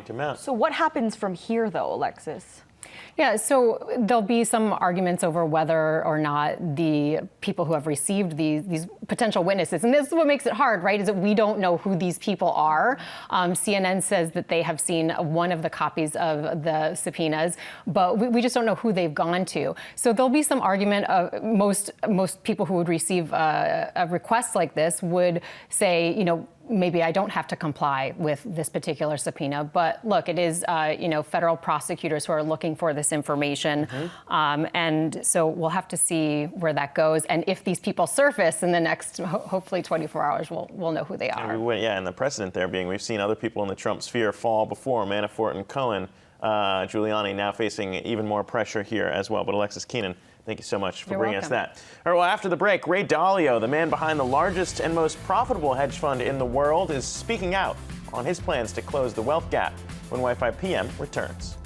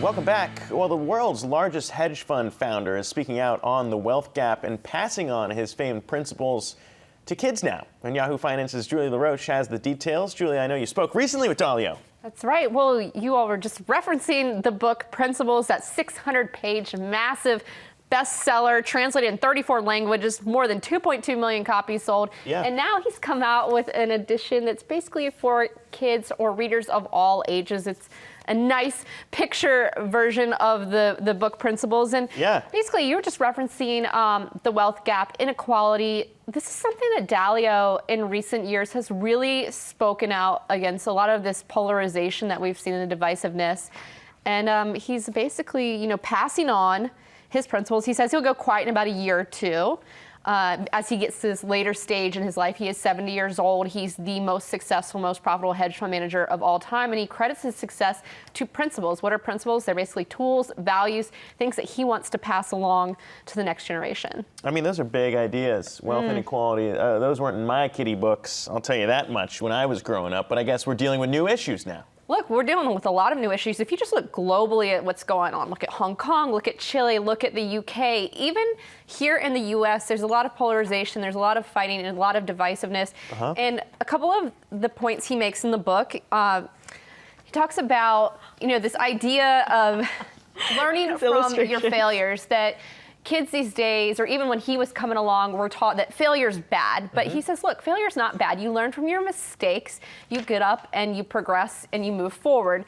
So he wants to emphasize that's really important. Also, knowing what is true. What does that mean? Well, it means recognizing what reality really is, because sometimes there's this confusion around truth and it's what you want it to be versus what it actually is, recognizing that. And some important points when you're talking about divisiveness, some of the things that we're seeing in the world, it's about thinking for yourself. Yeah. That's really important. But also, engaging, I guess, in what would be radically open-minded, meaning learning from others, have this thoughtful disagreement with people that you don't agree with, recognize strengths, recognize weaknesses, have these conversations. I know these are big ideas. No, but they're important. To hit the kids, but they're they important actually to hit are. the kids with. Well, really important because he says the world they're going to inherit will most likely be worse than what we're experiencing today. He gave this probability that it will probably get worse. Yeah. I think it was a 65 to 35% probability that it will get worse before things get better. Yeah, well, Ian, I mean, you're the only person on the panel with kids. Does this seem like something that might be able to outduke Dr. Seuss? No, a few things. Number one is I'm reading a lot of dinosaurs now, and it makes me remember that we're like don't exist, and dinosaurs had the Earth for 170 million years. I'm going down a dinosaur rabbit hole. And yeah, I don't think my kid's going to really want this book, but I'm accepted the fact that I think the world is going to do this until it resets and kills us.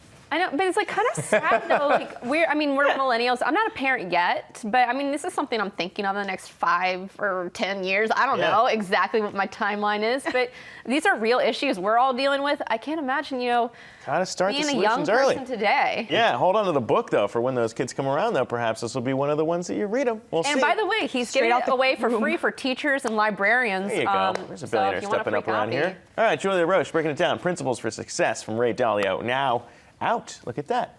All right, well, coming up, speaking of the rich life, maybe this one's for you, the world's most expensive Thanksgiving dinner, clocking in at $181,000 this year, and I got to try it, gold turkeys and all. What makes it so expensive and what you get for that much money right after this.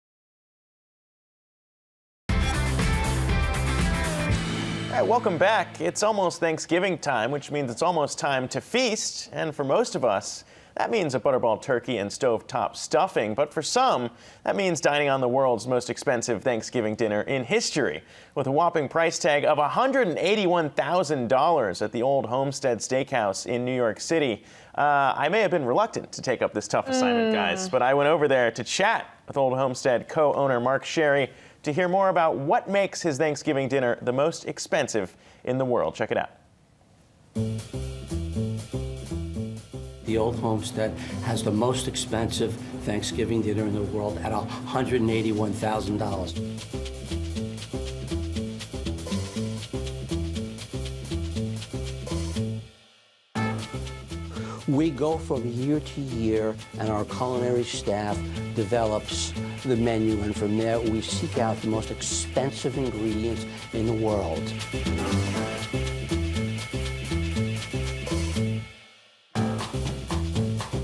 So we started off with what I call the golden standard of turkey. So what we've done with our gravy is we've infused it with a bottle of Louis XIII brandy, which is $4,600. I wanted to do something different, so I've got shrimp, lobster, crab, Otoro tuna at $125 a pound, and then we top it with $1,800 an ounce caviar from the Caspian Sea. Fresh cranberries from the United States. We also mix it with lingonberries. We use a port wine, which is the finest port wine that you could buy, over $500 a bottle, 40 years old. And you know what, Zach, I gotta give it a little more, I'm sorry. It's just never enough. So just a little bit more expensive than the average Thanksgiving dinner in the U.S. At $181,000, it's about 3,700 times more expensive than the average here in the country. And you might say that's egregious. I think you were saying that, Ian. But it doesn't just stop at dinner. You're also getting a few extras here as well. That includes a $50,000 7-day Sea Dream Yacht Club cruise for two in the luxurious owner suite with exotic destinations. It also comes with a $20,000 Black Friday shopping spree at Manhattan's Hudson Yards and the new American Dream Mall in New Jersey, and 4 tickets to Super Bowl. What is that? I don't even read Roman numerals anymore. What are we up to these days? 54. There you go. With the first-class airfare and a suite at the luxurious Setai Miami Beach, and a ride around the Big Apple in a Bentley Bentiaga SUV. There's also iPhones thrown in there as well, which seem to pale in comparison to all of those things on the list. The list goes on from there, but it says, the restaurant says it's sold 1 package so far and will max out at selling 3. It sold 3 last year at $150,000. I gotta say, it looks quite laborious. I mean, given all the stuff that goes into it, all that gold, the caviar. How many employees do they need to The staff, set aside? the staff, that's what they're saying. That's why they max out at 3, because it takes so much from the staff to make something like this. All right, bottom line, one out of 10. How was the turkey with gold on it? I've tasted some things at that dinner that I've never tasted before in my life. The caviar from the Caspian Sea being one of them, as well as tuna and stuffing. You wouldn't think that would work so well, but it really did. Shout out to the turkey there. Turkey with gold flakes. That also tasted very tasty. You know what? Props to you for, not only enjoying the finer things in life, such as this meal, but also, you go to places that a lot of regular Americans go to as well. So it's really a hard job that you have. Well, I still look up to you for going to the Popeyes. I go from one weekend of eating 3 Popeyes chicken sandwiches like you to go into this. But our thanks again to Mark Sherry, Greg Sherry, his brother, and of course the executive chef there at the Old Homestead Steakhouse for letting us come visit. Louis, thank you very much. $181,000 Thanksgiving dinner out there if you guys want to go check it out. All right, well, ugly holiday sweater season is upon us, and although many only wear them once a year, the popularity is on the rise. Global Data retail data shows holiday attire is a big winner this year, with nearly 50% of respondents saying they'll spend more on ugly sweaters and similar apparel compared to last year. Even ugly sweater brand Tipsy Elves has reportedly pulled in over $125 million in sales since its 2011 launch. And now, Red Lobster is getting into the ugly sweater game, keeping their biscuits in mind. The sweater even features a large insulated pocket designed to keep the Cheddar Bay biscuits hot during the holiday season. The sweater is available for $39.99 today on Red Lobster's online store. And, really, Heidi, when we talk about this, this is one of those things. Well, Heidi's not even here. Hi guys, sorry. I don't know about you guys. I've been getting a little hungry on set here. Wow, the Red Lobster sweater. I come bearing gifts. Let's see if the insulation actually worked, huh? Yeah, can we please figure that out? I mean, this thing is ugly. Ooh, it's actually toasty in here. The weird thing is the uglier the sweater gets, the better they sell. Right, Ian? Well, yeah. Well, I think also this is a complete factor of social media and Instagram. Seeing why ugly sweaters work well, only a handful of people could see your horrible aesthetics. But now you could broadcast to all your friends. I'll pass. Thank you very much. You're not a big. I don't want to reach in there. I feel like there's reasons. Here. That's the danger of a sweater like this. You're not supposed to carry around the biscuits in the front. I've purchased things from Tipsy Elves when we're talking about ugly Christmas sweaters, but this takes it to a new level with the idea that there would be a biscuit pouch. I'm not going to lie, this is kind of gimmicky, let's be honest here, but at the end of the day, it's about how much talk can you sort of solicit, whether it's on social media? This thing was shared tremendously, and it went on sale today. Oreo from Nabisco is doing a similar thing. Not necessarily, they don't have a pouch, but they also have an ugly Christmas sweater. I mean, you're the brand expert. Yeah, so I say on the way up here, all throughout Chinatown, you saw Domino's delivery jackets, real quality ones selling outside those like cheap stores for $14.99. So I think these are the ideas that come from the ad agencies. And basically what's happening is you can't reach people in a traditional sense, and we're all trying to capitalize on the news cycle. Yeah. So if you could make a cute, joke, innovative, gimmicky thing, and now we're talking about it, Red Lobster's getting free media exposure, and they're trying to show it to their clients and saying, we're hip. And I mean, it's clearly working. I mean, the pocket actually does work. These biscuits are warm, and I know they got delivered a while ago. So they are warm. There's no lie here when we're talking about a $39.99 Christmas sweater that actually doubles as a walking biscuit backpack. All they wanted to do is make sure if they sell them that it's not a loss for them in terms of that, because they are not a clothing company, but this is a complete marketing ploy. At the end of the day, it's not about how much money they're making off of them. It's about how much conversation you're really sparking. Yeah. And the more people that wear Red Lobster on Instagram might go, Red Lobster's kind of cool. Maybe it's not the same Kraken lobster thing that I see all over the thing. Yeah, maybe it's more than that. All right, well, Ian Wishengrad and Heidi Chung, thank you so much for sticking around for the hour. We're going to munch on these, but don't go away. We're headed to the New York Stock Exchange in 60 seconds time.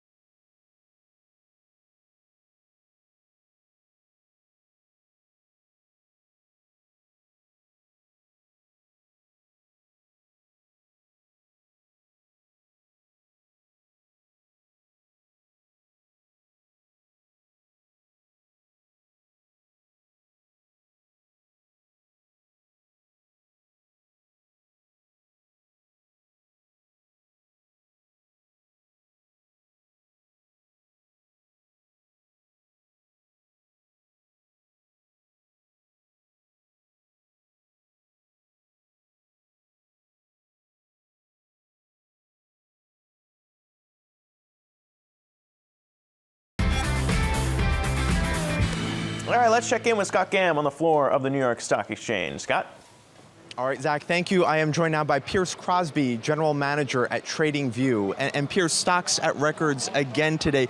What do you think is fueling this? Is it trade or is it more of a stock-specific story? Well, I think we're really waiting for a big economic story for China. In the meantime, I think it's all about what we got today.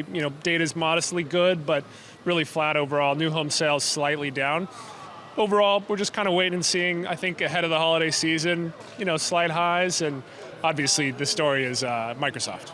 Yeah, and Disney, of course, at a record high today as well. It almost seems like the Santa Claus rally came early this year. Does that maybe jeopardize the traditional Santa Claus rally that we usually see in December? I think we're still quite positive up until the end of the year. I mean, overall on TradingView, traders are really looking at macroeconomic data, and really nothing is moving in a significant direction one way or the other. And that really puts us in a position to, kind of modestly gain until the end of the year. So are you expecting some sort of a pullback in the final, 6 weeks? I mean, certainly we saw one a year ago at this time. Yeah.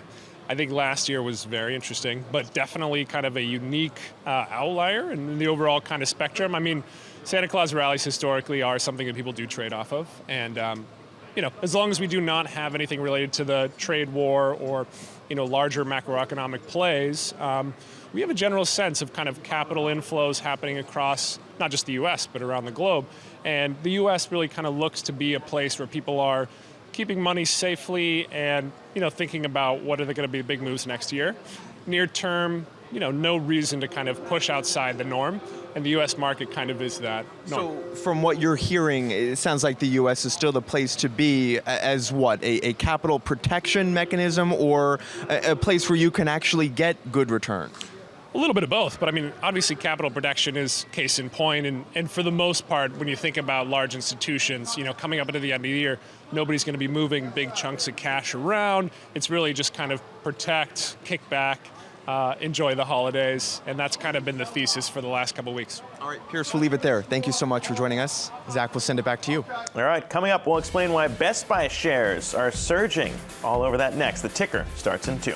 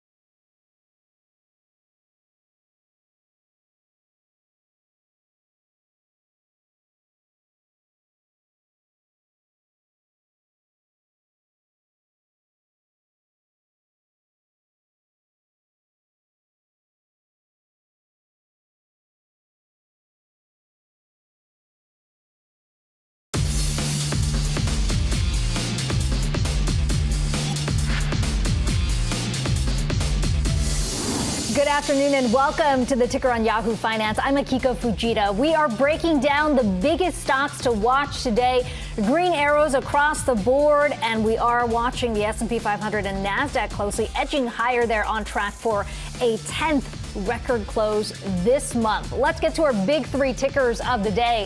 Best Buy is leaping as it sees big demand heading into the holiday shopping season. Alibaba makes a major splash in its Hong Kong debut. And Dollar Tree is tumbling as it sounds the alarm over tariffs.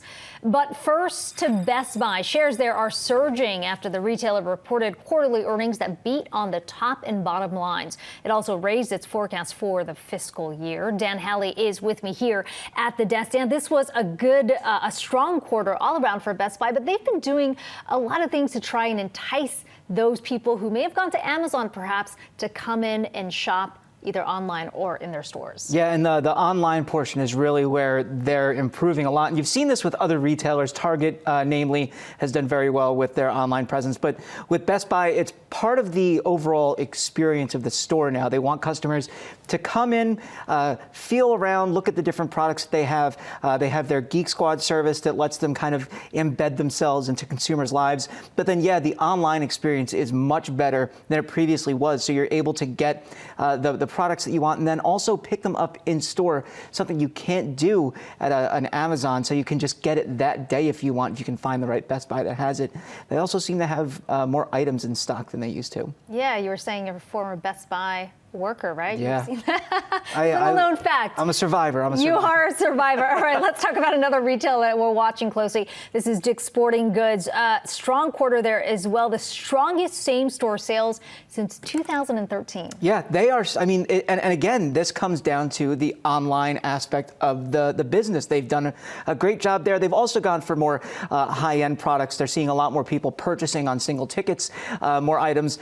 Sneakers and kind of athletic apparel is really where they're doing well. It's interesting because they had done the initiative where they wanted to stop selling certain types of guns, and there was the issue of, well, is that going to hurt them in the long run? But obviously, they're still doing well. They haven't fully phased out selling weapons in certain stores, in all of their stores. They have done it in some, and they took away the AR-15 rifles. But yeah, it obviously hasn't hurt them, and they continue to do well as an organization. And it looks like the big lesson for retailers: get a good online presence. And it's mind-blowing that it's taken this long for retailers to figure it out, but make sure that your online presence is as good as your in-store presence. Yeah, the omni-channel word is what we've heard over and over, especially with these retailers and earnings. Thanks so much for that, Dan. Well, it is a solid trading debut for Alibaba. Hong Kong-listed shares of the e-commerce giant closed more than 6% higher this trade overnight over in Hong Kong. The company trades under the ticker 9988 in Hong Kong. An interesting note here, those numbers are considered to be lucky in Chinese culture, signaling prosperity, and it certainly helped on the first day. Taking a look at Alibaba shares here in the U.S., not the kind of pop we saw over in Hong Kong, but of course it is still up 0.9%. Let's bring in Emily McCormick, who has been tracking this very closely. Emily, certainly a significant listing for Hong Kong, given that this is kind of where things started for them. They used to be listed in Hong Kong, but what does this mean for some of their investors a little closer to home? Well, this is huge for Alibaba and especially for those mainland China investors. So if we look at what this actually entailed, this was an issuance of 500 million new ordinary shares with a 75 million green shoe over allotment option, which means if exercised, these underwriting banks would be able to sell even more shares than that original amount sent. This raised actually about $11 billion. So that was a little bit short of that $25 billion raised in the New York Stock Exchange listing about 5 years ago, but still marking the biggest listing that we've seen so far in 2019. If we look at this, Alibaba CFO Maggie Wu actually told the South China Morning Post that most of the first-time buyers of Alibaba stock in Hong Kong today were institutional investors and fund houses in mainland China. So this is really unlocking value and potential share price appreciation coming from China, where, of course, Alibaba is headquartered. Emily, there's always been some speculation about this Hong Kong listing, that this is just kind of the first step because Alibaba has has faced a lot of pressure to list on some of the mainland stocks. What did Daniel Zhang have to say about that? Right. Well, one of the things that he had to say is that this really was a homecoming for Alibaba, and especially since this is the largest corporation in China, to really be closer to that mainland makes a lot of sense here. And the reason that they'd actually chosen the New York Stock Exchange over the Hong Kong listing back in 2014 was because at the time the Hong Kong Stock Exchange hadn't allowed companies with dual class shares to actually list on that exchange. That was something the New York Stock Exchange actually does allow. But now that they've rolled back some of those requirements, it actually paved the way for Alibaba to come back and come a little bit closer to home. If we think about this capital raise, this is really enabling Alibaba's continued growth both in mainland China and abroad. They saw 40% top line growth in the most recent quarter, so really growing quite strongly, really trying to branch out into those lower tier cities, as they call them, some of those smaller provinces in China, and continuing their growth both on the e-commerce side and with some of their new initiatives like streaming and video. Yeah, I thought it was interesting. Daniel Zhang said that this listing was a new starting point, but definitely not the destination, maybe hinting at a future listing on the mainland exchange there. Thanks for that, Emily. Our third ticker of the day is Dollar Tree. Shares there are plummeting after the discount retailer reported mixed third quarter results. It held its full year forecast, but warned tariff increases and store closures would trim its bottom line. Inez Ferre is with me. So Inez, let's talk about that tariff impact. In its previous quarter, the company kind of held back from changing its outlook because they were still looking at how to mitigate some of the costs. What more did we learn today about how this is affecting their bottom line? Right. Well, they revised their fourth quarter outlook just because of tariffs. And in this case, they said that tariffs would add some $19 million in cost of goods sold, or 6 cents per diluted share. So it's definitely significant, and you can see that it's being reflected on the stock price today. Also, with their forecasts, they talked about tariffs and about also the fact that their results were really impacted by this global helium shortage. Sound familiar? It's because Party City had also in the last earnings talked about this global helium shortage. And this is one of their most profitable, by the way, segments. And as far as their sales are concerned, they said that they sold more of these lower margin products, more consumables, and they also talked about the cost for the turnaround for Family Dollar. That's the Family Dollar, which they acquired back in 2015. You're also seeing pressure on the stock because their gross margin was down to 29.7%. That was down from 30.2% from the same period a year ago. They said that they had higher freight costs, higher distribution costs, more of these consumable items, as I just mentioned, that are less profitable, and also the helium shortage, Akiko. And as I want to get back to the tariff issue here, because they're not talking about the December 15 tariffs that could potentially go into effect. They've said the September 1st tariffs, if fully implemented, would have a significant impact. They said $19 million in the current quarter. That's the increase in the cost of goods. So assuming that this stays, what is the mitigation strategy for Dollar Tree? Right. Well, what they're saying is that they're trying to move as much as they can of vendors out of China so that they get their products from elsewhere. And they're also trying to work with vendors to try and lower the prices. But certainly this was the big umbrella, so to speak, of their earnings call, where they just talked about these tariffs, the impact that these tariffs will have. And we'll see what this does with Dollar General, if it's anything different. They are reporting their earnings on December 5th. So it'll be interesting to see how these two compare. Okay, Inez Ferre, thanks so much for that. Straight ahead, there are new signs of easing tensions between the U.S. and China in that trade war. We'll have the details coming up.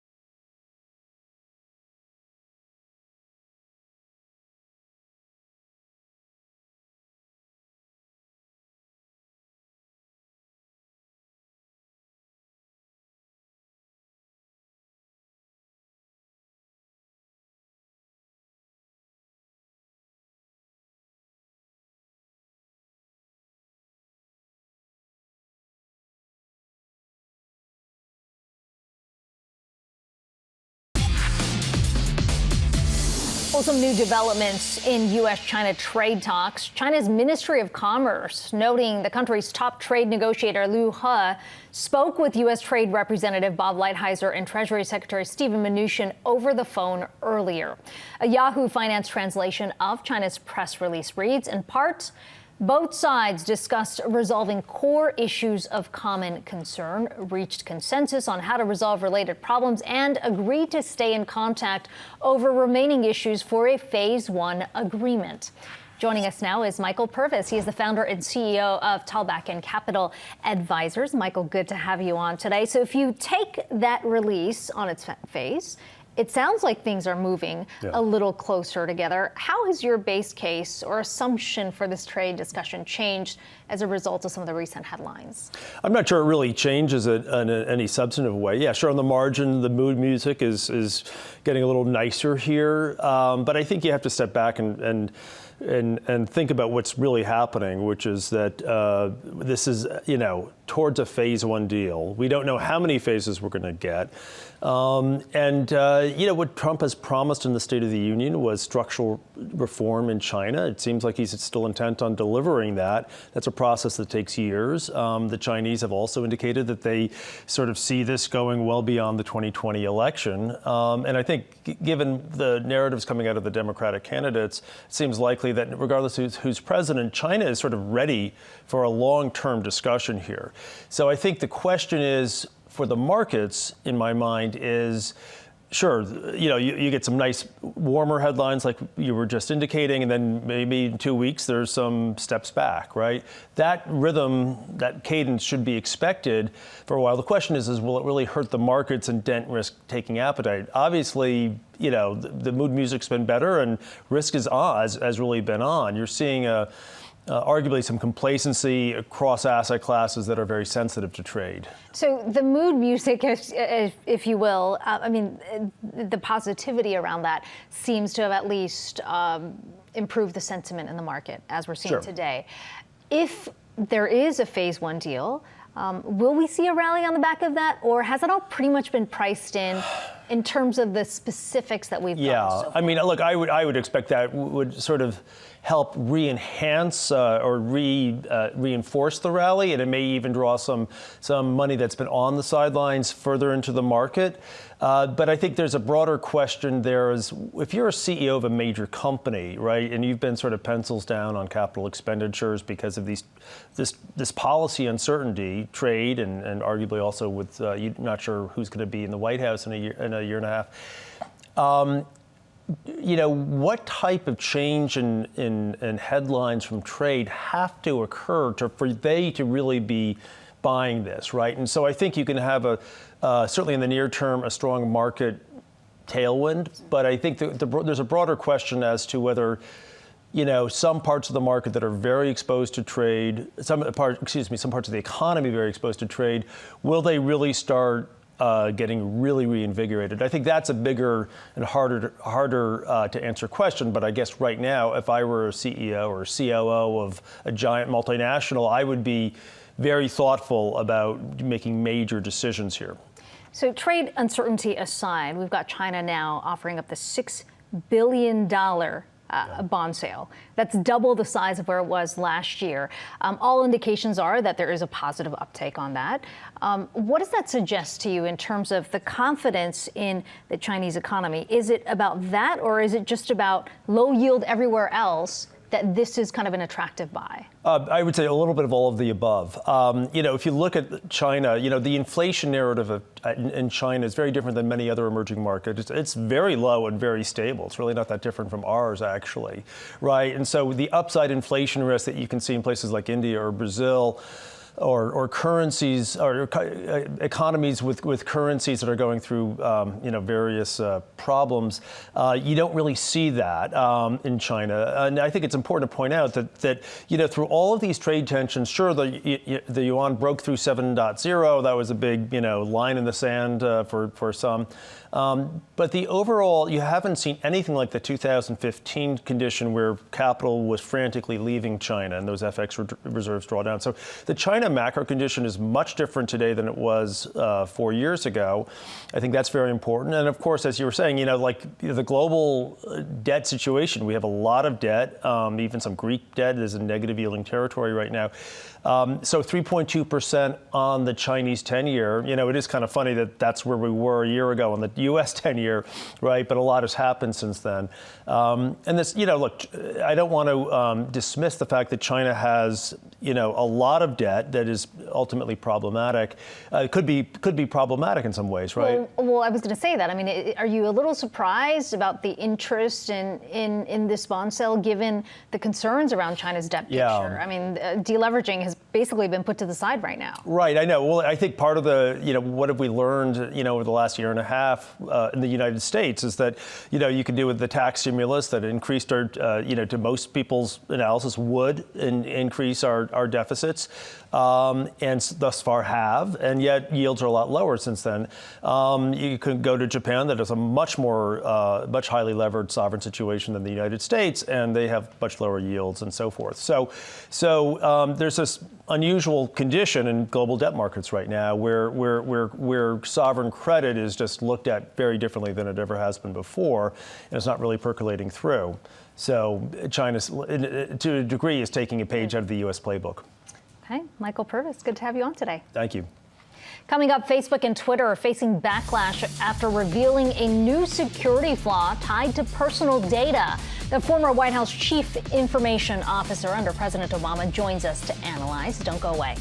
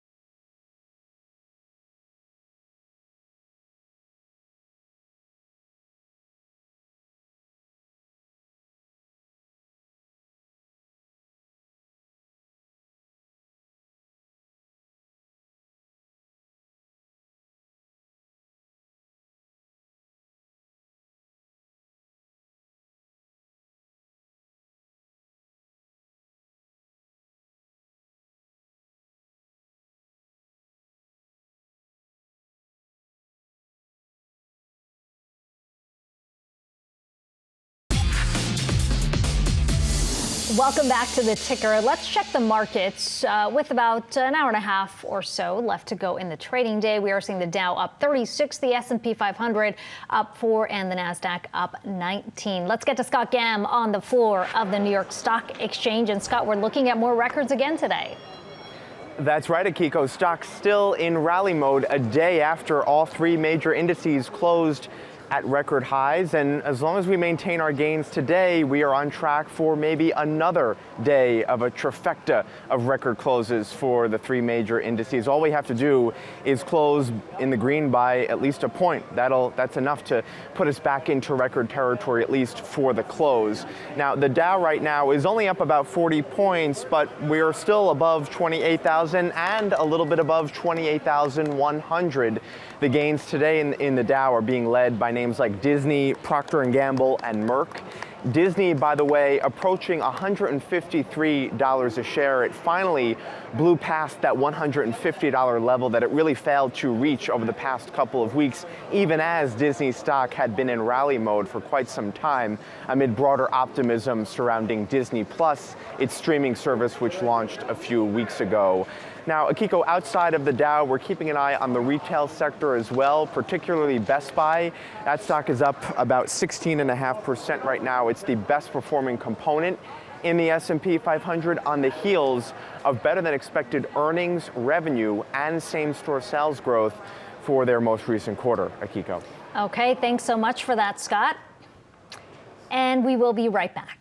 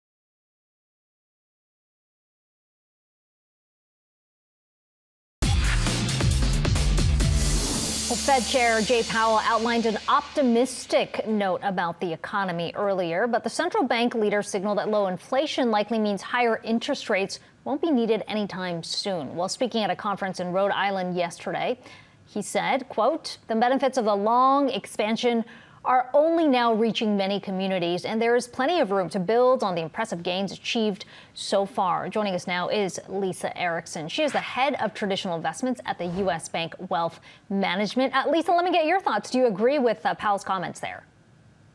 So we do think that the economy is in a pretty good shape. When we look at it overall, as Chairman Powell indicated, we've got a nice backdrop in terms of the environment. Interest rates are still absolutely low and inflation stays modest. And in addition, when we look at our economic indicators and aggregate them up, we actually see some economic momentum, meaning that even though the economy generally is still in a slowing mode, that rate of slowing is actually starting to taper off. So we're starting to see some potential signs of bottoming. And you talk about the bottoming. What is driving that momentum? So the two sectors really that are holding up the economy right now, where we're continuing to see stability, are really the consumer sector and the housing sector. But in addition to that, we've started to see some signs of life from the manufacturing sector. And in fact, if you look at the most recent report on leading economic indicators, we're starting to see a turn in that area as well. So this all comes as we see the central bank in a bit of a pause mode here. Essentially, Jay Powell saying, look, now it's time for the fiscal side to maybe do a bit of its work. We had a chance to speak with Allianz Chief Economic Advisor Mohamed El-Erian earlier. He explained why he thinks the central bank is in a lose-lose position. Take a listen to what he had to say. The Fed cannot pull back, because if it pulled back, it's worried that it's going to disrupt markets, and if it disrupts markets, there can be a spillover on the economy. So they're in a lose-lose-lose. They can't stay where they are. They can't do more, but they can't do less. And that's the irony of relying for too long simply on central banks. So, Lisa, he's essentially saying even if the Fed wants to pause and pull back, it's not in a position to do that. Do you agree?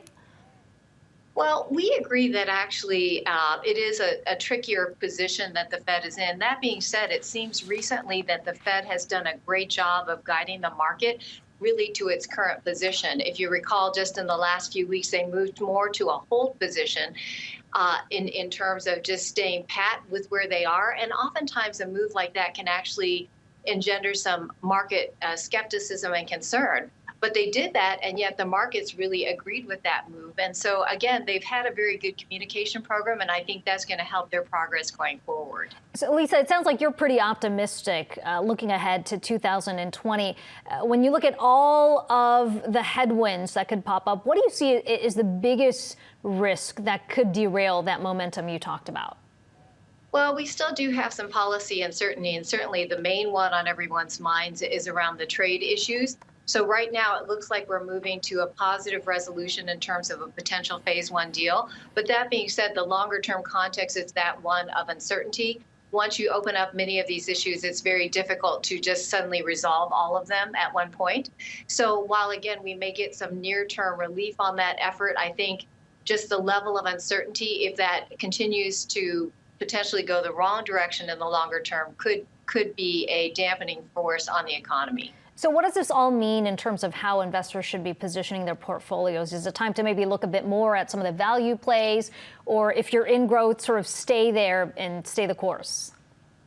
So right now we are at a neutral stance overall in the equity market, meaning that whatever you currently have in terms of a strategic allocation to U.S. stocks, we think you should stay there. In terms of within stocks, we actually think the best place to be, to your point, is actually to stay with the growth play. While there's been a rally in the value stocks over the last few weeks, that continuation would really depend on more stronger economic momentum going forward. And again, while we see signs of bottoming, we're not getting a sense yet of a very robust economic recovery. So, and we believe also that the momentum price-wise continues to be with the growth stocks. So that's where we would advise staying for the current time. Okay. Lisa Erickson, always good to talk to you. Appreciate your time. Thank you. And the ticker will be right back. Stay with us.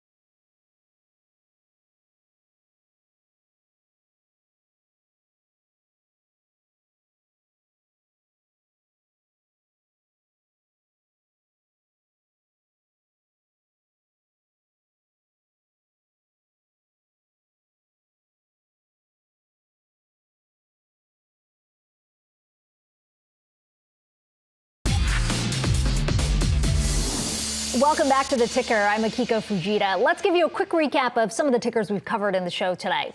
Our first ticker was Best Buy. It is leaping after delivering strong third quarter results. The electronics retailer is also boosting its forecast for the holiday shopping season, citing robust consumer demand. And you see that stock there up more than 11% right now. Also in focus, Dick's Sporting Goods. It is skyrocketing in the wake of its latest quarterly results, trouncing expectations on the top and bottom lines. The company says it saw its biggest same-store sales gain in 6 years, while also posting a 13% jump in e-commerce sales. We also looked at Dollar Tree. It is tumbling after mixed third quarter results, but it's cut to its fourth quarter earnings forecast. That's taking the major bite out of the stock today. Dollar Tree blames the ongoing impact from tariffs. Well, time to get to our next group of tickers. Abercrombie & Fitch is in the red despite an unexpected surprise with same-store sales. One of the biggest activist investors in the game is taking a stake in CVS. And Palo Alto Networks is sinking as it announces yet another acquisition. But first to Abercrombie & Fitch. Shares there are slipping after the retailer missed earnings estimates on the top and bottom line, but it did see growth in U.S. comparable sales. Emily McCormick is back with me. So what is the outlook for the company now? Well, if we look at the outlook heading into the holiday season, it did come in a bit light. So they actually lowered their guidance heading into this fourth quarter. They're now seeing full year net sales of just between 0% to 1% growth. That's down from as much as 2% growth seen previously. And looking at the third quarter, the laggard here had really been international sales and Hollister sales. And Hollister being, of course, that surf-oriented brand, a little bit more of a California vibe on the apparel side. Those comparable same-store sales really slumped during the quarter. Those were down 2% versus expectations for just flat growth. Then on the international side, those comps were down 8%. That was much more sharp of a decline versus the 3% decline last year. Now, at the same time, international is a smaller portion of overall sales for the company, but it is something that they really called macroeconomic headwinds as creating that impact. So a couple of the factors were Brexit, the Hong Kong protests, really impacting some of those stores where they have a lot of exposure, especially with that Hollister brand. They do have quite a few more stores open on the brick and mortar side in the UK for Hollister as opposed to Abercrombie, for instance. So when you look at this brand, this is another one of those retail names that has been hit by the tariff impact. We're seeing the company talking about gross profit hit by $4 million in Q4, $5 million in the full year. What more is the company doing to reduce its exposure on that front? Well, they really are trying to move their production, and that's something that's already beginning to be reflected in these results. So back in fiscal 2018, about 25% of their merchandise receipts were imported into the U.S. from China. They've now brought that down and expect that to be at just 16% in 2019. They said they expect that to be even lower in the low teens in fiscal 2020. They said they're really grateful to their long-term vendors and partners, really being helpful in mitigating some of this production and helping to offset some of these tariffs. That said, that is something that is going to weigh on their profit margins. They did issue guidance for gross margins to be down by about 150 basis points in the fourth quarter compared to last year's 59.1%. They said that's reflecting a combined adverse impact from currency as well as the China tariffs of about 70 basis points. Okay, we are seeing that stock down roughly 2.5% right now. Thanks so much for that, Emily. Our fifth ticker is CVS. Activist investor Starboard Value is taking a stake in the pharmacy chain, according to the Wall Street Journal. This follows CVS's $69 billion acquisition of Aetna last year. Inez Ferre is with me. So, Inez, we are seeing that stock under pressure right now. Connect the dots for us. How does this fit into the overall strategy? Right. Well, the report basically says that Starboard has a relatively small stake in the company and that both sides have been having amicable talks, Starboard along with the CVS management. But certainly this is when you have an activist investor like Starboard, people definitely take notice. This is the same activist investor that went after eBay, wanting eBay to undo itself of StubHub and also eBay's classified business. The strategy here may be not to necessarily go public full force. It may be just to engage with management and have these talks. If you look at the stock year to date, it's up about 14%. If you look at it over a 12-month period, it's not moved too much. At the beginning of the year, it got beaten down a bit, because of some headwinds that they had spoken about, and then it turned around in the last couple of quarters as they also gave more guidance as to the next years and how they continue to integrate Aetna. So we're seeing the stock down about 2% right now. What are you hearing from some of the analysts that cover CVS in terms of what this could mean for the company? Well, Deutsche Bank came out with a note saying that it was a surprise to them, really, that there would be an activist investor with a bone to pick with CVS. However, there was a report from PE Hub saying that CVS now could be weighing getting rid of its workers' compensation unit, so selling off that unit. That's Coventry Health. That was acquired by Aetna back in 2013 for some $5.7 billion. That unit could be worth upwards of $1 billion right now. It may help with debt. It may help pay down debt, and also it may be just a low growth business. This is how some analysts on the street are seeing this. So this could be something positive if they were able to get rid of what they see as a non-core asset. Okay, thanks so much for that, Inez. The sixth ticker of the day is Palo Alto. Shares there are tumbling despite the security software company beating estimates in its quarterly earnings report. It also, though, announced it will acquire a cloud-based company for roughly $150 $50 million. Dan Halley is back with me. Dan, we are seeing a steep sell-off on this stock, down more than 11%. Is this based on the acquisition and the cost of that? Yeah, this is another acquisition that the company has taken on. They've done this several times in the past year, and they're tying it to their earnings. So, you get the kind of double impact, seeing how it's going to impact the earnings, and then just being told that, yes, we're acquiring another company. Now, Palo Alto isn't a company that's making money at this point. They still lose money. So the added acquisitions aren't necessarily something that investors might want to see. They might want to see them get a path to profitability sooner than adding on these other segments. But it's also kind of transforming the business as a whole. They're going from kind of this service where they were offering firewall and general security to a more open and full-fledged cloud service. So they're really trying to transform the company through these different acquisitions. It's kind of, I think, putting off investors at this point. Let's talk about another tech name that you're tracking. We've got this SEC filing revealing a bidding war between Google and what was, until the last few hours, a mystery company for Fitbit. Now we know that it's Facebook. At least that's what CNBC is reporting. You surprised? I kind of am. It makes sense, I think, for Google to go after Fitbit. They really need to do more to get into the fitness tracking space or the smartwatch space. They had some, they do have some hand in there. They have Fossil Watches is the largest brand that uses Google's Wear OS. It's not going anywhere. It's not good. It's not anywhere up to snuff with the Apple Watch, and it never will be.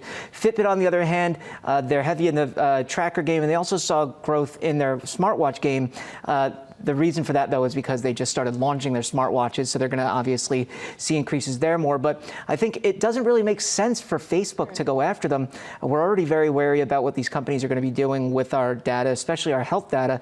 The reason why Apple kind of gets a pass is because they don't sell that. And you look at a Google, they obviously were using people's health insurance data. Now they're getting into the fitness aspect of it.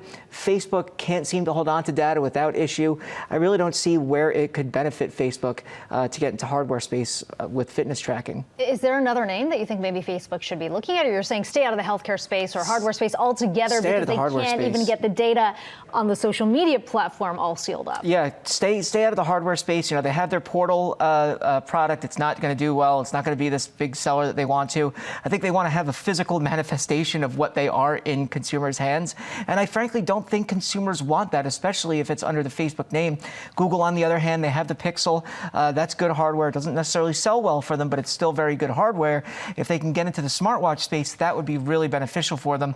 But again, it really is in this game Apple's to lose. They really are the best with the smartwatches, with the Apple Watch. Right now, you can get an Apple Watch Series 3 for $199. That is a stupid good deal, and that's the low end that they're offering, which is still a great product. So I don't understand how Google or Facebook, whichever ends up with Fitbit, is going to benefit.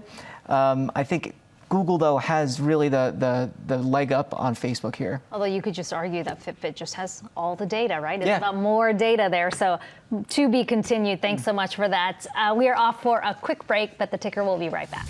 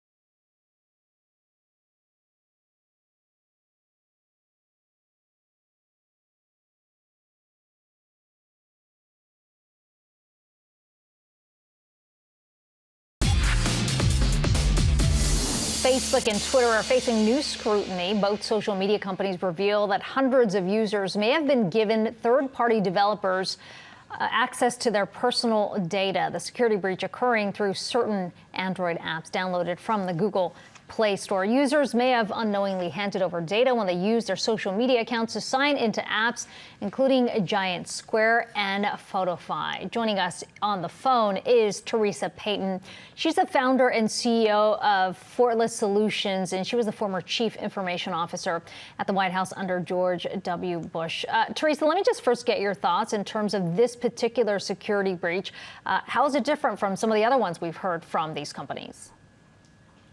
It's not different from the standpoint of it's frustrating. I mean, as somebody who's protecting and defending company accounts and individuals, it's not surprising, but it's very disappointing. And so what's interesting about this is nobody did anything wrong on the consumer side here. You went to the store, you downloaded an app, you feel like you should be able to trust that these apps have your best interest at heart, or at least they've been vetted, and they haven't. And so there are some things people can do out of an abundance of caution as it relates to this specific issue, but some things that people can do going forward that can help them a lot. Okay, I want to get to some of the steps that users can take, but first on what actually happened here. I mean, you talk about the frustration. It seems like every month we hear of some kind of data breach, data accidentally being handed over. Why aren't we seeing these companies maybe seal up that information? How much of this has to do with the fact that users aren't necessarily exiting these platforms? There's not as much urgency. How much of it has to do with the challenge in securing all of the information? Yeah, I mean, I think one of the biggest challenges is that the way the platforms are developed and these third-party apps are developed, you and I are the product for sale. And in order to monetize us, even if we pay 99 cents or $1.99 or whatever, whether it's a free app or a pay-for app, in order to monetize us, they want to take our data. And even if they anonymize our usage, they want to turn around and sell it for ads, marketing, third-party platforms. We know from Cambridge Analytica that data misuse that doesn't really match these privacy policies that we're all signing off on has been an issue for quite some time. And, pretty much companies just do, oh, I'm sorry, did that offend you? I'll stop doing it now that you caught me. And so that I think can be the source of frustration for a lot of consumers, which is, we've been pretty vocal. We want our privacy. And I don't think a lot of people realize, there are times that it comes across that the app is telling you, hey, let me be helpful to you. You can jump back and forth from this third-party app to your social media platforms without having to log in again. And I don't think people realize part of the bridge between that two can also be that bridge that behind the scenes is sharing your and my data. So walk us through some of the steps that you think these users should take. I mean, it sounds like if you can't rely on these companies to protect your data, you've got to kind of take it on yourself. What are some of the key red flags they should be looking for, and what more do they need to do to protect themselves?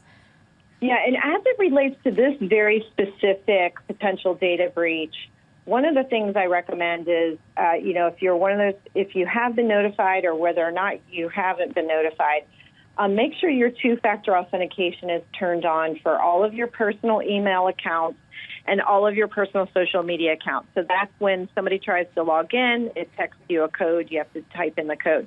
That's not foolproof, but a lot of times cyber criminals trying to do account takeovers, they move on to the next account when they see that turned on.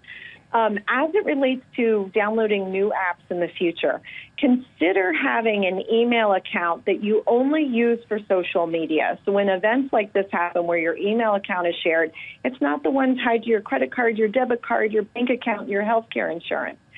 Turn on notifications to alert you if a new device is used to log into your account. And then also, whenever there's an announcement like this, cyber criminals like to create fake emails from fake sites that look official and look like security notices, trying to encourage you to change your passwords by clicking on a link. Don't do that. That is a red flag that you're being socially engineered. And then lastly, you can actually go into each one of your social media platforms, go into settings, and then each one is a little bit different, but look for the applications that have access to your social media accounts and think twice about whether or not you want to let them have, kind of unfettered access to these accounts, and you can actually block them out and lock them out of having that access, and that will stop some of that information sharing that's going on behind the scenes without your knowledge. Certainly some good advice to take down, especially in the face of these continued threats. Thanks so much for that, Teresa. Hey, thanks for having me on.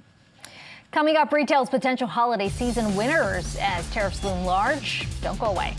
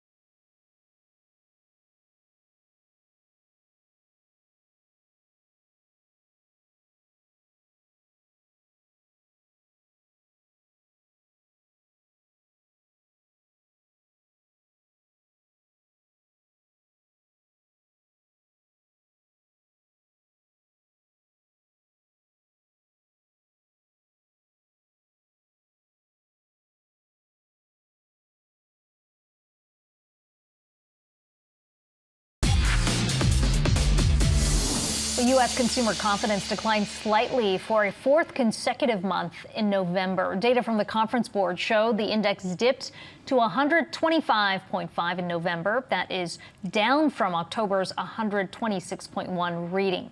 Despite the drop, expectations for the holiday shopping season remained strong, with the National Retail Federation anticipating sales will grow about 4% from last year's holiday season. Joining us now is Niladri Mukherjee. He is the head of CIO Portfolio Strategy at Merrill and Bank of America Bank of America Private Bank. That is a very long title. Let's talk about the consumer confidence number first. Any real surprises on that front?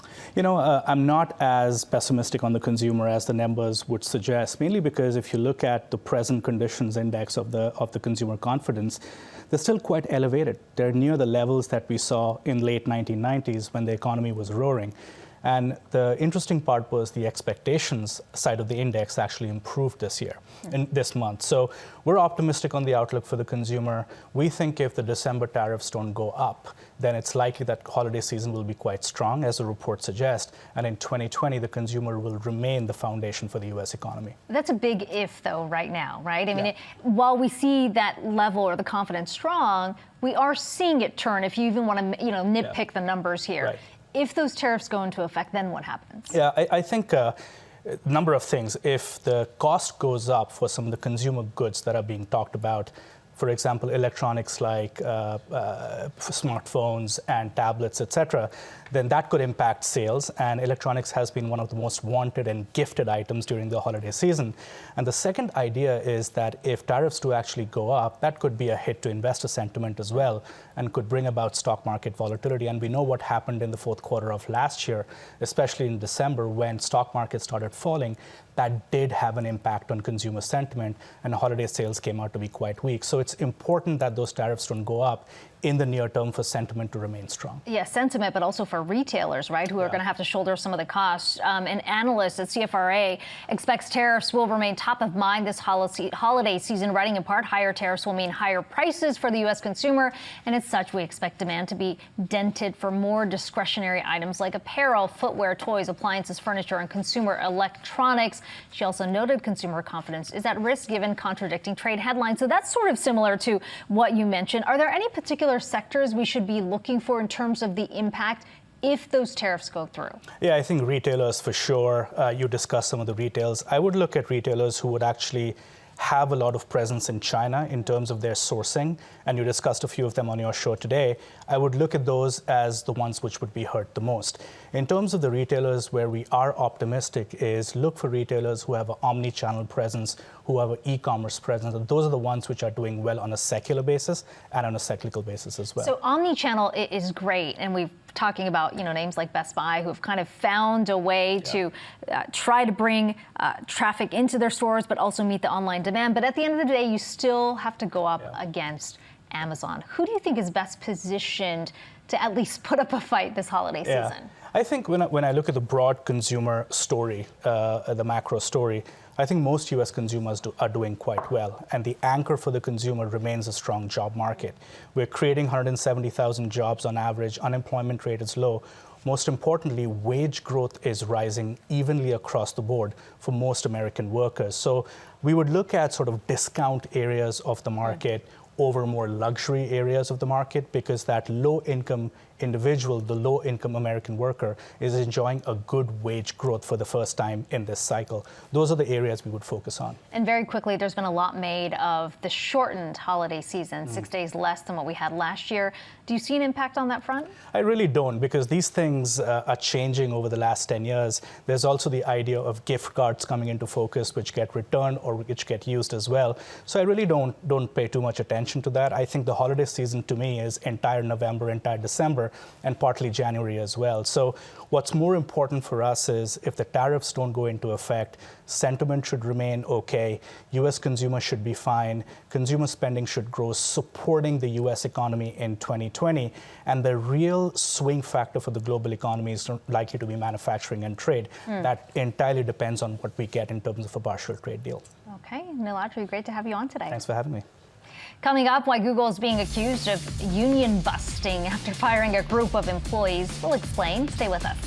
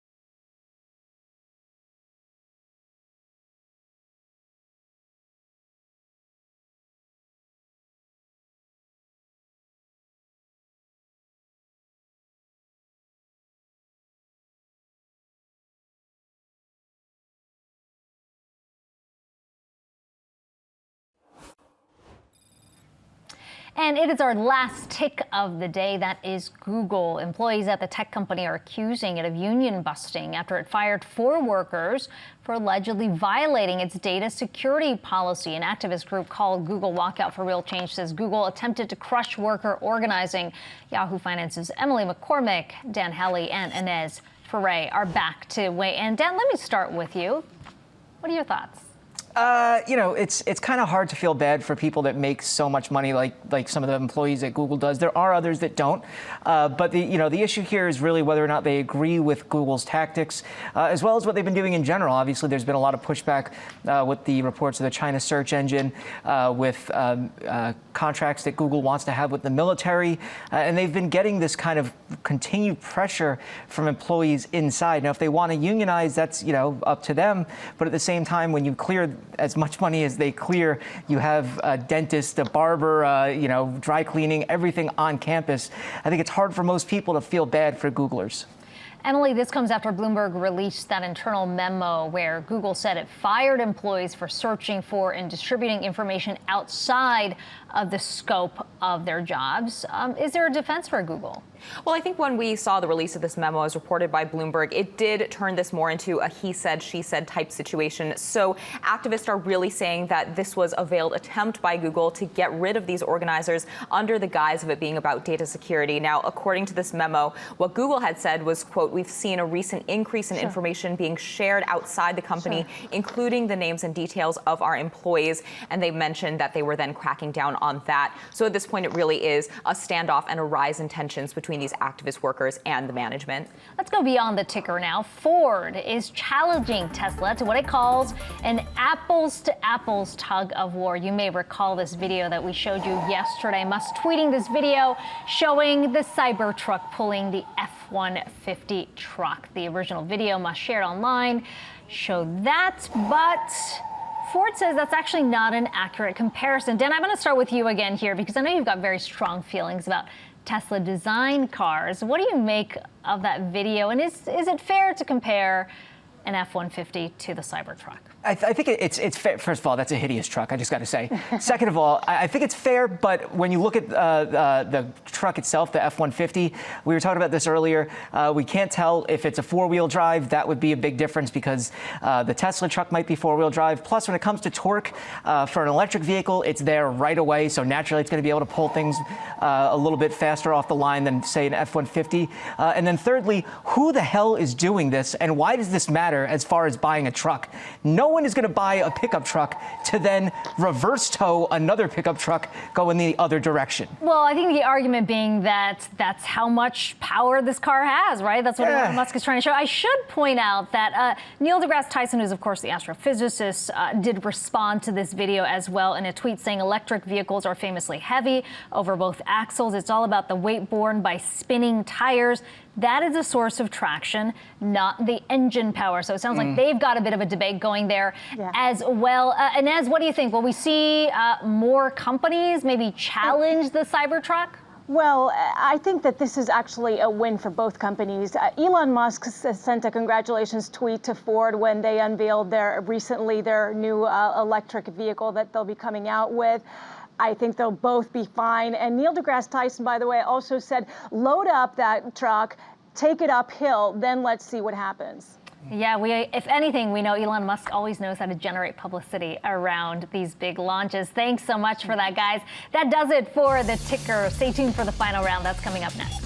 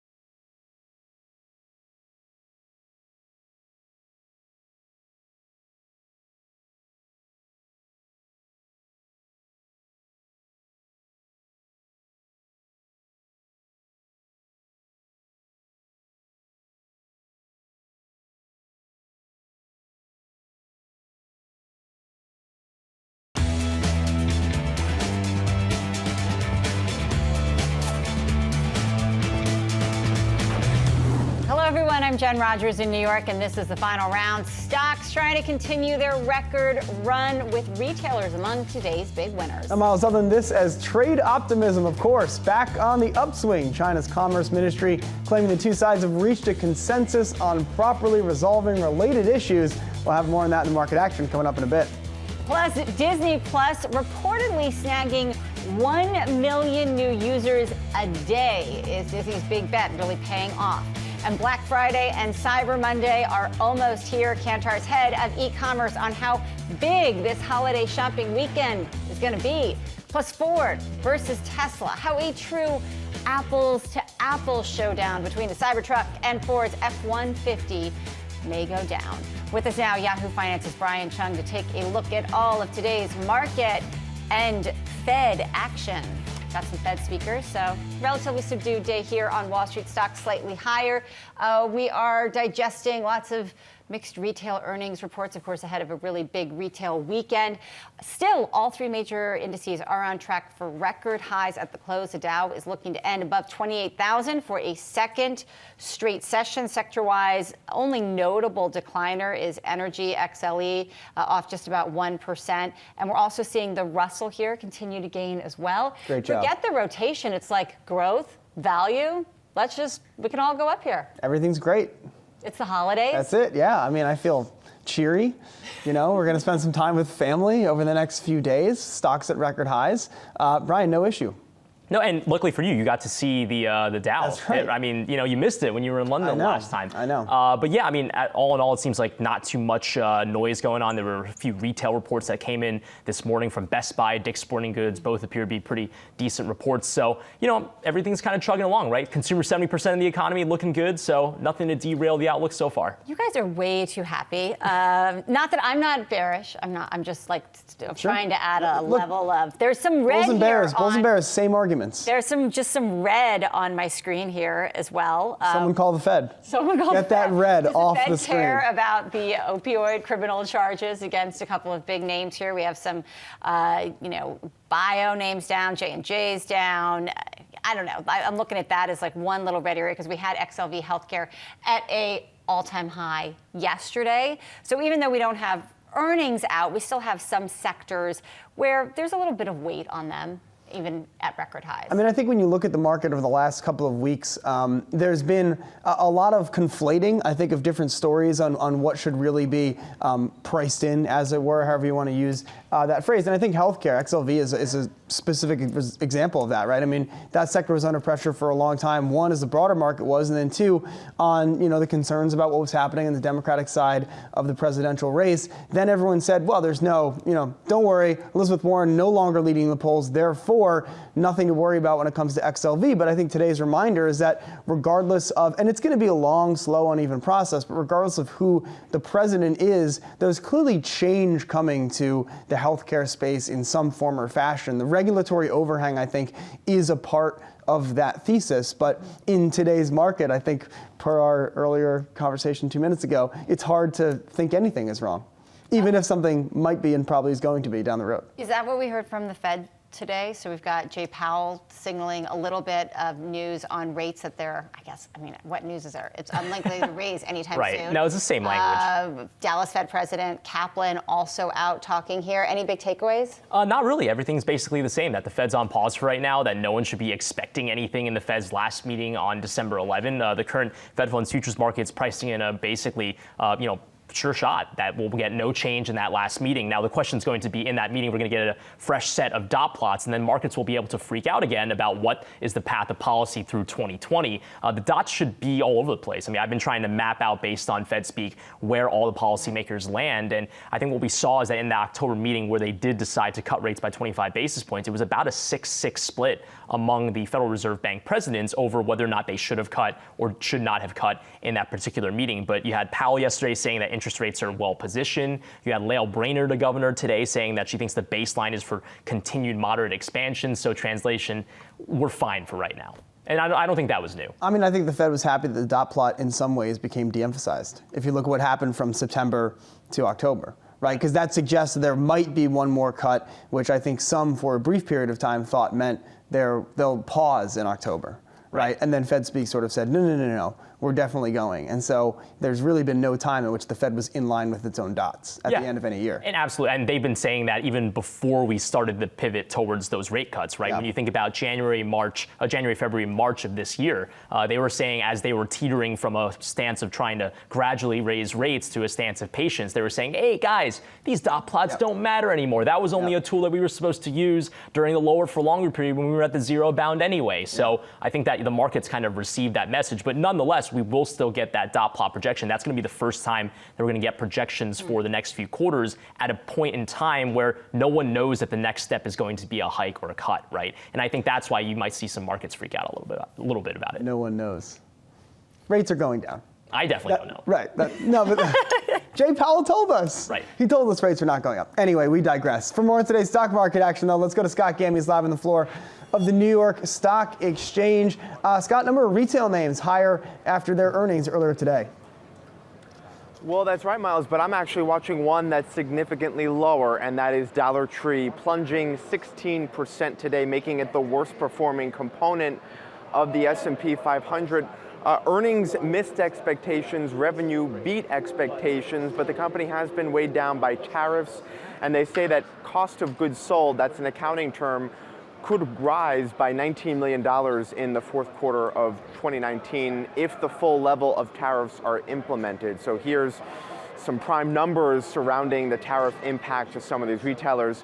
Abercrombie & Fitch also reported earnings. That stock down about 2%. It's also down 20% so far this year, and it's been a trifecta of misses for Abercrombie in its most recent quarter. Earnings, revenue, and same-store sales all missed expectations. And then, Miles, outside of retail, we're also watching the broader market, of course, and Disney is really powering the Dow today. It's the best performing component, up about 2%. You know, yesterday we told you how $150 a share was the key level to watch in Disney, because even though Disney has been on a pretty incredible run over the past few weeks, it really has failed to meaningfully break 150, and yesterday it closed just below that threshold. Well, today, with the gain today, Disney has blown through 150 and is now approaching $153 a share amid broader optimism about Disney Plus, guys. All right, Scott Gamme live on the floor of the New York Stock Exchange. Well, you heard Scott Gamme talking about it right there. More optimism on Disney. This comes despite a glitch-filled debut of Disney Plus, and apparently people are going and watching this. According to data from Aptopia, the service is racking up nearly 1 million new subscribers per day. While Disney Plus does offer a free trial, people are apparently skipping that altogether and just signing up straight for the $6.99 per month service. So, I mean, when I say it like 1 million per day, that sounds like a lot. But yeah, I guess it launched on the 12th, so they have 14 million right now. So it's 15.5, I think. Yeah, okay. But it's, you know, but as you just heard Scott Gamme talking about, it seems to be that thing that's been able to help propel it past that 150 level. Disney here, I mean, Disney Plus, we have talked about it ad nauseum. Every day, basically. And it was the glitch was huge. Are people going to watch this? Is the content good? The execution maybe didn't matter so much, as long as you've got the eyeballs. We don't even know how much people are watching. We can make a supercut in the year 2023 of all the glowing things the press said about Disney Plus in 2019. We don't have to work that hard to find that supercut. And what if Disney's like? I'm just saying. Killed Netflix and killed Apple. Will our supercut not make us look like geniuses? I'm just saying. So with Disney Plus, I don't understand why there's this kind of zero-sum explanation of zero-sum against Netflix. I think that they can both coexist perfectly fine with completely different demographics, right? I mean, I don't think anyone is arguing that the content that's available on Disney Plus is the same or going to eat out of Netflix's availability, right? I mean, when you think about those big blockbuster titles from Netflix, you're thinking about Stranger Things, you're thinking about, a lot of these other titles that are kind of more adult-oriented, whereas Disney Plus has this catalog of amazing, more kids, a younger demographic-focused, type of content. And I think those can coexist. I think that's fine. Yes, you're competing for the same two eyeballs, but there's no reason why any loyalist is going to say, I'm only going to watch content on Netflix. I'm only going to watch things on Disney Plus. I mean, of course, paying with your dollars is another thing, but I just don't think the content itself is really I feel like there's just I guess the thing with Disney Plus that really sort of rankles me is that it's like there's a bigger story here, and I can't exactly put it in like a real clean one sentence, but it's not Disney Plus, right? Like, what's going on in the media space right now? Everyone is trying to launch a bundle. Everyone is trying to repackage content. A number of services are going all in on old shows, some of which they didn't even make, right? The Office and Friends are apparently enough to launch entire services for major media companies because people want to rewatch that. So that's enough on its own. Meanwhile, NFL ratings are absolutely exploding right now. So you've got people going to live television for one thing only, which appears to be football. Everything else on cable and broadcast, every single program, even the is AMAs down. with Taylor Swift, Everything nobody is watched. getting absolutely destroyed. And so, to your point, Chung, it's like, yeah, there's obviously room for multiple players here, but like the Disney Plus Netflix thing to me is like just almost in a way beside the point, right? Because they're both amazing brands, great execution, and the services are tremendous. But like that kind of fake streaming war battle almost, to my mind, excuses the poor and horrendous things that are happening, the value destruction that's happening everywhere else in the media landscape, right? I just think by 2023, it is a real war. Both of these services are not making money. We just did a note yesterday. Netflix is losing $2 per sub. It should be more expensive. Disney's not making money at $6.99. As you get to reality in here in a few years, the real price discovery has to be around, like, does this work? They're going to have to raise these prices. And when they raise the prices, what are the choices that consumers are going to make? See, and I that think war still has a long way to go. I think the other side of it, like instead of these companies taking it out on their consumers, I think they're going to take it out on their talent. Like, if you are creating TV shows or movies, you're going to get paid less. There's going to be no movies or no TV. I mean, how many TV shows come out a year now? What, 5? It's for 5 years past. John Landgraf saying peak TV, and the number of shows has doubled, right? Anyway, they're rapping me as they do on award shows. As they do on award shows that no one watches. Coming up here, we'll talk about today's stock movers. First, take a look at where the European markets closed on this Tuesday.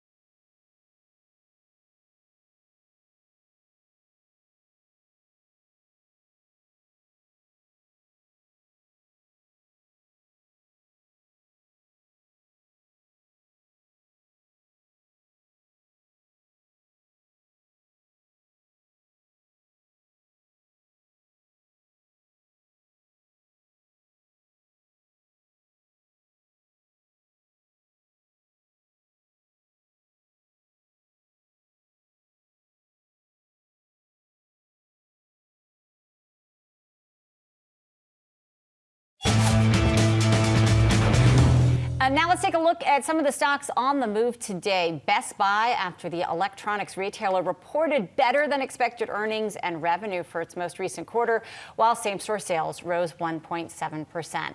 Dollar Tree, after the discount chain reported a profit decline for the third quarter, even though sales rose about 4% from a year earlier.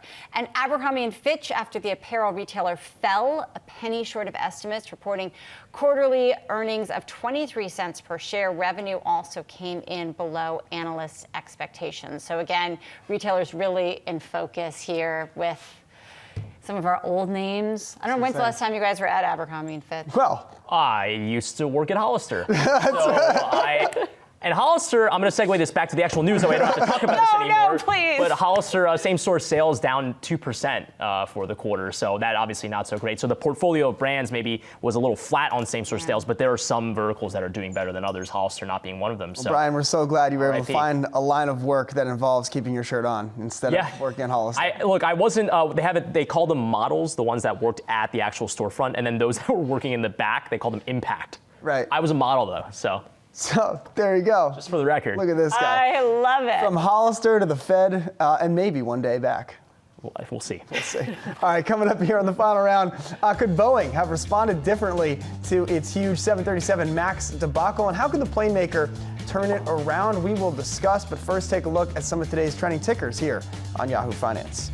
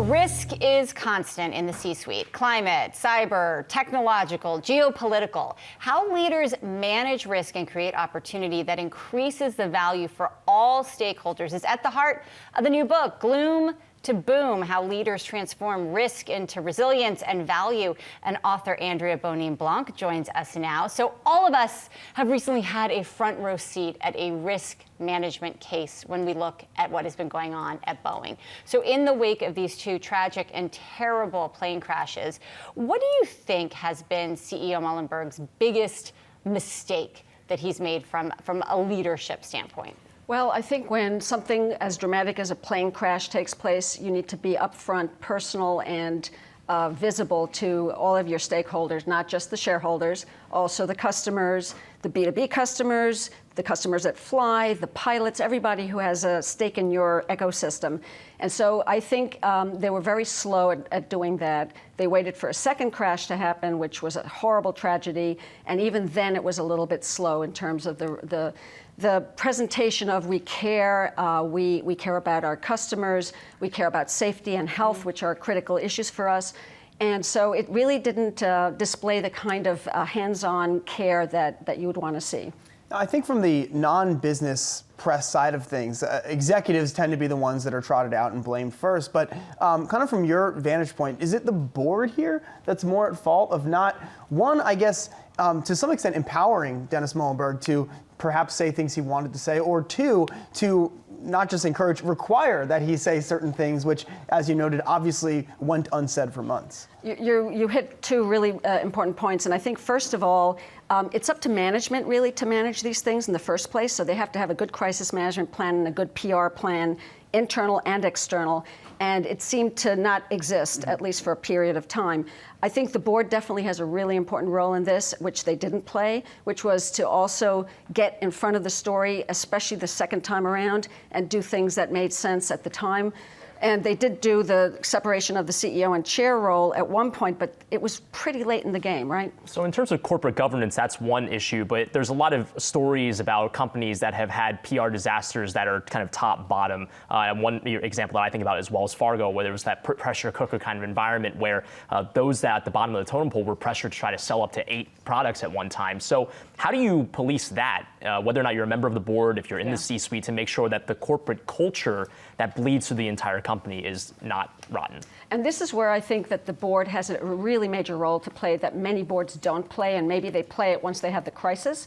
But they really need to hold the CEO accountable, not only for the financial results, but also for how the results are gotten. So that means the culture of the organization. And there are all kinds of ways to sort of measure that from an ethics standpoint, from a corporate responsibility standpoint, and so on.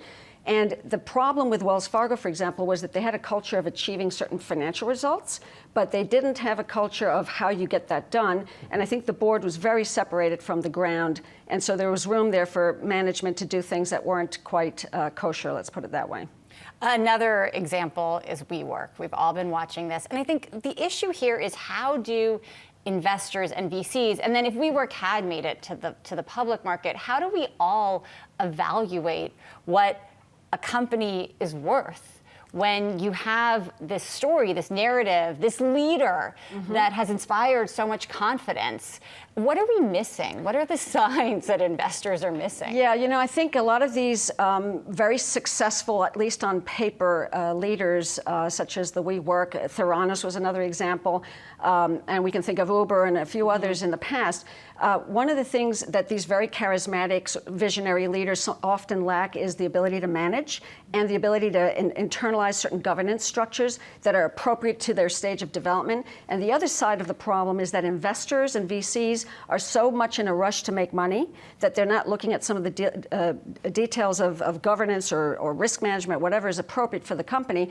And there are ways to look at that even in the earlier stage companies because they need to have some of this in place, not nothing or too much. Thank you so much. Andrea Bonin-Blanc is the author of Gloom to Bloom, How Leaders Transform Risk into Resilience and Value. Gloom to Boom. Thank you. There you go.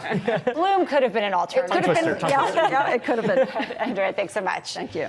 SoulCycle CEO Melanie Whalen is resigning from her position effective Tuesday, the company telling CNBC. Both sides felt it was time for a leadership transition, according to a person briefed on the decision who asked not to be named because those discussions were private. I'm deeply grateful for the opportunity to have led the SoulCycle team and brand over the past nearly 8 years during a transformational time for this amazing community. Whalen said that in a statement to CNBC. Of course, during that time, SoulCycle saw the rise of Peloton, which did make it to the public market. SoulCycle had a long rumored dance with going public, never able to get out the door. And of course, then there was also the related investment that they got tied up in as well with Stephen Ross. And a lot of people, I know people that don't go to SoulCycle anymore just specifically because of that. So she's had a lot to deal with. Yeah, and I think changing tastes in the fitness industry as well. It's a very taste-driven business. I think SoulCycle is certainly not doing as well as they would like. Otherwise, they would have already been a public company.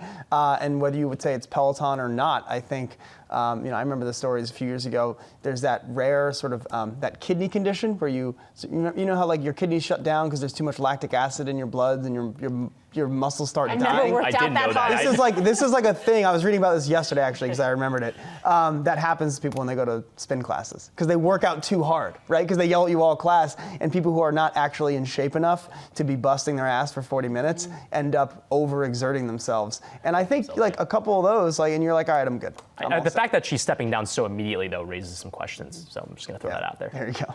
Instead of an aside about medical maladies. I have no comment. There you go. Don't know. All right, coming up here in the final round, we'll talk about whether you are retirement ready, why where you live has a big impact on your savings and which U.S. states could be best and worst for retirees. But first, take a quick look at some of the leaders in the Dow right now with 35 minutes to go in the session.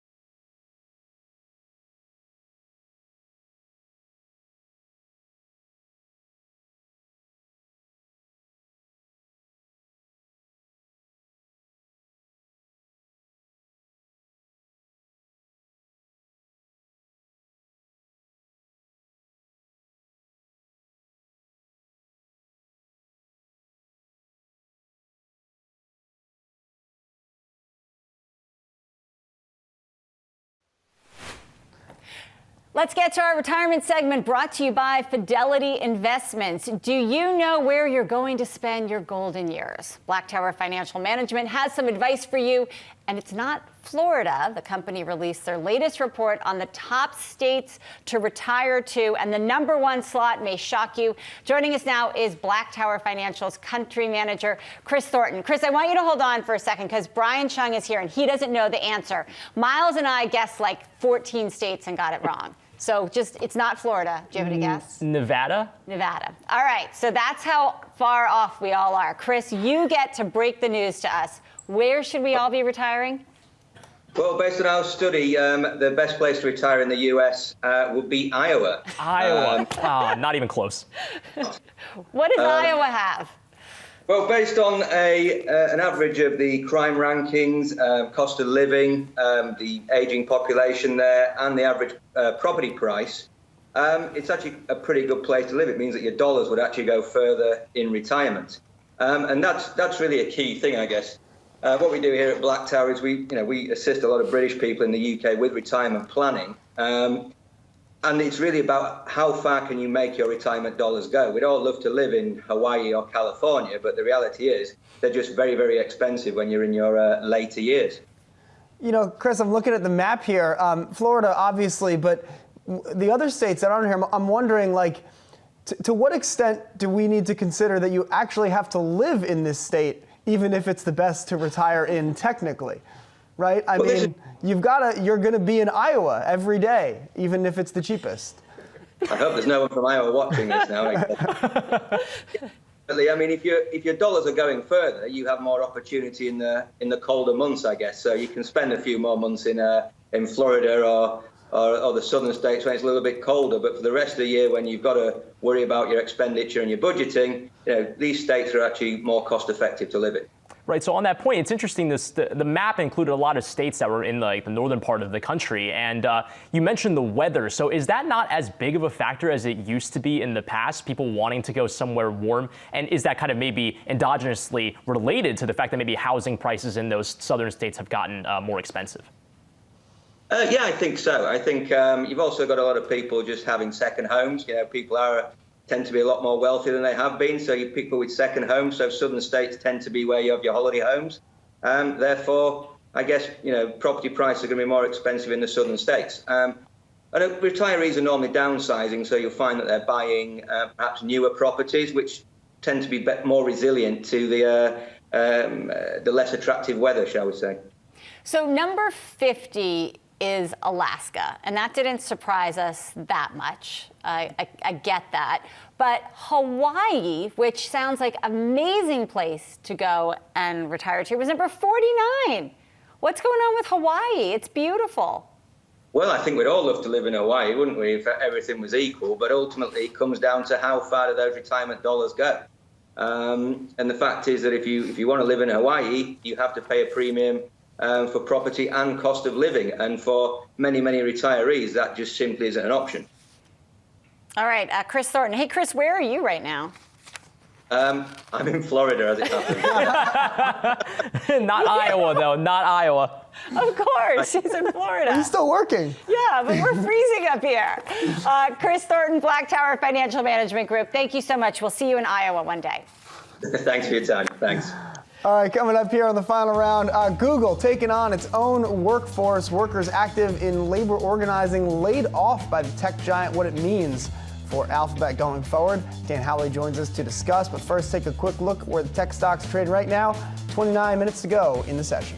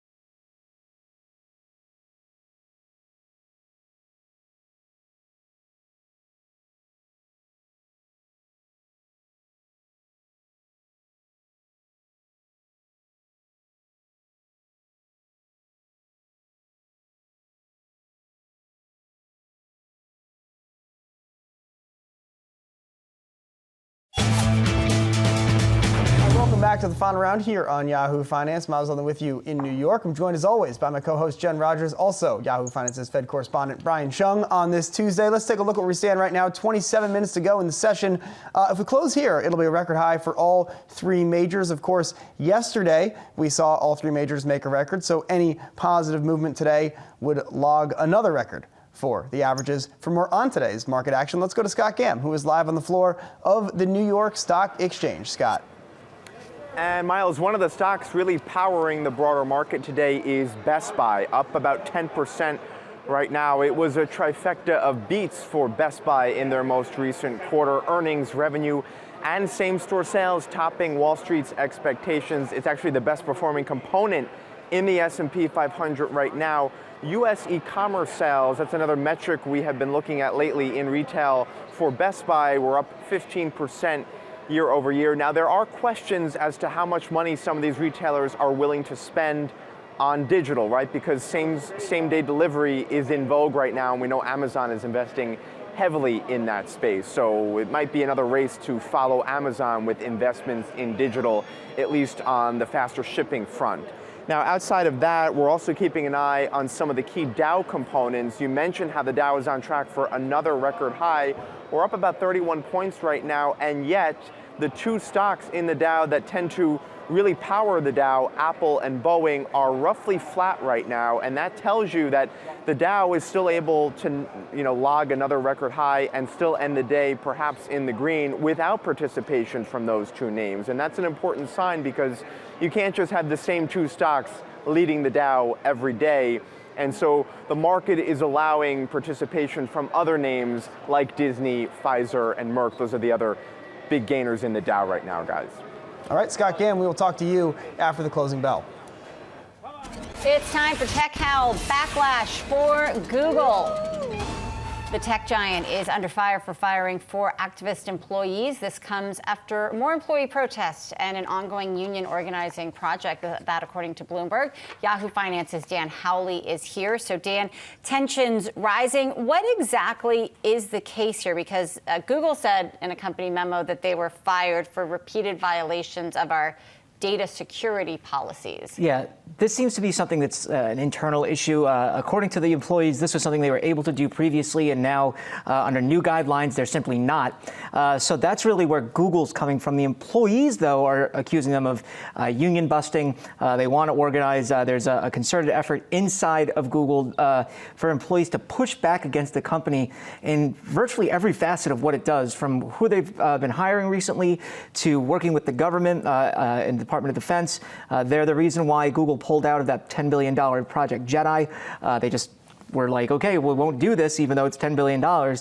So there's really been this ongoing kind of controversy between the company itself and the employees. It's hard to feel bad for employees who make a lot of money at Google, so that's kind of where a lot of other people are falling. Wait, why? What do you mean? Well, they're clearing 100K easy, right? Like, if you're a developer or programmer at Google, you're going to be making a good amount of money. And then for you to come along and say, look, we really need to change this company. Well, if you're that good of an employee and you don't like the company, then you can leave. So shut up and dribble? Kind of, yeah. Yeah. I mean, the thing is, it strikes me that Google has basically what seem to be sentient employees who are raising issues with the company does. On the other side, Facebook appears to have manufactured consent among 100% of its workforce, because you don't hear about issues there.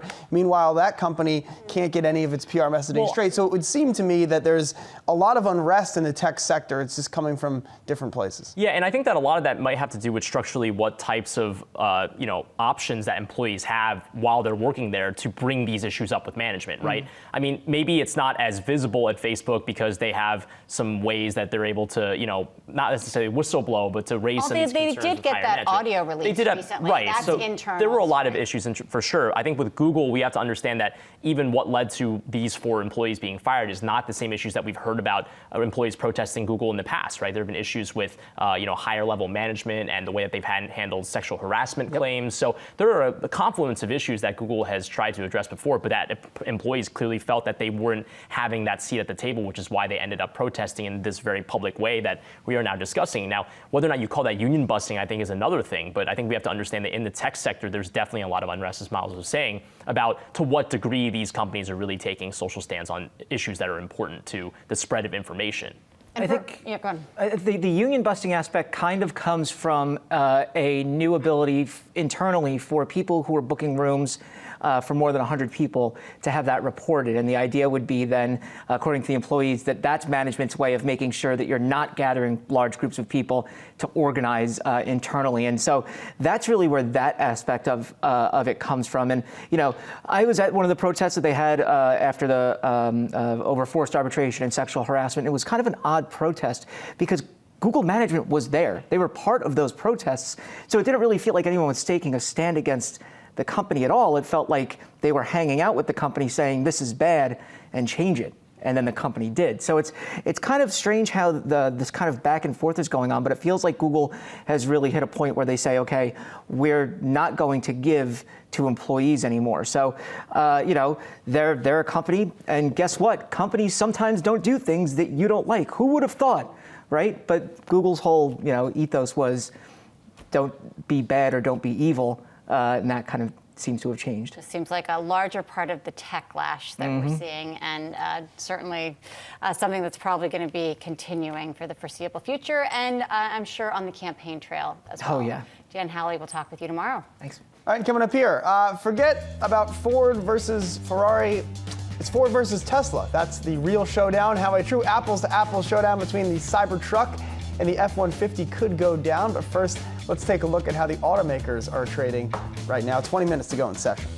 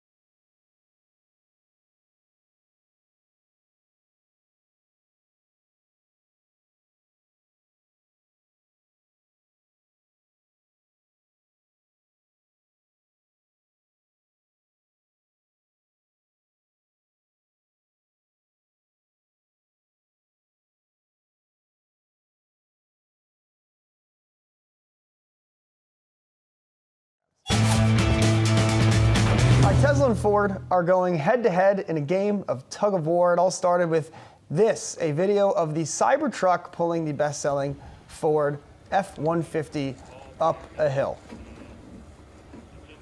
So I guess it works.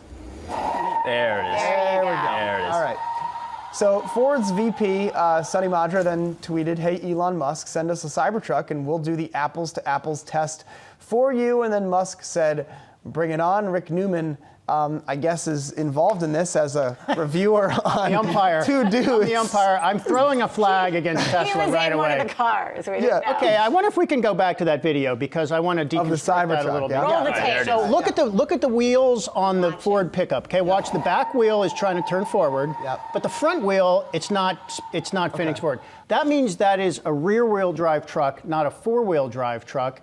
And as Elon Musk is touting the Cybertruck as an all-wheel drive or a four-wheel drive truck. So right off the bat, you've got four-wheel drive versus only two-wheel drive. And of course, that's cheating. I mean, so the Ford only has two wheels spinning instead of four.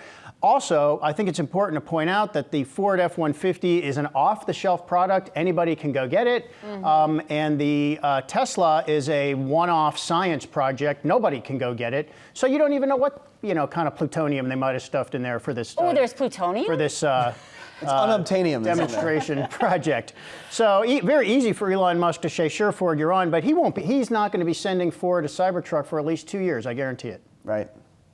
Yeah. Can I go now? That's it, Rick. Case closed. I settled the whole matter.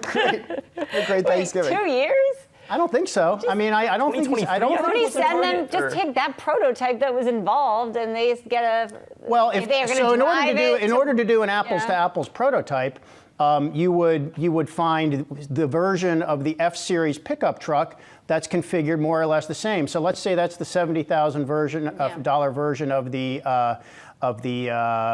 Tesla Cybertruck. Well, then you would not put it up against a Ford F-150. You might put it up against a Ford F-450. You could do it against a Ford that has a giant diesel engine, for example, or one that has the most horsepower in the class. You could put it up against the one that has 6 tires, which might still be cheaper than the Tesla truck. So I think Elon knows he can't win this on a transparent basis, and he's not going to sign up for this anytime. How is this unlike any of the other truck ads that we see right now, right? I mean, a lot of these truck ads are kind of gimmicky like this, where it's like, oh, look, the F-250 can carry a home on wheels or something at like 80 miles per hour. Like, how is this any different than that? Well, it's because he's taking on another brand, I think. So he's explicitly saying his truck is better than the best-selling truck in America, which is the Ford F-150. Whereas most of the other pickup truck ads, they're not competing with another pickup truck. They're towing like a block of concrete or a locomotive or something stupid like that. But you know, that is Elon's style. I mean, he's brash. I will tell you, at an auto show a few years ago, I did see at the Chevy stand, I saw a video demonstration of dropping trucks into a Ford F-150 pickup, and that's right after Ford had come out with the all-aluminum frame. And what Chevy was trying to show was the rocks that were being dropped into this Ford pickup poking holes in the aluminum frame. And that was unusual. That caught my attention. In case you're dropping rocks into because they don't usually like beat the crap out of each other's products. All right, Rick Newman, have a great evening. Bye, guys. Coming up, Albion Financials, Jason Ware gives us his 5 stocks he likes right now heading in to 2020. But right now, you're going to take a look at some of today's most active shares.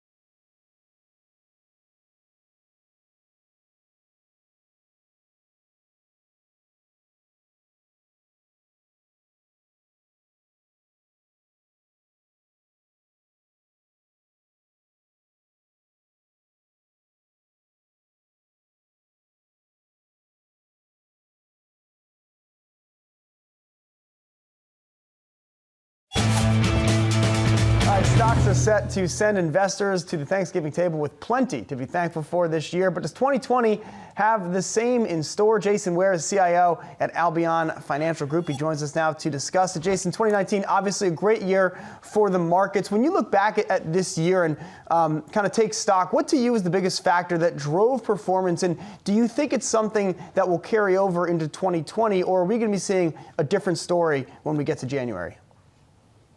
Hi, good to be with you guys. So as I look at 2019 and what's happened, I mean, you got to remember the context of going into 2019. We were just coming off of basically a flash bear market at the end of 2018, and expectations for the new year, given that recent performance in the market and given the fact that trade war was heating up, given the fact that the Fed was still tightening monetary policy, expectations were fairly low.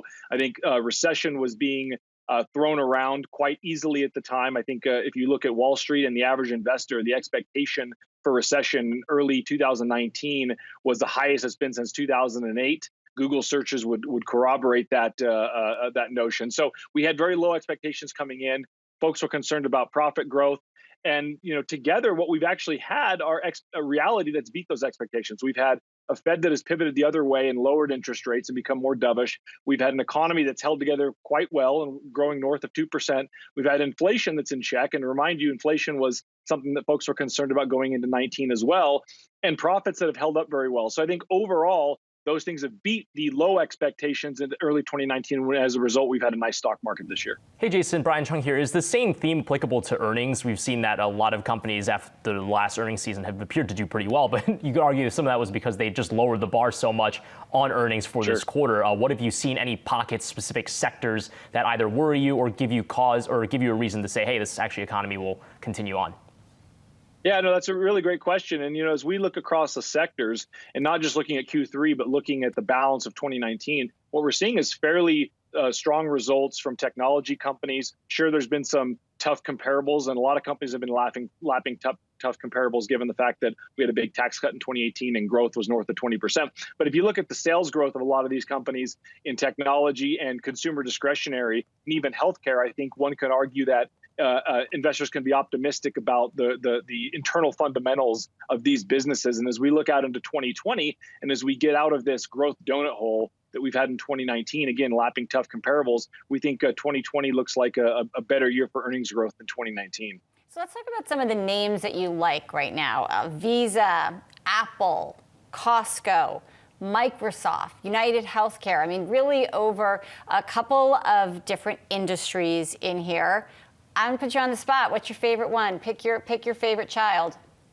Oh no, that's always a tough question because these are just 5 of about 25 in our flagship portfolio. So now you're asking me to drill it down even more. To be honest, I like Visa. If I was forced to choose one of these 5, I'm going to go with Visa. And Visa is just one of these stocks that continues to show unbelievable secular growth characteristics, and yet it doesn't get nearly as much attention as the FANG group. So here's a company that operates basically in a duopoly with MasterCard. They have the highest returns on capital in the space. They have the largest market share in credit and debit. We have this secular transition from paying with cash and writing checks to electronic forms of payment, whether it's credit card, debit card, online, Apple Pay, you name it. Visa is collecting tolls all along the way. And they had this really wide economic moat. Nobody talks about Visa when they talk about technology stocks. Visa is a technology stock. It's also a financial stock. It's also a consumer discretionary stock. So it really touches on all of these areas that we're bullish on as we look at the economy and as we look at the sectors within the economy that are doing very well. Meanwhile, it's trading at a fairly reasonable valuation based on its growth, something on the order of 32, 33 times earnings, and yet it's growing close to 20% and has been for some time. So we continue to like Visa a lot. All right, Jason Weir at Albion Financial Group. Have a great Thanksgiving. Talk to you soon. You too. Thanks, guys. Brian Chung, have a great evening. Will do. Stop by a Hollister, see what's going on. I might. I don't know. They got really nice cotton shirts. Do some channel checks for us. Yeah, and the key is always go to the sales section in the back. Of course. Guy knows. There you go, guys. Always go to the sales section, no matter Look at that. the store. Coming up, we've got the closing bell on Wall Street just about 8 minutes away. First, though, we're getting technical with Jared Blickery at the Wi-Fi Interactive Touchscreen. We are back in 2 minutes.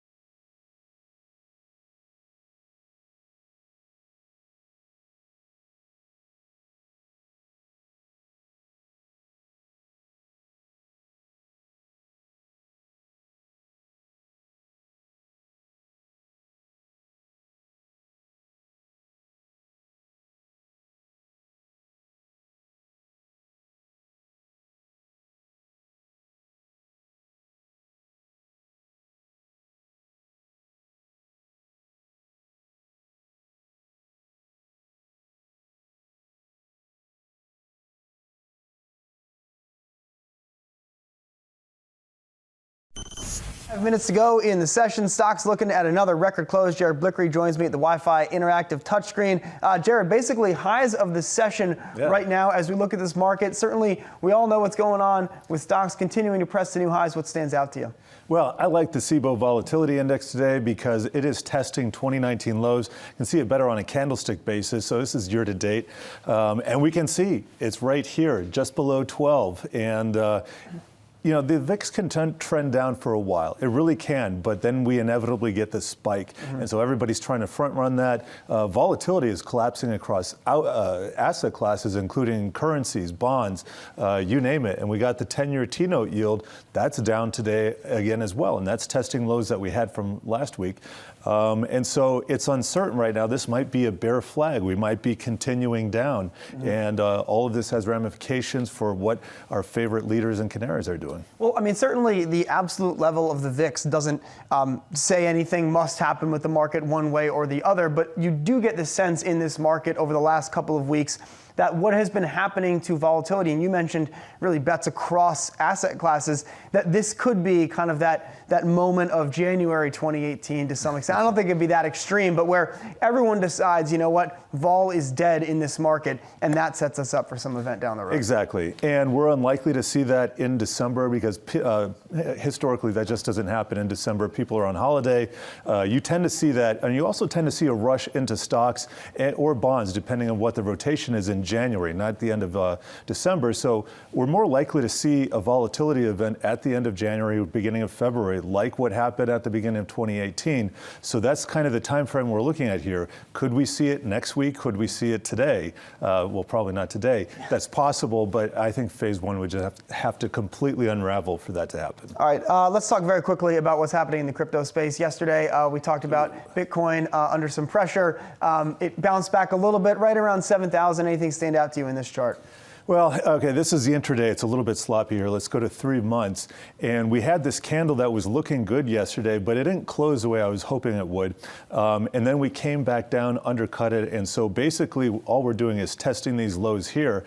It's been a steady drop down. We have a support level. Is it going to break? Well, guess what? The short and intermediate trends, they are down. We're making lower lows here. So watch out below potentially. I don't have a lot of confidence in the bull case for this chart just yet. Have to do a few things, and it's going to take a little time to set up. All right, Jared Blickery, the Wi-Fi interactive touchscreen. Talk to you tomorrow. Coming up here today on the final round, we'll have the closing bell on Wall Street, plus our call of the day, why Cowen thinks Chipotle is going to be one of the best trades in 2020. We're back with that right after this.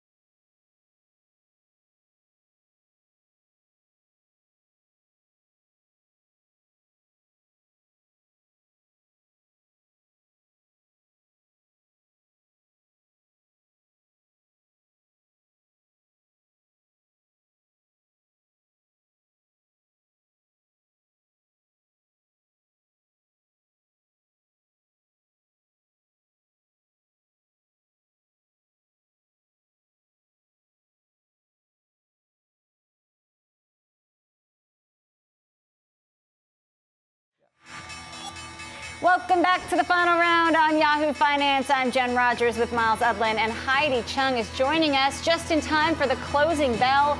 Live pictures of the New York Stock Exchange and the NASDAQ market site.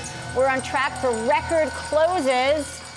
And do we have any furry friends on hand at the NASDAQ to mark this record? I guess is that a little dog on the right? Those are dogs. I can't barely see them. National Dog Show presented by Purina. It comes on after the Thanksgiving Day Parade. Okay. On NBC. And is there a winner? I don't think so. I mean, there might be, but it's not Westminster. It's not like the World Championship. It's like, it's fun for the family. They're the dogs. Just because, I mean, we have had the winner of the Westminster Dog Show on, so I assume the best we'll part have of this and all dog shows is the commentary. Because it's like, look at the personality. Oh, so much enthusiasm from this guy, as if the dogs have huge variations, because they're all hilarious and they all think it's pretty much great. They're dogs. They're so cute. Yeah, how could you not be enthusiastic? You know what's not a dog? This market. That was a really good one. I tried. I'm working on it. Guess what I was doing? I was looking up Chewy. What did Chewy do today? Chewy's up 2% today, outpacing the market. That's all of our animal puns and animal information. Somebody want to look up Zoetis, and then we can be done with this. Yes, records here for the markets in this this is like really the last working day, right? I mean, this is it. Tomorrow's full day, as you know. Friday, the market does also open for a half day. Yeah. But I think this whole week we can kind of mail that in, right? I hope so. Don't jinx it, because I know you guys aren't going to be here, but I will be here on Black Friday, hoping that it's a chiller market day. Yeah. I mean, retailers are still in focus right now ahead of Black Friday, basically, because we still have earnings news coming out, and frankly, it's still a mixed bag. Even though everybody that comes on tells us that the consumer is going to be very strong for holiday spending, without a doubt. Like, nobody has said they're worried about consumer spending, which makes me worried. Yes, well, I have to agree, but at the same time, we always talk about how there's going to be winners and losers in the retail space. So where are people going to spend their money? The Targets, the Walmarts. Now we see the Best Buys, but it's the Macy's and the Nordstroms, and those places are the ones that are kind of struggling and not seeing as much traffic as the rest of the retail space. But yeah, it seems as if a lot of people are saying, well, the holiday season, shopping season is shorter than normal, but consumers are still going out there and buying their holiday gifts, and they're not slowing down anytime soon.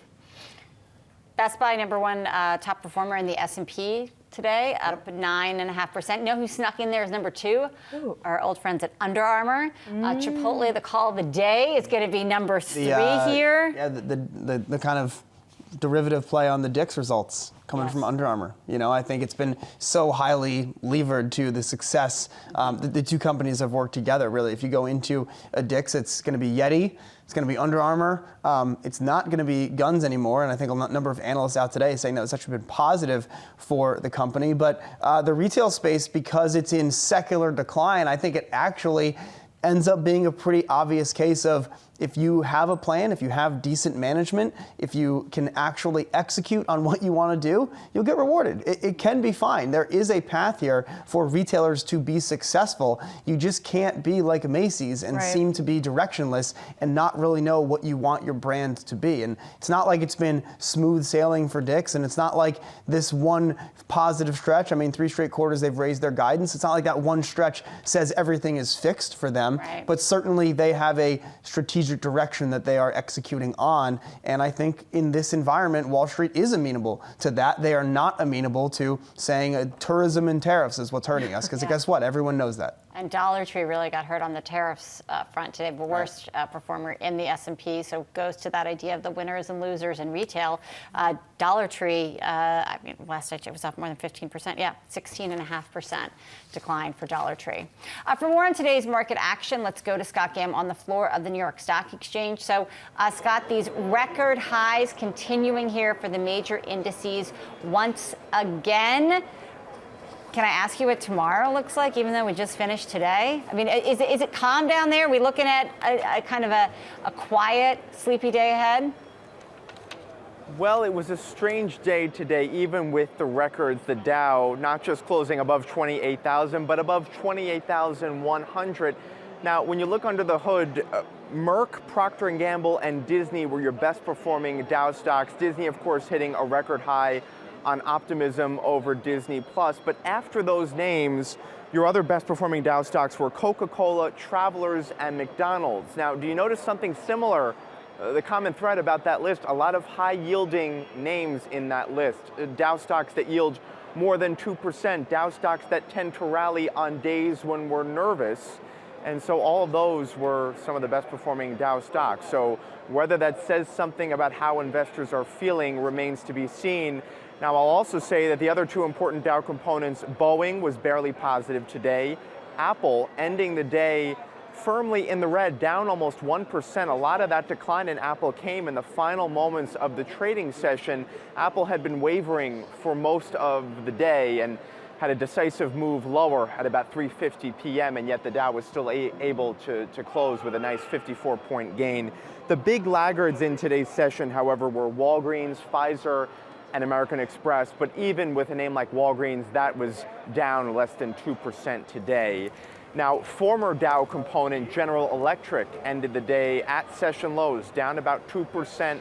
We talked about GE yesterday in the context of the company announcing a new chief financial officer who will start in early 2020.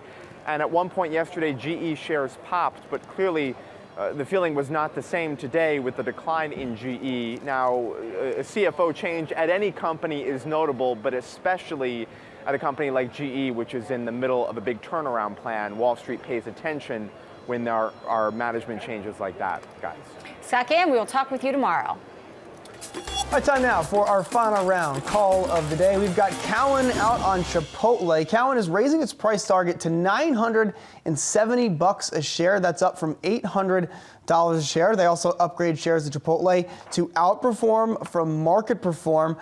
It's a best idea for 2020. Now, I think there's a lot of operational things with Chipotle to be excited about.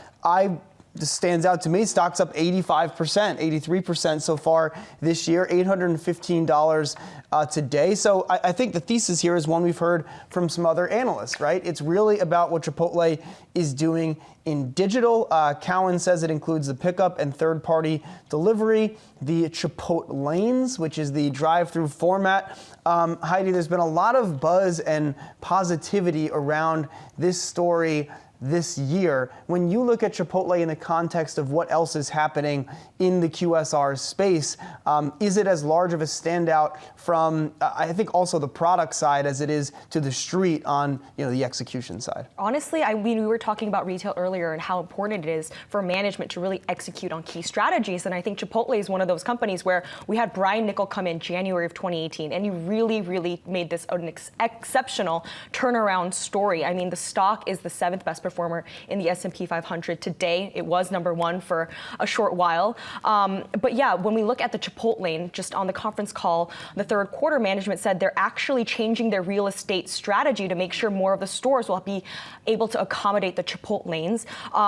What the analyst is saying here at Cowen is interesting, saying that in the next 5 years, the digital sales mix will be about 34%. In the third quarter, we found out that digital orders account for about 18.3% of total sales. Mm-hmm. So I think there's a lot of room to grow here. In terms of the stock, though, $970 for the price target is about a 20% move higher from current trading levels. But if they can get this digital mix up to 34%, that's good news for the company, right? Because the average check is higher with digital orders than it is if you just go in and order like a normal customer. Like a normal person. So they would like this they want this to be the new normal. Exactly. Right? That's exactly And right. I think we've focused so much when we've been talking about the digital story on Chipotle on the loyalty end of it, a la what we've seen with Starbucks or Dunkin', and that's been driving the growth. This note is just really calling out the Chipotlane. What do people work at Chipotle called? Chipotleans? You're at the Chipotlane, and you basically, it costs $75,000 apparently to put in one of these. They say they're going to do them mostly on the new ones. They want to get to 5,000 stores nationwide, and they think that $75,000 is recaptured really quickly. Mm-hmm. You don't interact with a person. Mm-hmm. You order ahead and you just drive right through. It's a different lane than regular drive-through, and that's how the margins and the speed can be so much better, and the experience. Right. I mean, that's really the call. The experience of frictionless food pickup. They love saying that on the call, frictionless, making the ordering process as frictionless as possible. Yeah. We kind of saw McDonald's do this too, right? Where they put the kiosks in, they have a whole other pickup area to sort of make it a frictionless experience for the consumer. I would say the kiosk is friction though versus my phone. So the Chipotle app, like people are used to their phones and no one can see you when you're ordering. When you're in McDonald's and you're at that kiosk, people like see that I'm putting on the extra fries, and I feel like I'm being judged on that thing. I'm not. If in the app, you're not, which you can see how that adds to the tickets. I think in a bigger way than standing there at the kiosk.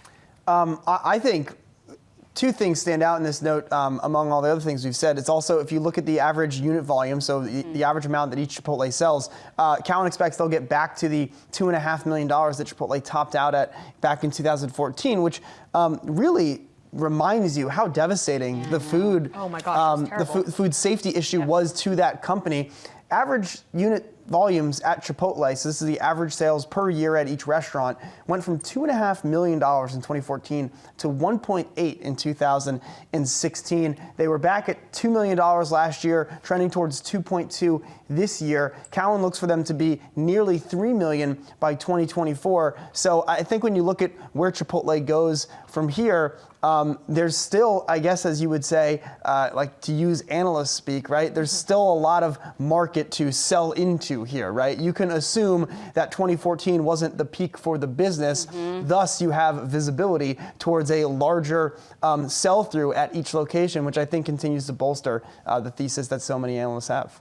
More room to run. What would the sliding doors moment be if they hadn't had the food scare? Where would Chipotle be? Right. I mean, you look at this, and I was surprised too that they actually weren't back in AUV. You know what they'd probably be doing? They'd probably be doing something stupid like making a chicken sandwich. Or breakfast. Because they have to do their work Because the business would have done fine, but they wouldn't have had to have such a hard reset. Steve Ells would still be the CEO of the company, and they'd be like, we're going to do breakfast, which there's all kinds of reasons why their kitchen can't do breakfast, but they wouldn't be doing what they're doing now. This is a story in resilience, children. It's about almost how like failure is good for you. It's like gloom to boom, Jen. Oh my goodness. This is a story we did earlier, Heidi. You'll have to go watch it. Coming up, Black Friday and Cyber Monday are almost here, but the deals are already out. Kantar's head of e-commerce on how big this holiday shopping weekend is gonna be. But first, let's take a look at how the retailers did today.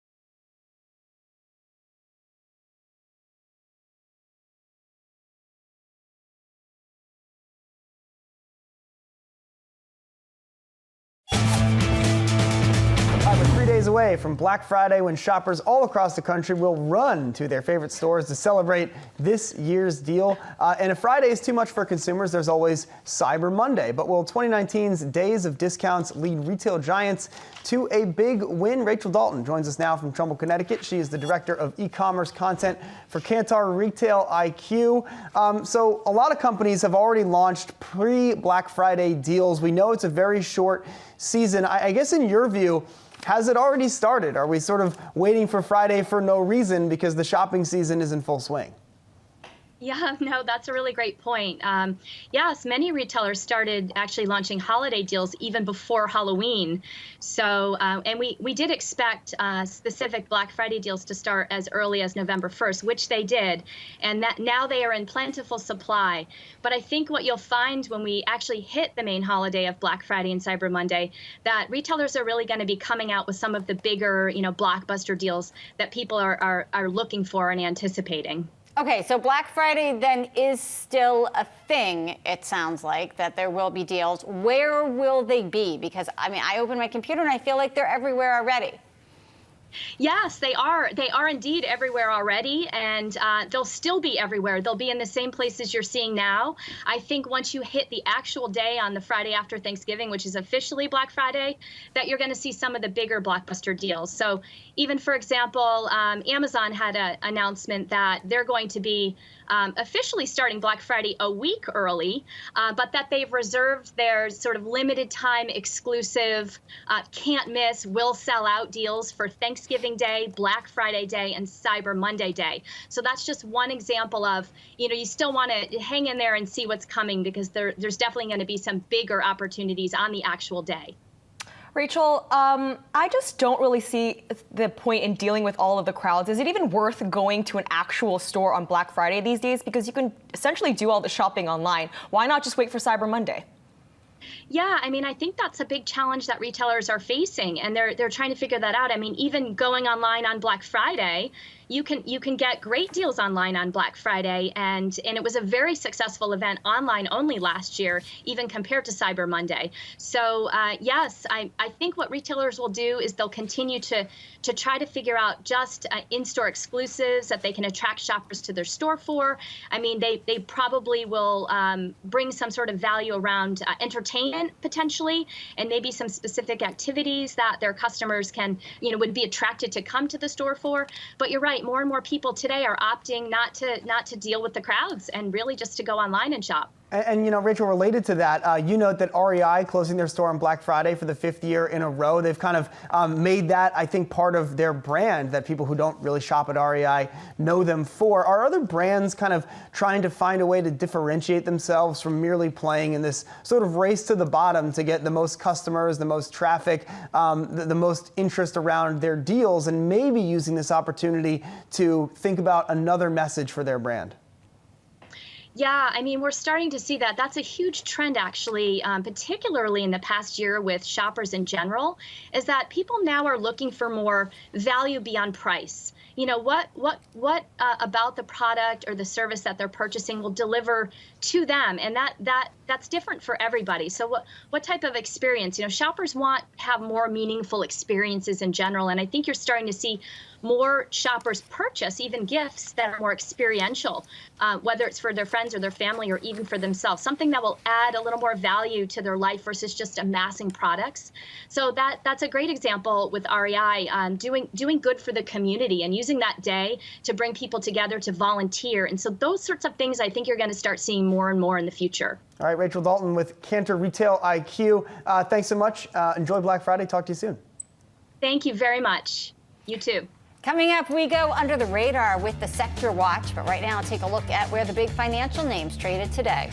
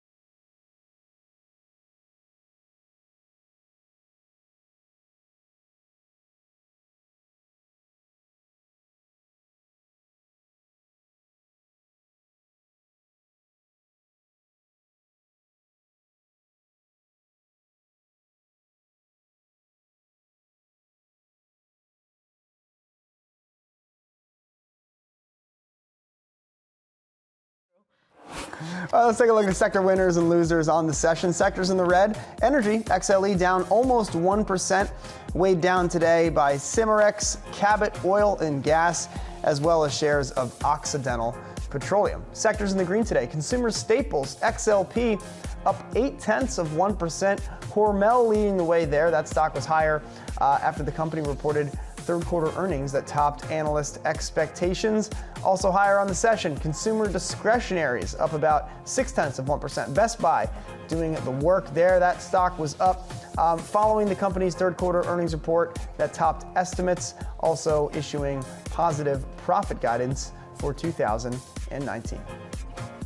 Coming up, what we're watching tomorrow in the look ahead, plus Papa John's, the former Papa John himself. The Papa himself. John Schnatter back in the headlines. And he isn't looking too good. What he's been up to and what he's been eating right after this.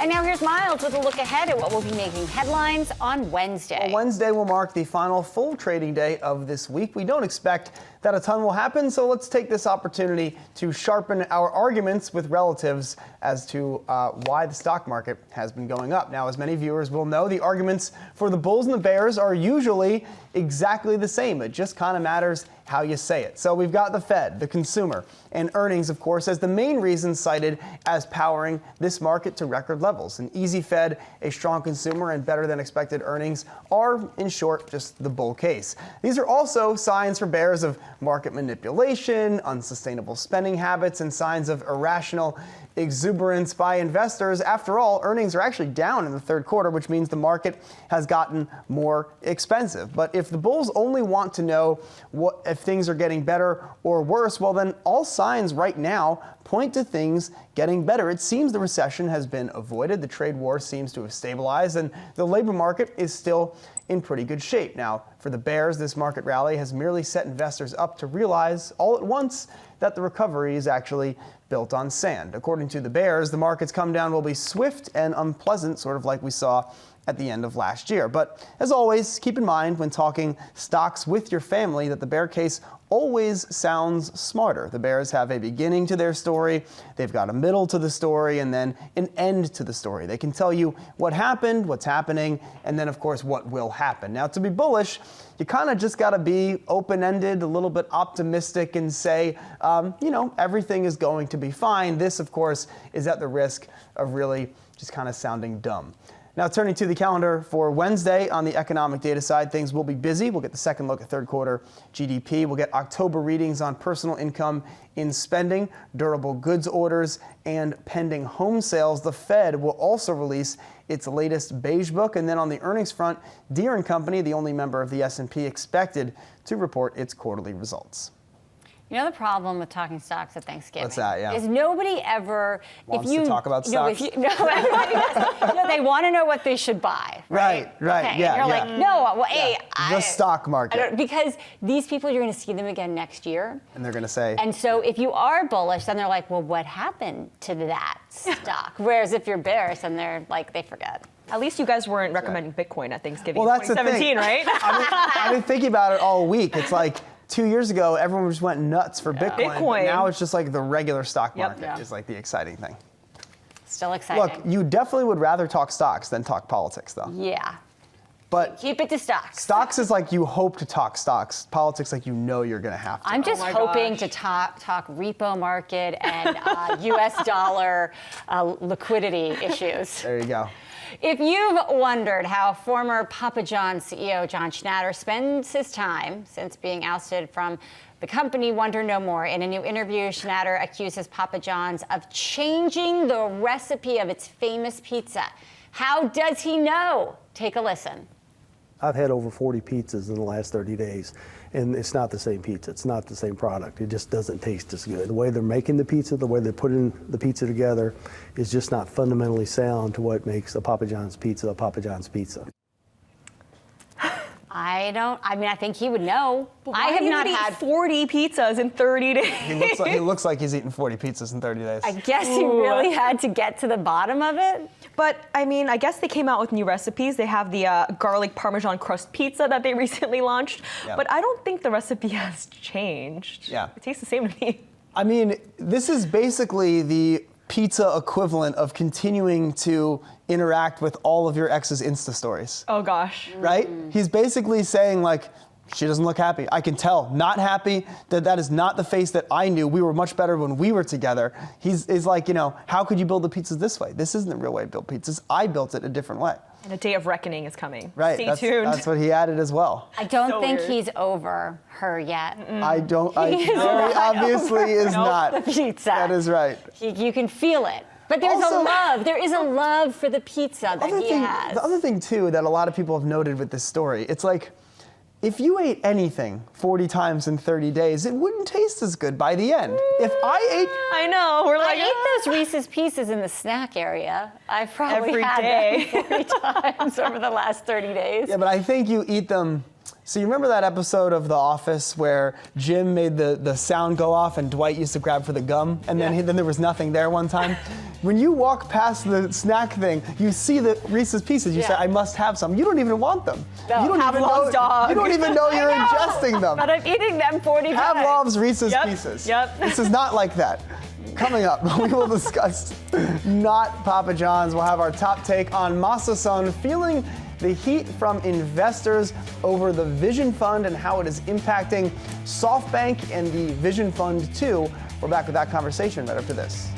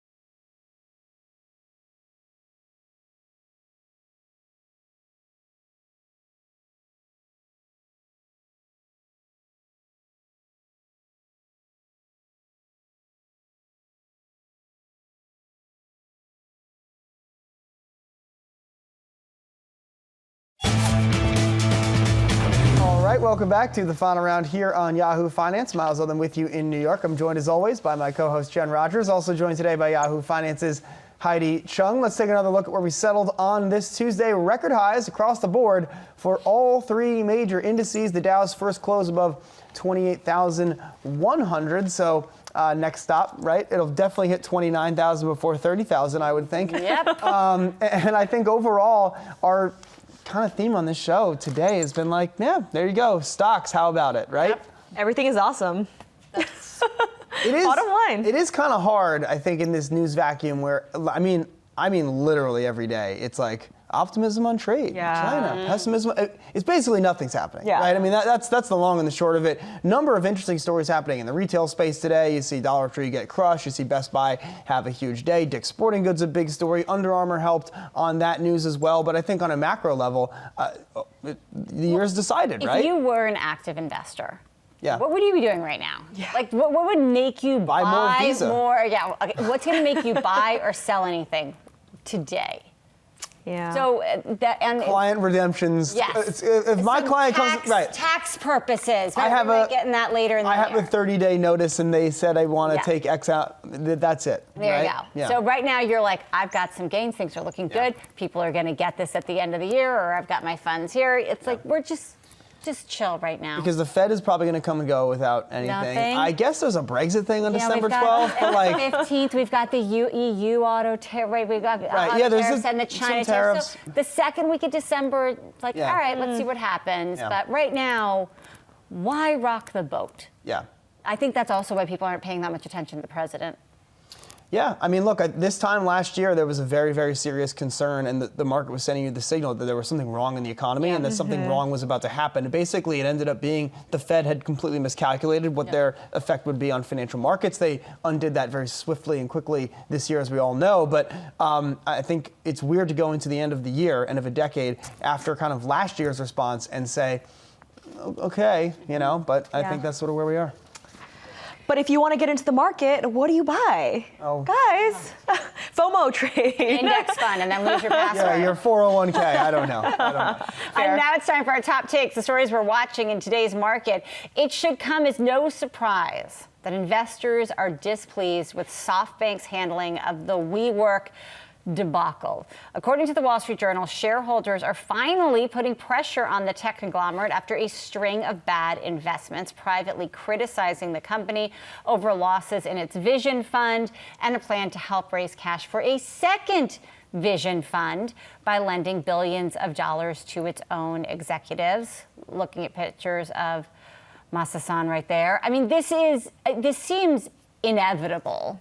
Yeah. And it was most certainly going on even at the time that the WeWork story was happening. But with the house on fire, the attention was focused somewhere else. Yeah. Is this going to be a reckoning now? I think so. I think it's still so funny that Masayoshi-san starts every shareholder meeting with profits and revenue don't matter. It means nothing. Right. It's like, of course you're going to say that, I guess. But at the end of the day, what are they going to do now? The second Vision Fund, they're pushing through with it. They're planning to continue on with it. But what's the right move? I think that's the question, right? Like, what do they do at this point to sort of right the wrong when it comes to their shareholders? Well, and I think it's a very interesting quote that the Journal brings up in their story here, right? Where it's Masa-san saying, I know if I explain things this way, plenty of people will say that he's just explaining it away, And he's like, but it's actually true. And I think it kind of sets up a challenge, and Bloomberg had another story today about the way that the Vision Fund values their stakes, right? Basically, the value of their stake goes up if they raise money at a higher valuation, even if nothing has changed with the business.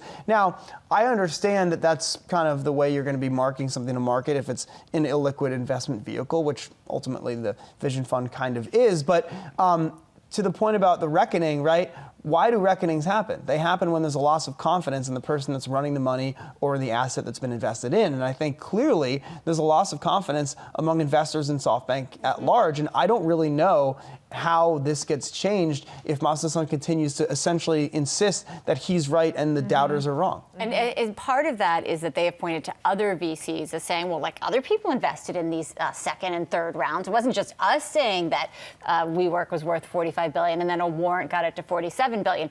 But these funds are like lemmings. They all just follow each other. Yeah. So it is a confidence game. Yeah. And that's why the confidence part of the picture is so important and why a real reckoning could come here, especially with the loans part of it.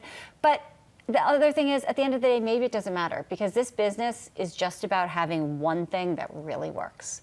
And so you're throwing out as much money as you can because you want the Alibaba, you want the Amazon. And then if you get that bet that really works, that can pay off. So the thing is, I know that that's true. I know I don't like it. Well, but it's not that one of us would like it or not like it. It's like we know that that's true, but the point is that I think what's happened with the Vision Fund is they've sort of tried to create that truth via their own investment rounds, right? So it wasn't like they invested in WeWork and then said, look at how much the market loves WeWork. They said, look at how much more we love WeWork. And that created the valuation sort of blow off top that company experienced. I think that's really the tension here, right? Is that everyone knows intuitively what the model is. The model is buy a bunch of moonshots and one of them creates the entire 10-year lockup or whatever it is. But by trying to create that event themselves, they thus discredit all the other things that they're doing. I don't know. I find the rounds part and their reasoning that everybody else does it. Yeah. I can get my head around that. I struggle with how much cash they were putting out the door to people that actually weren't even asking for the billions. They would come in the Bloomberg story. The AI company that comes in asking for what, $200 million, and then he's like, oh, you want $1 billion? No, we'll give you $2 billion. And this kind of inflating of everything. Then, which goes to the multiple rounds, but overpaying basically. Like the exit package. Corner the market. And also the exit package for Newman. WeWork and Newman. Like that was not necessary, right? That amount was absolutely not necessary for Newman's payout. I just think that that's another situation where you're just throwing cash at a problem. And then what? You're just, it's. And it was so big compared to other funds at the time when First Vision came out. I mean, the Vision Fund 2 may well get off the ground and may well do the same thing to this market, right? I think, again, it's like once you lose that confidence, right, reputation, you can't really get that back once it's all gone. What are the 4 R's of the Udland family? That's right. That is. Really? What are the 4 R's? Respect, responsibility, reputation, and resilience. Wow. That's right. We've covered a lot on the show today. You can thank Rose Udland for that, the 5th R of the Udland family. I met Rose, right? I don't know. I think she was here in our offices. Okay, great. Hi, Mom. Coming up here on the final round, those annoying gift cards that you get that no one wants for Christmas. Well, believe it or not, you can actually buy, sell, and trade them online. We'll talk to the CEO of the company making that happen right after this.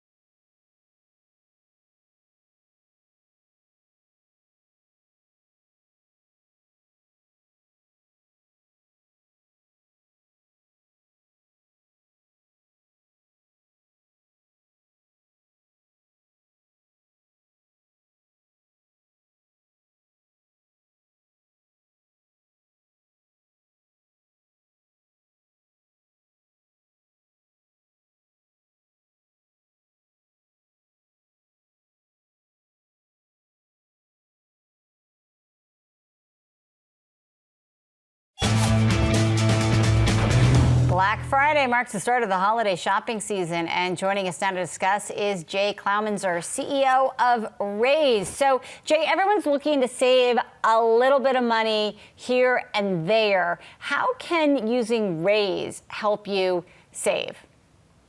Well, Raise is really simple. What we try to do here is save you money at the places you shop most. And so there's really two ways to work on Raise. The first is there's a marketplace. So if you have unwanted or unused gift cards, you bring them to Raise and list them. And as a result, you get a little bit of cash for yourself and somebody else gets a discount. We also have direct retail partnerships with about 500 retailers where we offer cash back. So we cover about 300,000 stores, and buy a gift card for you or somebody to give, and you'll get instant cash back. Now, Jay, we've seen a number of companies tout, their loyalty programs, their membership programs. We all know that the traditional branded credit card space is a huge cash cow for these businesses. In some way, you guys are facilitating sales, and another way, you are disintermediating what these companies would like to do. Have you seen companies, as they've grown their digital capabilities, try to maybe wean themselves off of Raise, or are they happy that you are bringing them customers that might otherwise go elsewhere? Yeah, I really think they're happy. In fact, if you look at our brand growth over time, it continues to grow. And when a brand starts with Raise, they stay with Raise. And the reason is we're just one other channel for them, much like digital marketing would be, or much like some of the affiliate sites would be. We have a pretty large audience, coming up on about 3 million people, and it's a unique audience looking to have loyalty and discounts with brands. And so that's how Raise works with them. Jay, just so curious, what kind of companies' gift cards go sell the best during the holiday season? I think it's all the standard ones of the places you gift most. You see things like Best Buy, Walmart, Target, places where you can get, use your money to get it go further at those retailers to buy gifts. But we also see now an emergence of consumers scheduling gifts via our platform. Those 500 retail partners I mentioned, you can actually come on Raise, schedule a gift card to be delivered on whichever holiday you want, and you get paid to do that. So we're actually paying you to gift to your friends and family. What are some things that consumers need to know about gift cards? I recently lost a couple $100s on a Barney's gift card because Barney's is going bankrupt. And the court gave people about 7 days. And we do stories all the time here about the winners and losers in the retail space. And just going on to your site, I mean, there's Sears cards, there's Kmart's cards. I'm not saying that those guys are going to be Barney's, but we're watching for that to happen. So what do consumers need to know about gift cards? Well, I think one thing is in general, gift cards are valid forever for most retailers. And so as long as the retailer is healthy, you're fine. I would use an app like Raise. You can store all of your cards in our mobile app, so you don't need to worry about physically losing the card. But in cases where we do hear retailers that are struggling with the so-called retail apocalypse, it is get out there quickly. If you hear any sort of concerns about financials, get there, redeem the card, and go. So with retailers in the past that we knew this was coming, we set constant reminders to get our customers in the store. And it actually worked out well because they had balance that they had to spend, and as those retailers are struggling, they have fire sales, so your dollars even go further.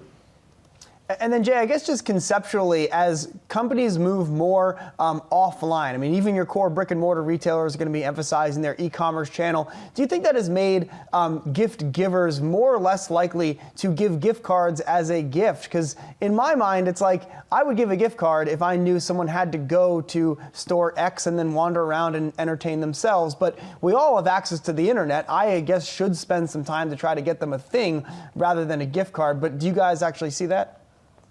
Actually, no, the gift card industry itself is growing faster than retail. So, people do like to make sure that they have a scalable or flexible gift to give their friends and family. So, no, I actually think the market itself is healthy. You're right. What is changing is from offline to online spend. But in most cases, there are ubiquitous brands where you can get anything you want. And so when you don't know exactly what to get somebody, maybe they're not that close to you, a gift card is a perfect opportunity to give them flexibility. Raise CEO Jay Klaumenzer, thank you so much and have a happy Thanksgiving. You as well. Thank you. And Heidi Chung, have a great evening. Thanks, guys. Have a good Thanksgiving. Do the same. Coming up here on the final round, Allianz's Mohamed El-Erian talks the Fed, markets, and his thoughts on the trade war. We are back with that right after this.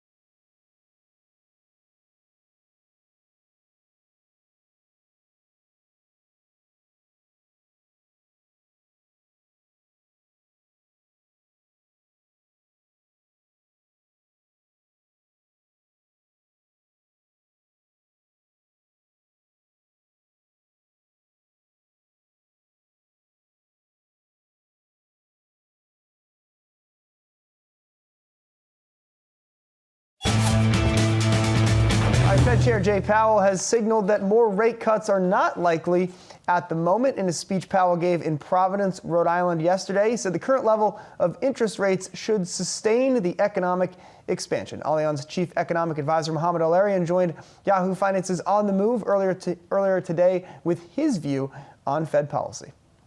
So I think increasingly the markets are starting to put pressure on the Fed. It is less than what we've seen in the past, and for a good reason, Julie. The Fed has pumped in a ton of liquidity over the last few weeks. They don't call it QE, but for the marketplace, it's the equivalent of QE. So even though we've had massive injections of liquidity, we're starting to see, pressure on yields and pressure on the yield curve. Mohamed, it's Adam Shapiro. Good to see you. Help us understand something when you talk about the pressure the market might put on the Fed. Powell apparently is concerned on not raising alarm bells about a deflationary, I don't want to say deflationary spiral, a drop in asset prices. And then we get a reading today. Consumer confidence is down, but even more so, the median new house price fell 3.5% year over year at a time when interest rates have come down. So help me understand what's really at play here, because it seems as if the Fed will be pressured into trying to once again inflate assets. Yeah, Adam, what's in play is an imperfect way of trying to promote economic prosperity and financial stability. So we should be pursuing genuine drivers of economic growth. We talk about infrastructure. We talk about things that really drive an economy higher because they promote productivity. But we haven't had that for a number of years, especially in Europe. Instead, what we've had is central banks. And how do central banks pursue their economic objectives? By pushing up asset prices, by hoping that higher asset prices make us feel wealthier. And as we feel wealthier, we spend more. And as we spend more, companies invest more. But guess what? It doesn't work. And there are increasing collateral damage and unintended consequences. So what you're seeing here is basically the Fed pushing on a string. However, the Fed cannot pull back, because if it pulled back, it's worried that it's going to disrupt markets. And if it disrupts markets, there can be a spillover on the economy. So they're in a lose, lose, lose. They can't stay where they are. They can't do more, but they can't do less. And that's the irony of relying for too long simply on central banks. So, Mohamed, this is Ramsey Smith from Alex at FYI. So what are the long-run implications here? So we're in a bit of a trap, and the central bank continues to lower rates. What are the long-run implications for the economy? So first, short-term, this is great for investors. I mean, how often do we get the trifecta of high returns, not only on your risk assets, but also on your risk mitigation assets, on your bonds? It's great. Everything goes up. Secondly, no volatility. Look at the VIX. We're back at 12. We may well go back to 10. And thirdly, as I said, correlation, you get paid for risk mitigation. So for investors, it's wonderful. However, at some point, we need to transition. We need to hand off to genuine drivers of growth. Otherwise, we're going to find that the gap between asset prices up here and fundamentals down here is too large. So the hope, and you see it in the marketplace, the hope is that we get a policy handoff. What does it look like? First, solve the trade tensions. Secondly, Germany implements fiscal stimulus. Thirdly, we get an infrastructure effort both in the US and Europe. I think the optimism is too high, but that's what's priced in right now in the marketplace. So there's optimism perhaps too high that there will be proactive measures on the parts of those various parties you're talking about. There's also perhaps too much optimism that one of the obstacles to growth is going to be removed. I'm referring to trade here because the latest report we got, Mohamed, is that top negotiators from the U.S. and China had another phone call last night. That was according to the Chinese Ministry of Commerce, and the two sides agreed to remain in contact. So what do you make of all of this trade back and forth? Rick Newman, who's with us on set, has been documenting the president's unflagging optimism about the situation that has been going on for about a year now. So it's the interest of both sides to continue talking. It's the interest of both sides to de-escalate for now, because in the short term, neither of them wants a market disruption. However, why is it taking so long to get this mini deal? And it's taking so long to get this mini deal for two reasons. One is that there's lack of trust and lack of verification. So they're trying to figure out that once they agree, how are we going to actually get outcomes? But secondly, and most importantly, the mini deal doesn't address some of the bigger issues. And these are going to come back. There are genuine grievances about the way China approaches trade. There are genuine grievances about the way China treats American and European companies. These things aren't going away. So at best, we're going to get a mini deal that will see a truce through next year, but we are going to see a re-escalation of trade tensions. And coming up, we'll have what you missed here on Yahoo Finance on this Tuesday. We're back right after this.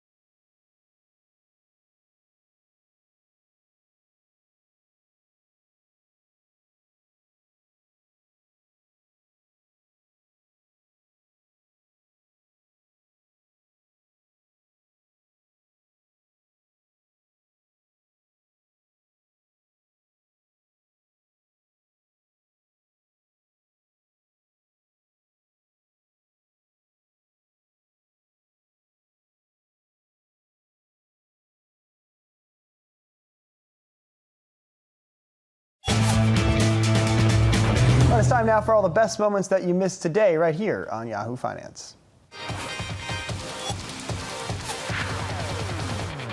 The linchpin of the U.S. economy is the U.S. consumer. And the U.S. consumer is in good shape because the job market is solid, incomes are rising, consumer confidence is high, and consumer spending is robust. This is why the street loves Elon Musk. I mean, that video is absolutely brilliant. Is it accurate? We don't know. What you're seeing here is basically the Fed pushing on a string. However, the Fed cannot pull back, because if it pulled back, it's worried that it's going to disrupt markets, and if it disrupts markets, there can be a spillover on the economy. So they're in a lose-lose-lose. They can't stay where they are. They can't do more, but they can't do less. And that's the irony of relying for too long simply on central banks. I think there's actually more opportunity for the moderate and low end of the market to use aesthetic strategies to transform than there is at the high end of the market. Why? Because there is no reason anyone would ever buy high-end fashion or high-end cosmetics or high-end jewelry if it wasn't very exciting aesthetically. You haven't seen anything like the 2015 condition where capital was frantically leaving China and those FX reserves draw down. So the China macro condition is much different today than it was 4 years ago. I think that's very important. Reality that's beat those expectations. We've had a Fed that has pivoted the other way and lowered interest rates and become more dovish. We've had an economy that's held together quite well and growing north of 2%. We've had inflation that's in check. And to remind you, inflation was something that folks were concerned about going into 19 as well, and profits that have held up very well. So I think overall, those things have beat the low expectations in early 2019. And as a result, we've had a nice stock market this year. All right, another record close for the market. That's all for now from New York. I'm Miles Upton. This is the final round here on Yahoo Finance.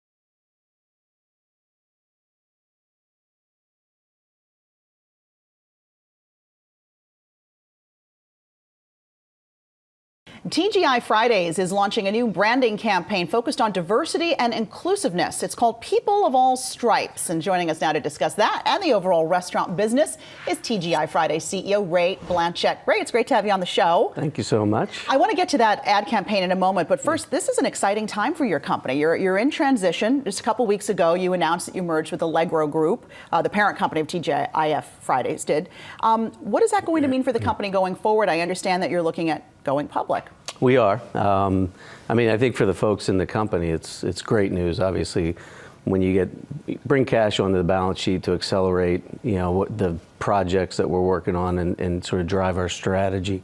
TGI Fridays has been in a bit of a turnaround, so this is it's a good next step for us. What is there a timeline for when you might go public? It'd probably be late first quarter, early second. What's the pitch to investors? Well, we think we've got a great turnaround plan, and we've got areas of the country where we have bought back some franchisees and seen meaningful progress. And there's growth layers that we can layer into the business that we've already vetted and tested and believe are really helps us kind of get back to our true self. About $2.2 billion in sales, according to the press release, through September 30th. Is it a profitable business? Oh yeah, yeah.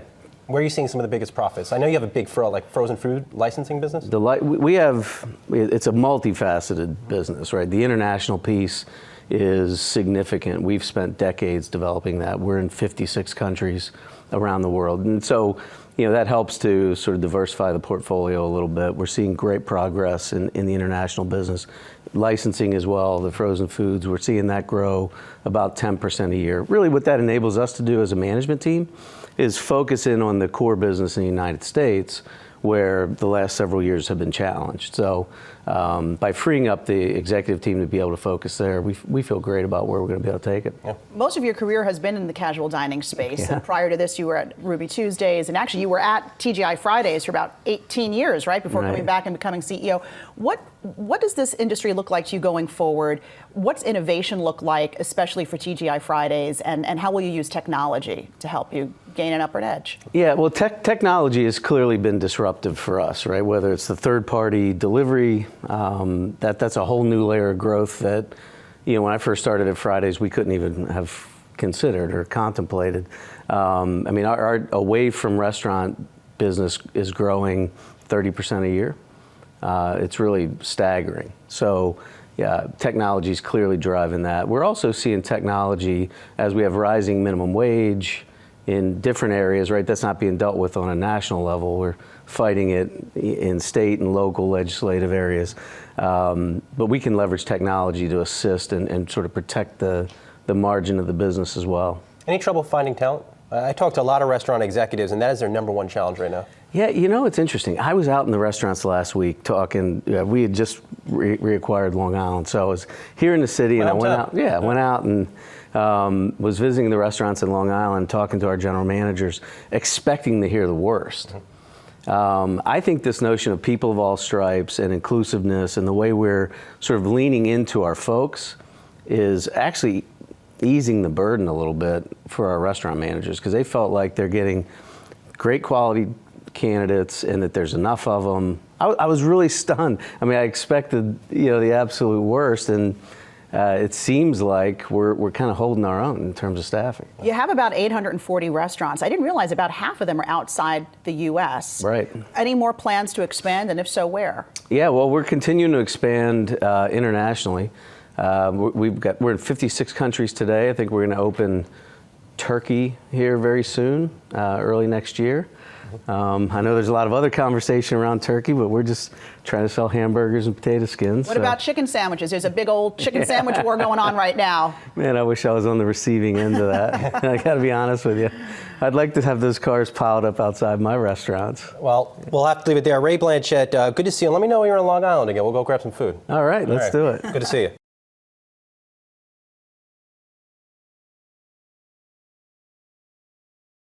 Shaping up to be a very merry holiday season for many retailers. With Black Friday just 4 days away, economists are expecting solid sales growth. But the team at Wells Fargo is really going out on a limb here and predicting holiday retail sales will climb much more than most people think. Let's talk about it with Tim Quinlan, senior economist at Wells Fargo Securities. He's in Charlotte this morning. Tim, good to see you here. So you're looking for some pretty upbeat sales, 5% growth. Some of the estimates I've seen out there about 3.5% to 4.5% growth. Why are you guys so optimistic?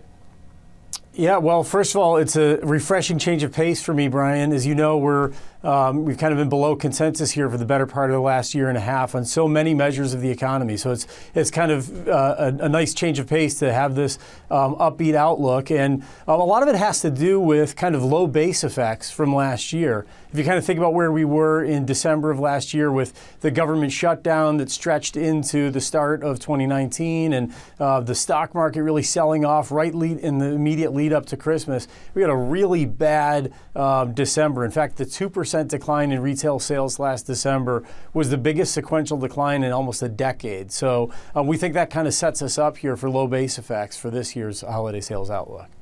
Tim, what about the fact that we have 6 fewer shopping days this year? I mean, I'd imagine that would be a headwind for sales. You don't think so? Yeah, it is. That is definitely a little bit of a headwind and something we'll have to get used to here. And this will also be a unique thing in that Cyber Monday, to the extent that that's still a thing, will actually occur in December this year. So that could throw off the seasonal adjustments a little bit between November and December. So actually on that basis, Alexis, if we get kind of a soft print for November, I'm not going to drop my coffee and freak out that my forecast is going to be off. I think we'll make up for it with a strong December at the end of the year. Tim, let's just say, for argument's sake, the consumer does come out and spend to your projections. Does that carry over into the first half of 2020?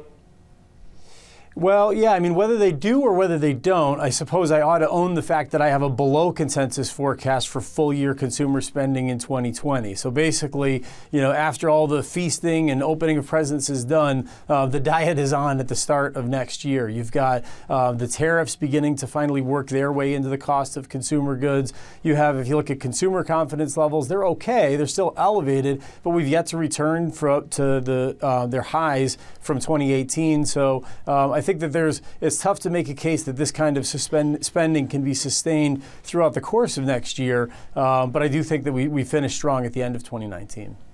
So what about the role of the consumer next year for the economy? We know they've really been the pillar of our economic expansion so far. If they start to trail off, are you concerned about economic growth to the extent that we could fall into recession late next year? Yeah, I think it'd be irresponsible not to be concerned about that. I think if you look at this trade war so far, the early tranches, the goods that were affected, tended to be more further up the production pipeline. And the consumer's been more or less shielded from the worst effects of this so far. But starting with the September tariffs that have already gone into effect and the scheduled implementation of the December 15th round of tariffs, there's scope for this to start feeding its way into consumer goods a little bit more meaningfully. We're already seeing some early indications of that in the CPI data. This isn't an end the consumer expansion kind of an event, but it kind of impacts wallet share. The more that you spend on goods, the less money you have to spend on services, and that can eventually become a little bit of a headwind to the rest of the economy. And does that plunge us to recession? Probably not. Sorry, Brian. Yeah, Tim, before we let you go, you actually highlight that e-commerce could hit a major milestone this holiday season. Yeah, you go back to the 1990s, e-commerce was a 5-6% share of overall spending. Our bet is that it'll climb above 21% this year, which is enough to crowd out the next largest category and make e-shopping or shopping online the largest overall category of holiday spending this year.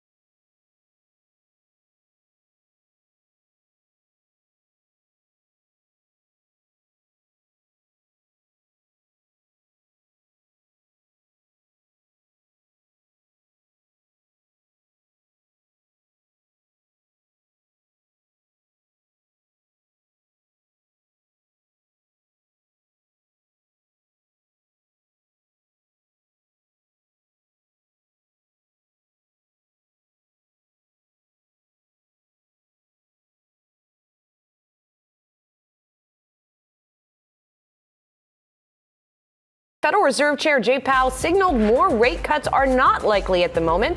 Powell said the current level of interest rates should sustain the economic expansion in the U.S. That was in a speech he gave in Providence, Rhode Island late yesterday. I want to introduce this hour's panel to discuss Alex.FYI CEO Ramsey Smith and Yahoo Finance's Rick Newman. And also joining us from Irvine, California is Allianz Chief Economic Advisor Mohamed El-Erian. Mohamed, it's great to see you. Even as Jay Powell gave that speech last night, you were out with an opinion piece on Bloomberg where you talked about the tension between the Fed's trajectory and the markets right now. If the Fed is on hold, how long will the markets sort of allow the Fed to be on hold? What do you think? So I think increasingly the markets are starting to put pressure on the Fed. It is less than what we've seen in the past, and for a good reason, Julie. The Fed has pumped in a ton of liquidity over the last few weeks. They don't call it QE, but for the marketplace, it's the equivalent of QE.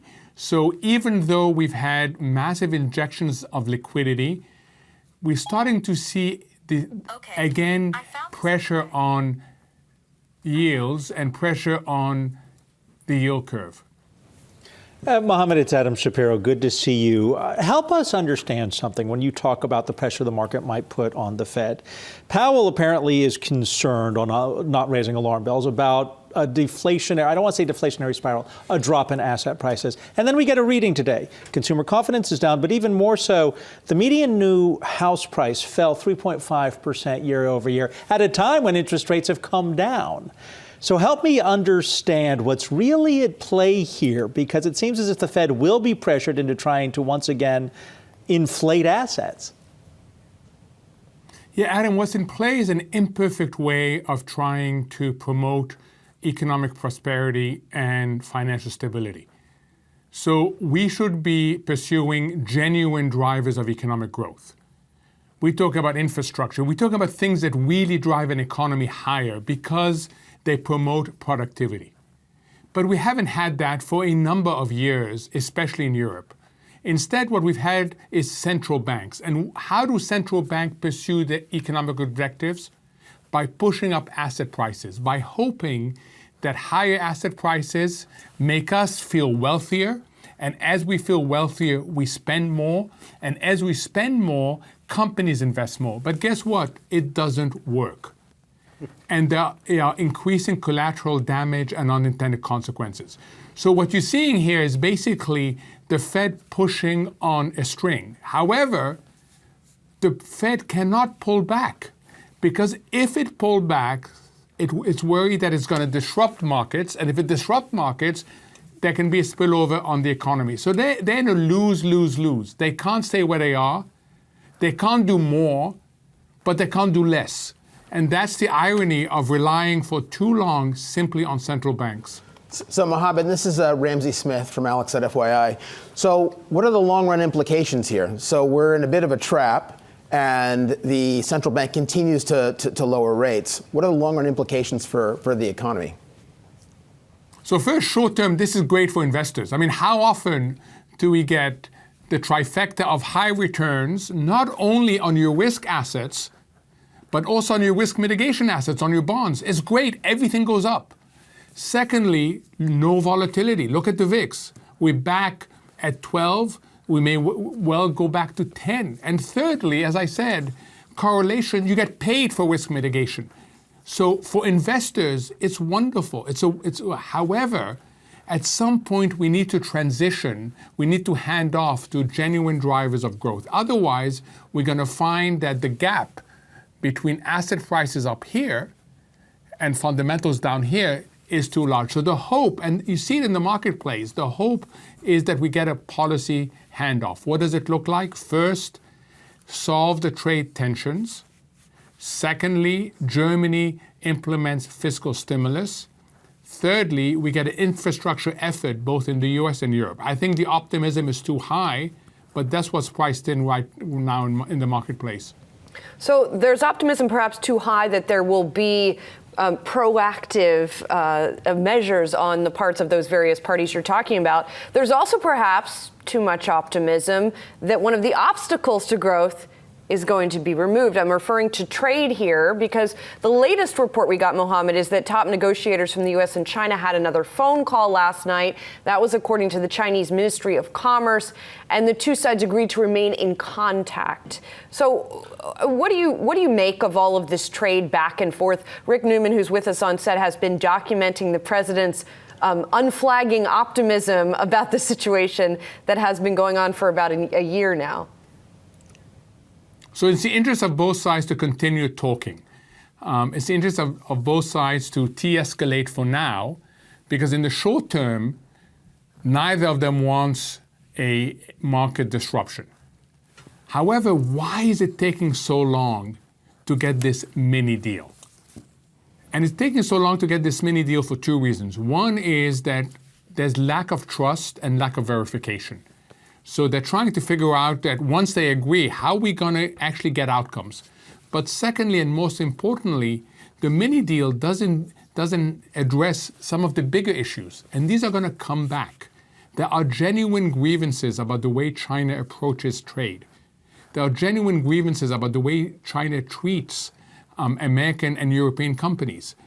These things aren't going away. So at best, we're going to get a mini deal that will see a truce through next year, but we are going to see a re-escalation of trade tensions. Something else that's getting a lot of attention was the Wall Street Journal article this morning about the loss of venture capital, perhaps, for startups. You even tweeted portions of the article. The companies like WeWork and Uber have lost over $100 billion in value this year, prompting some startups to talk about profitability over growth.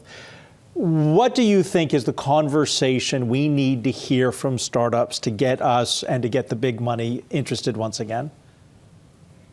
So I think WeWork is a perfect example of what we need to talk about. One, with so much funding available, because interest rates are so low, it pushes investors and venture investors to basically flood these companies. One, can you handle growth? Two, do you have the right governance system in place? And three, can you address the inevitable potholes that occur when a small startup deals with more and more issues? You have to change the way you do things. And WeWork failed on all three. And in the process, all the strengths of WeWork turned into weakness, including the founder-based model. So it's really important for investors to ask these questions because funding will remain ample. People are in great search for returns. But WeWork, Uber, and many others show you that there's a limit to how quickly these startups can grow. And I think it's healthy to have that discussion because startups are critical to the economic dynamism of the United States. And of course, Mohammed, most of that capital is still private, with the exception of things like Uber and Lyft that have now come public. So are we going to see a broader re-rating of these startups? WeWork aside, which is an extreme case, right? Are we going to see a re-rating? And are there going to be implications for investors, for 401ks, for example, for big funds that have at least some of their money in venture or in private equity? So for the average person, venture is a pretty small part of their retirement plan. So if you are, a teacher, if you are a state employee, yes, your plan has venture exposure, but it's not that large. It's a different issue if you are one of these sophisticated investors and you've gone straight into venture funds. And what you're going to see, I hope, is a good discussion about valuations. What we've learned also from these companies that you've listed and also from WeWork is that private valuations get decoupled from public market valuations, so that when you have the transition from private to public, there's a shock involved. WeWork, look how much the valuations fell when it came time to refinance the company. So I think what you're going to get is a better discussion, a better conversation about valuations, but it is a really difficult one. Yeah, definitely. We've seen that play out in real time. Mohammed El-Erian, Allianz Group Chief Economic Advisor. It's great to see you as always, Mohammed. Happy Thanksgiving to you. And to you, thanks for having me on. Thanks.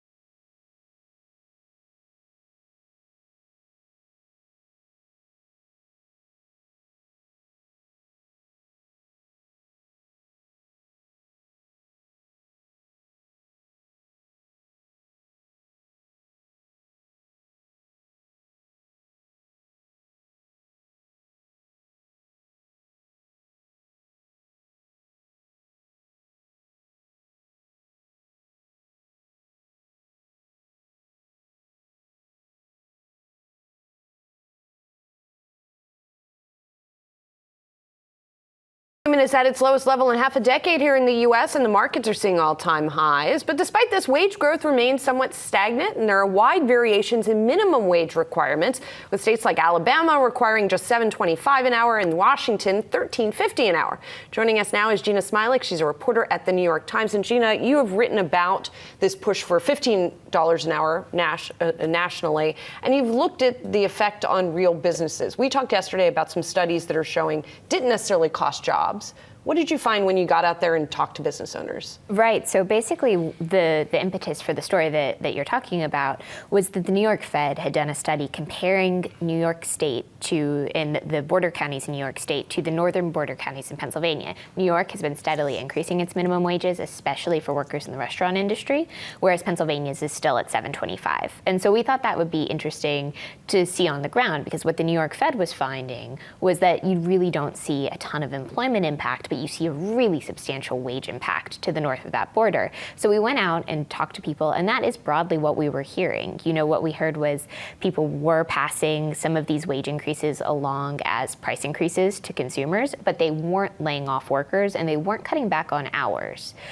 One thing that I think was really important, I found when talking to a couple of diner owners actually in Ripley, New York, which is just across the border, they were telling me that they think that the reason they've been able to sort of sustain these rising wages is that they are in such a strong economy right now. So at the same time that wages were going up, the economy was just really doing well and their business was improving.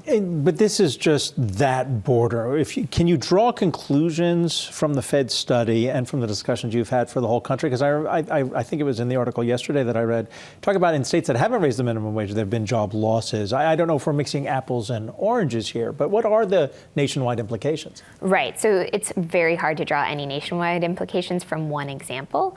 And David Newmark over at UC Irvine will often caution that these sort of whiz-bang border analysis really fall on that point. You know, that it's great to look at this, it's great to find this conclusion, but it doesn't mean it would apply in Alabama.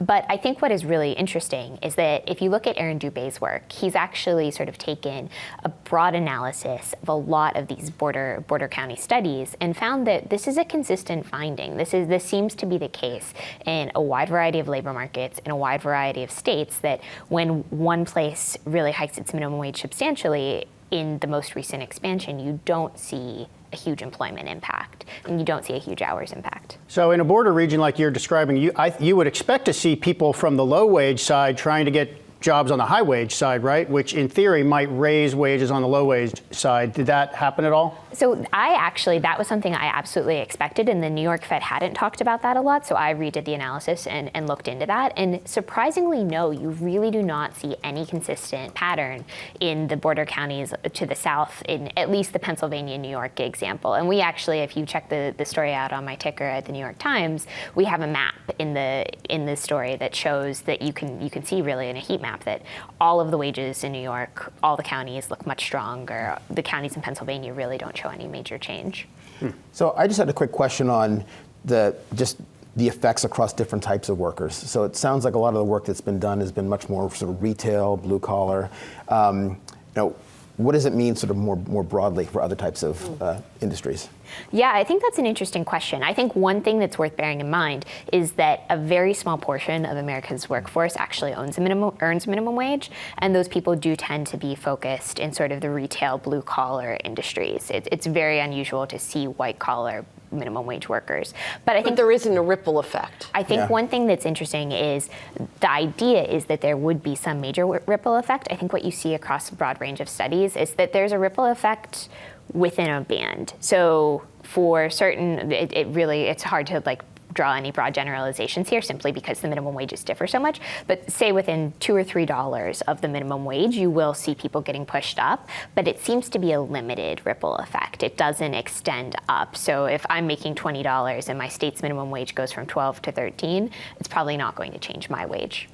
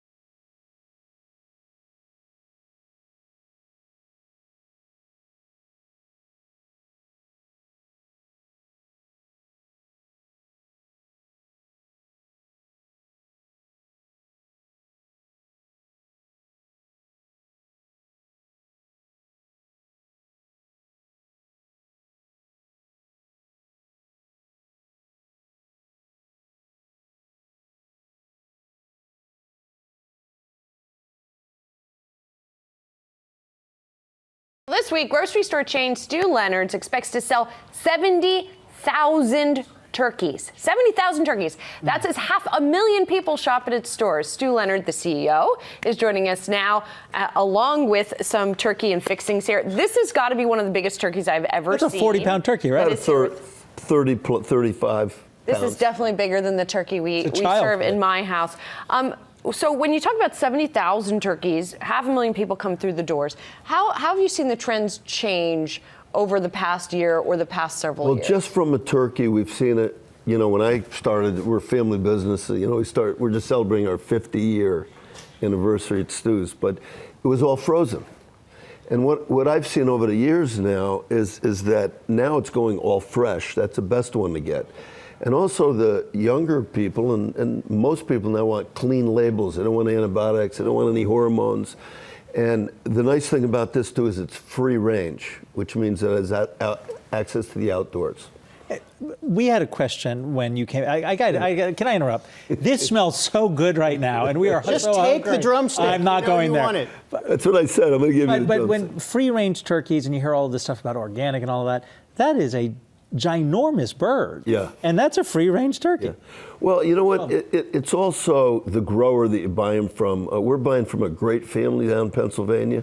They've been in business for 80 years now. We go down and visit them every year. They're great friends of ours, and they just raise a great breed of turkey down there. And they take the pens are cleaned out, beautifully. And they also are really sustainable to farm down there. Are prices for fresh turkeys and antibiotic-free turkeys coming down as demand goes up? You would expect that.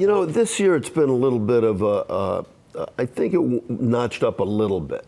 Sometimes it's hard to get a read on that commodity price, but we've kept our prices pretty much the same. This right here is $2.99 a pound. Really? For that, when you think about it, you go over to the deli counter and you get boar's head roast beef, and it's like $8.99, and this is $2.99. It's one of the most economic meals you can have all year. So do you make money on the turkey, or do you then count on making more money on everything Giblets. or on a prepared turkey, which presumably you're charging more for than a raw turkey? Yeah, usually you don't really make that much, on the turkey, but you do end up selling like thousands of gravies. And this is my mother's recipe for a cranberry sauce with a little orange. Okay, peel in it. I've been to Stu Leonard's prior to Thanksgiving meal, and there's a line around the block practically for shrimp cocktail and the other stuff that goes along with this. Yeah, well, the fish You have to get in line. Fish department transforms into shrimp now, because we'll sell tons of shrimp this week because of the platters like that. You brought an apple pie too, by the way. Yeah. Why not a pumpkin pie?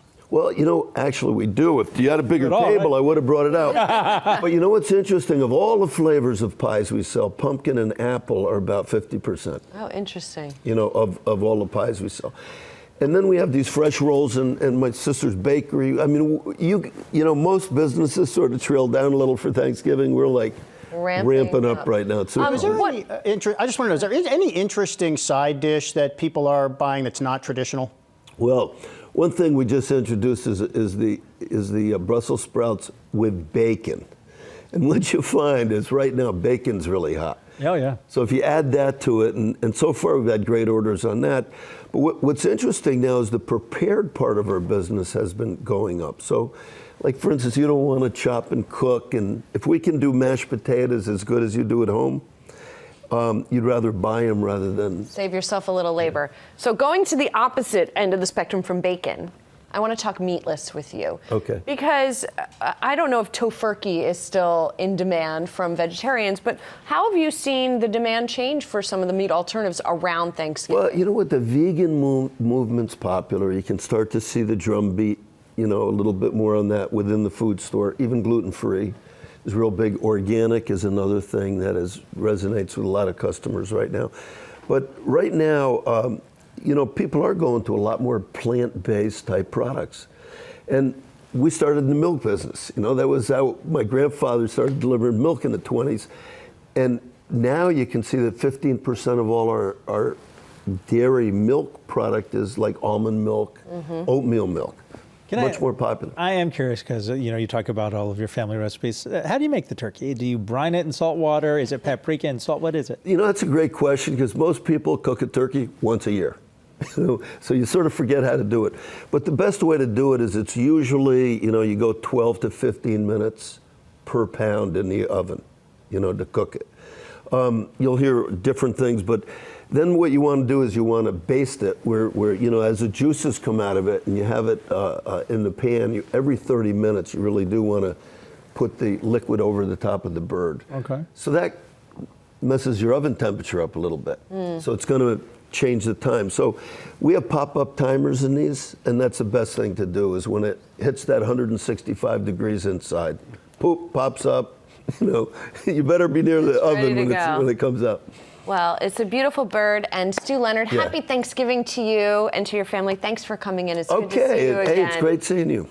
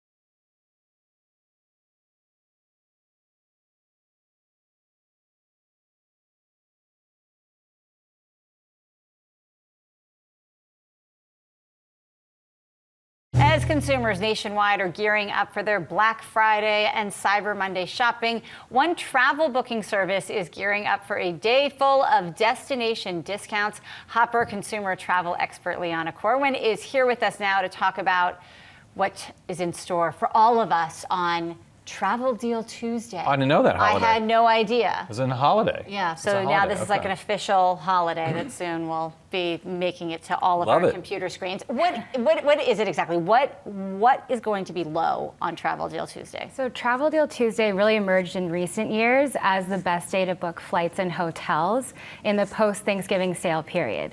So it's really interesting. A few years ago, the data science team behind Hopper was looking at our archive of over 30 billion daily price quotes. And we were actually looking for deals on Cyber Monday. And what they found is that there were more deals on Travel Deal Tuesday Tuesday than Cyber Monday and Black Friday combined. So we're projecting about 18 deals per second on Travel Deal Tuesday.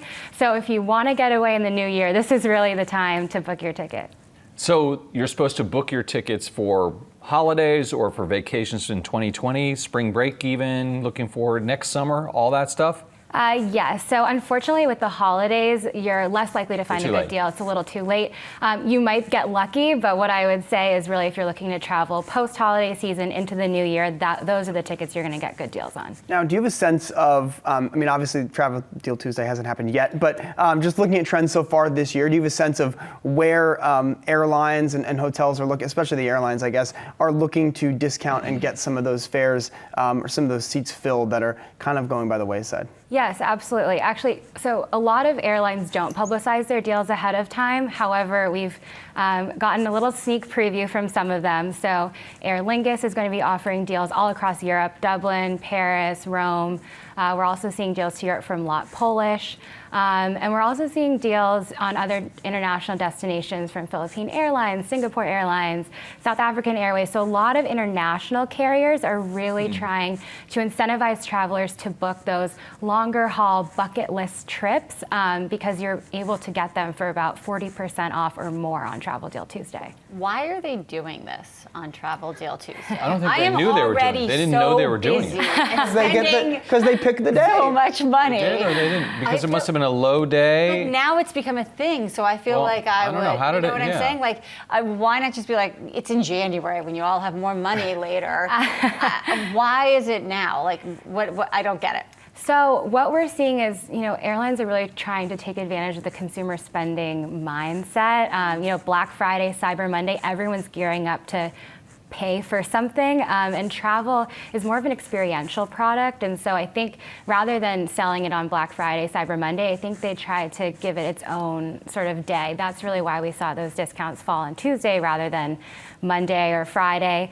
Tuesday also has just historically been a good day for flights, so that could have something to do with that as well. There's no volume. I mean, people aren't spending money on the Tuesday after they've spent a lot of money on the Friday and Monday before, and they already have their plans for the. I mean, you can just see it. So then they fill the void, right? And so let's say I went, me and Andy went and did Black Friday shopping, and then we came to work and did Cyber Monday. So we see a deal, but you guys have a price freeze feature, right? So I see something, I want to book it, but I need to wait until I get paid. Absolutely. So if that's the case, Hopper just released a price freeze feature, which means if you put down a small deposit, layaway.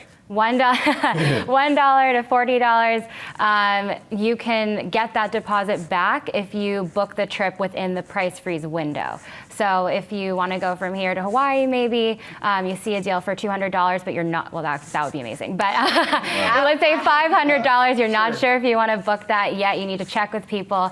You can freeze that price and then get your deposit back once you book that ticket or any other ticket on the Hopper app. So it's free to use if you book through Hopper. All right. Let's go. Now we all know what Where we're are we doing. going? Wherever you're going, I'd like to fly. Wherever you're going for Thanksgiving. That's where I'm going. Come on. I'll trade you. You go to Cleveland, and I'll go to your undisclosed location. No thanks. Liana Corwin, a consumer travel expert from Hopper. Thanks so much. Thank you.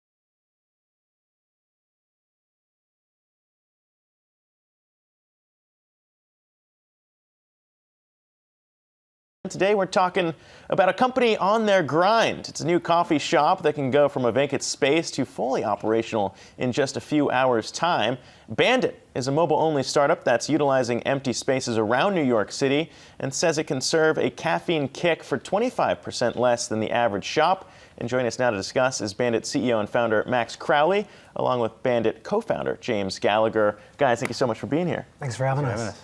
Max, it's interesting. We were talking before this. You're Uber employee number 25, or were Uber employee number 25, I suppose. This kind of harkens back a little bit to the tech savviness of an Uber to kind of solve a problem. How is Bandit doing it differently than maybe a giant like Starbucks is doing? Yeah, absolutely. So, I think at Uber, we saw what sort of a mobile app or technology can do to an everyday occurrence, like getting a ride or going somewhere. And so we wanted to bring that same magic to getting a cup of coffee. And so there's nothing more everyday than drinking coffee. 65% of the country drank a coffee in the last 24 hours. Yeah. So, the market's huge, and we think that, with being app only and having people come in and request via an app, we can give them a new type of convenience that just doesn't exist today. So explain to us exactly how it works for someone that wants to get a cup of Bandit coffee. Where do they go? How do they find where it is? And why was that part of the business model? Is it because the overhead for a brick and mortar permanent location is just so high, especially in the cities like New York? Yeah, retail is changing a lot right now. One of the things about Bandit is that by having a mobile app and requiring all of our customers to download the mobile app, we're actually building a digital relationship with our customers. And that's really important. It's something that actually brick and mortar retailers are desperate to do right now.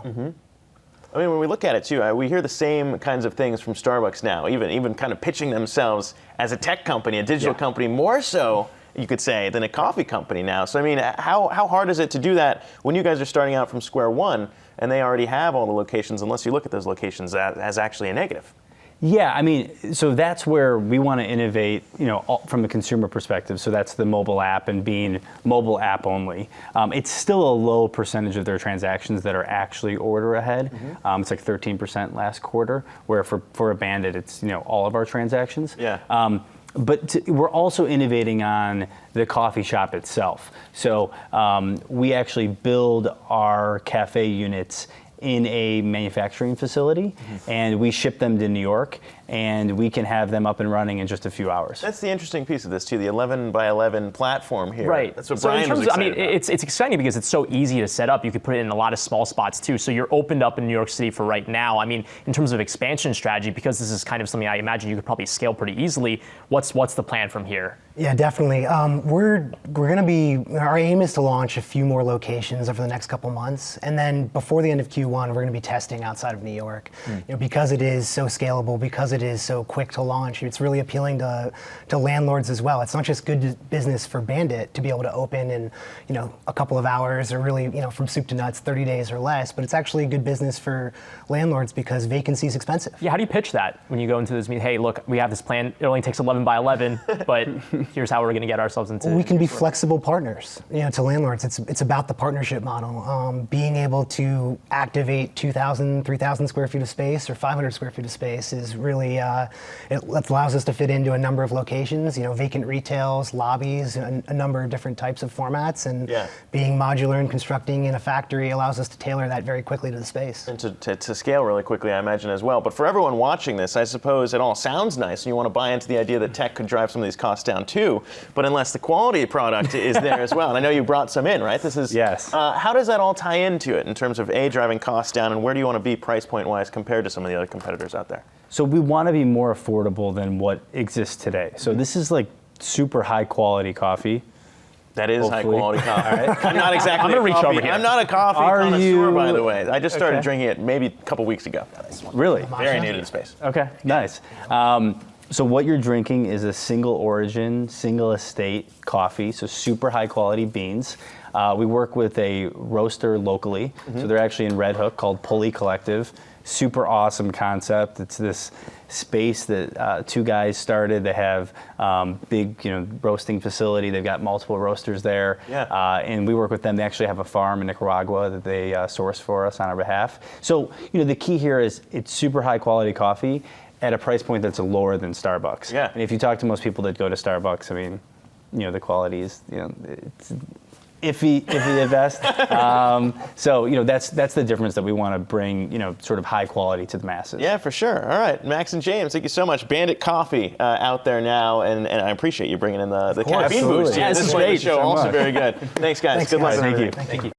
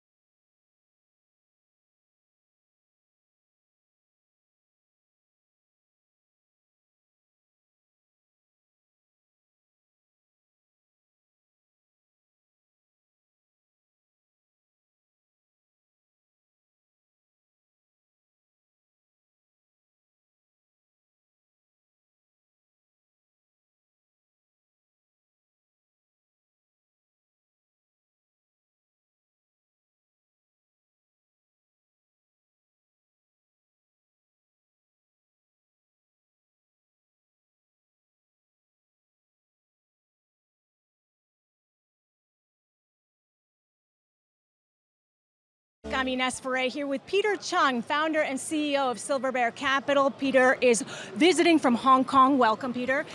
Good morning. Good morning. So you just tell us about the situation in Hong Kong with the protests that have been going on. How is that affecting investments? What are investors telling you? Well, I mean, the demonstration in Hong Kong has been one of the biggest since the handover of Hong Kong back to China, and the effect and the impact is substantial this time. So it's affecting everything from investments to local logistics to human resources to consumer products. The impact is very significant this time. Alibaba just listed in Hong Kong and shares were up 6%. Is this move to list in Hong Kong also a way for them to expand their investor base? Definitely. I mean, as everybody have recalled, since the early stage when the company was seeking a listing in Hong Kong, I think the sentiment, emotional attachment for a lot of shareholders in Alibaba was to go Hong Kong, based on the relationship between Hong Kong and China, being able to allow Chinese investments or investors to go to Hong Kong to invest in stocks legitimately. But however, the IPO at that time was blocked by the Hong Kong Stock Exchange, and the company later on seeking the IPO in U.S. And you've in fact invested as well. Yes, actually, we have continued to advise our client to look into Alibaba positively. So this round, we roughly put in around less than 100 mil from our client-based money. And as far as appetite for Asian stocks are concerned, we were talking earlier that usually it's Hong Kong, then it's also London and New York. But right now, where do you see investments? I mean, we've been seeing record highs here. Definitely. I mean, basically, as everybody knows about London right now, about London leaving the European market. I mean, Asian people see free market as the major market in the world right now for capital investments, basically Hong Kong, London, and US. Hong Kong, with the demonstration right now, everybody is taking a break on this. London, as I just said, about the European issues, maybe temporarily not a good location. Basically, U.S. is the only game in town for Asian investors. And as far as the U.S. and China trade negotiations, I mean, we've seen record highs, but we don't even have a phase one deal signed yet. What is your outlook on that? Well, I mean, as you can see, the talks has been continued. And I think both parties has been trying to come to some sort of an understanding as soon as possible, because it's basically hitting both parties' market at their hometown. Peter Chung, thanks so much.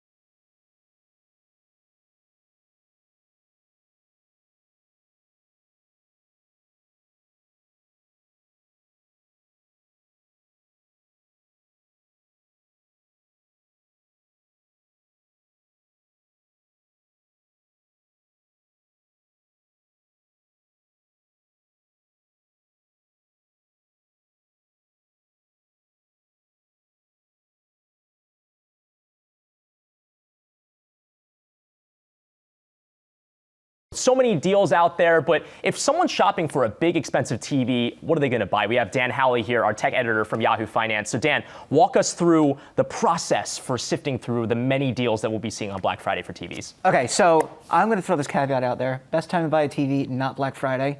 It's just before the Super Bowl. But there are still deals out there that may be worth getting. And when you want to get a TV, if you're going to be dropping a lot of cash on something like this, a couple $100, something you're going to have for several years, there's a few things you need to know. So number one, resolution. That's what you see all over the place now. It's all 4K or 1080p. If you're buying a TV that's less than 55 inches and you're going to pay a premium for 4K, don't.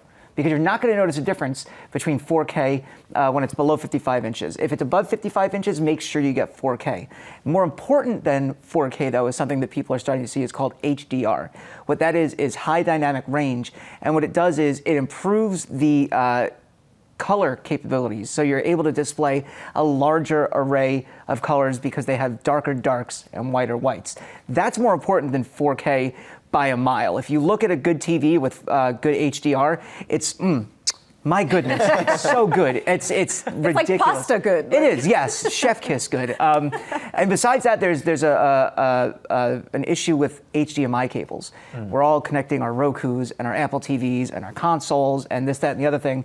And a lot of these TVs that you're going to see for really cheap on Black Friday are only going to have 2 HDMI ports. Now, you just bought this new TV. It's got 4K. You're super stoked. You want your Roku and your Apple TV to show 4K content.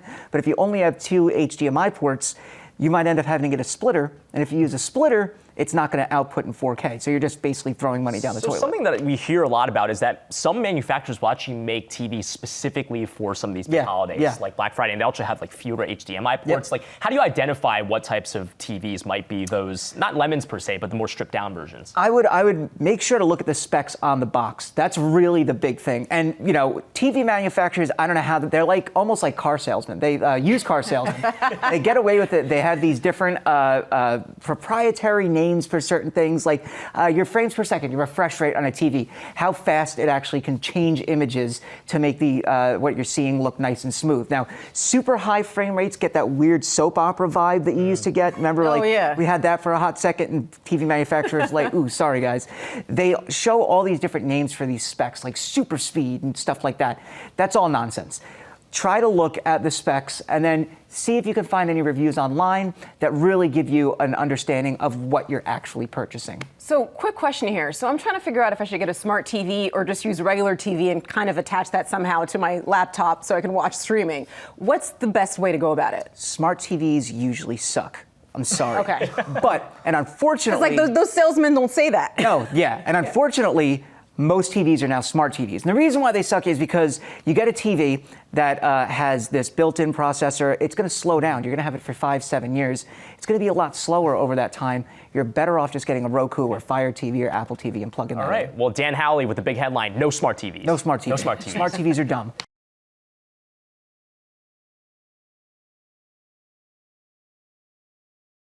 What started as a family tradition is now a global company. Over 13 million families across 13 different countries have brought the elf on the shelf tradition into their homes.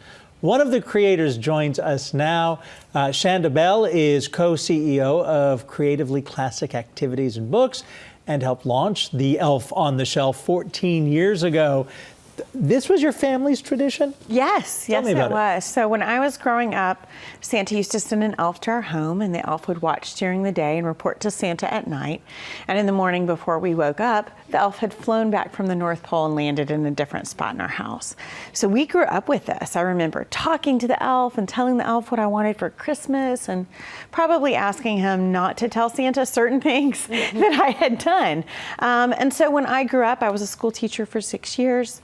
Had a son of my own and looked at Mom one day and said, you know, why don't we write a story about our elf tradition? So Santa sends the elves and we write his stories. And then you ended up obviously sharing that story and the elves themselves with a lot of other people. Yes, yes. So we were just talking about the numbers of people who have now bought these elves. So it's become a big tradition for people.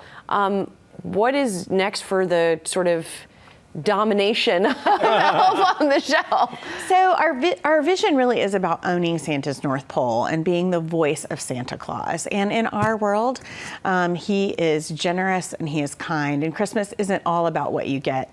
It's as much about what you give.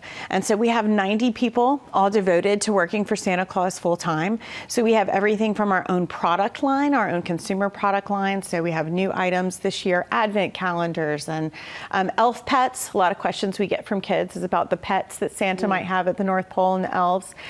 We really are the voice of Santa Claus. We started our own production company. We have Scout Elf Productions, and so we are producing our own animated content. We've launched on YouTube. We work with Universal globally. We work with Turner, which is now Warner, here in North America. And then really working on immersive experiences, brand partnerships. We're working with IHOP and Kellogg's this year. We have our own cereal, the Elf on the Shelf does, so it's just been a really fun ride. So I'm wondering about what age range you're targeting, because clearly there's a belief element to this. But I've found, you know, in our family and amongst our neighbors that kids are a little bit. I'm being careful here because my kids might watch this, but kids I work for Santa. It's all okay, kids. So kids that are a little bit older still love their elf, and it sort of becomes part of the family, is what I've noticed. So what do you think about the age range that you're targeting in the demographic? Well, I tell people you're never too old or too young for a tradition, right? And when we were growing up, it literally came through. We were engaged, we were in college, we were, you know, all of those times. It never wasn't there. But our target market is really 7. I think it's older than what people think it might be. But our products are great for anything from 2 to 11. And then it really is about family. I just, the two-part question here. Yes, First, sure. Does Santa provide an elf in case kids are watching? Of course, That has yes. perhaps a camera attached so that when you're talking, you were talking as a kid, you used to talk, Yes, that would be I do, adorable. yeah. You know, you could record those memories. Is there something like that? And then tell us about the partnership with IHOP. What is that really about? Yeah, sure. So, of course, Santa sends us the elves. We all work for him. All of us. So Santa has his own lawyer in the southern branch of the North Pole. There, my mom, my sister, and I, we all work for Santa Claus. Our job is really to tell his stories. And we have a whole universe that we're creating. So for us, it's really about faith, hope, and love. And those are the ingredients that humans put out in order for Santa to. That's what makes Christmas spirit, and that's really what Santa needs to make his Christmas magic. So all of the characters answer questions kids have about the North Pole, but really it's about generosity and kindness. And so to your other question, IHOP, that's been a really fun partnership. So it seems like the elves invaded IHOP, invaded their test kitchens and whipped up some things, and they were so delicious that IHOP decided to put those out on a menu. So we have the Elf on the Shelf holiday menu. So the fun slogan, be good for pancake's sake. And never touch the elf. Never touch the elf. They could lose their magic. It's very fragile. We would never want that to happen. Shanda Bell, co-CEO of Elf on the Shelf. Thank you very much. Thank you guys for having me. It's a pleasure.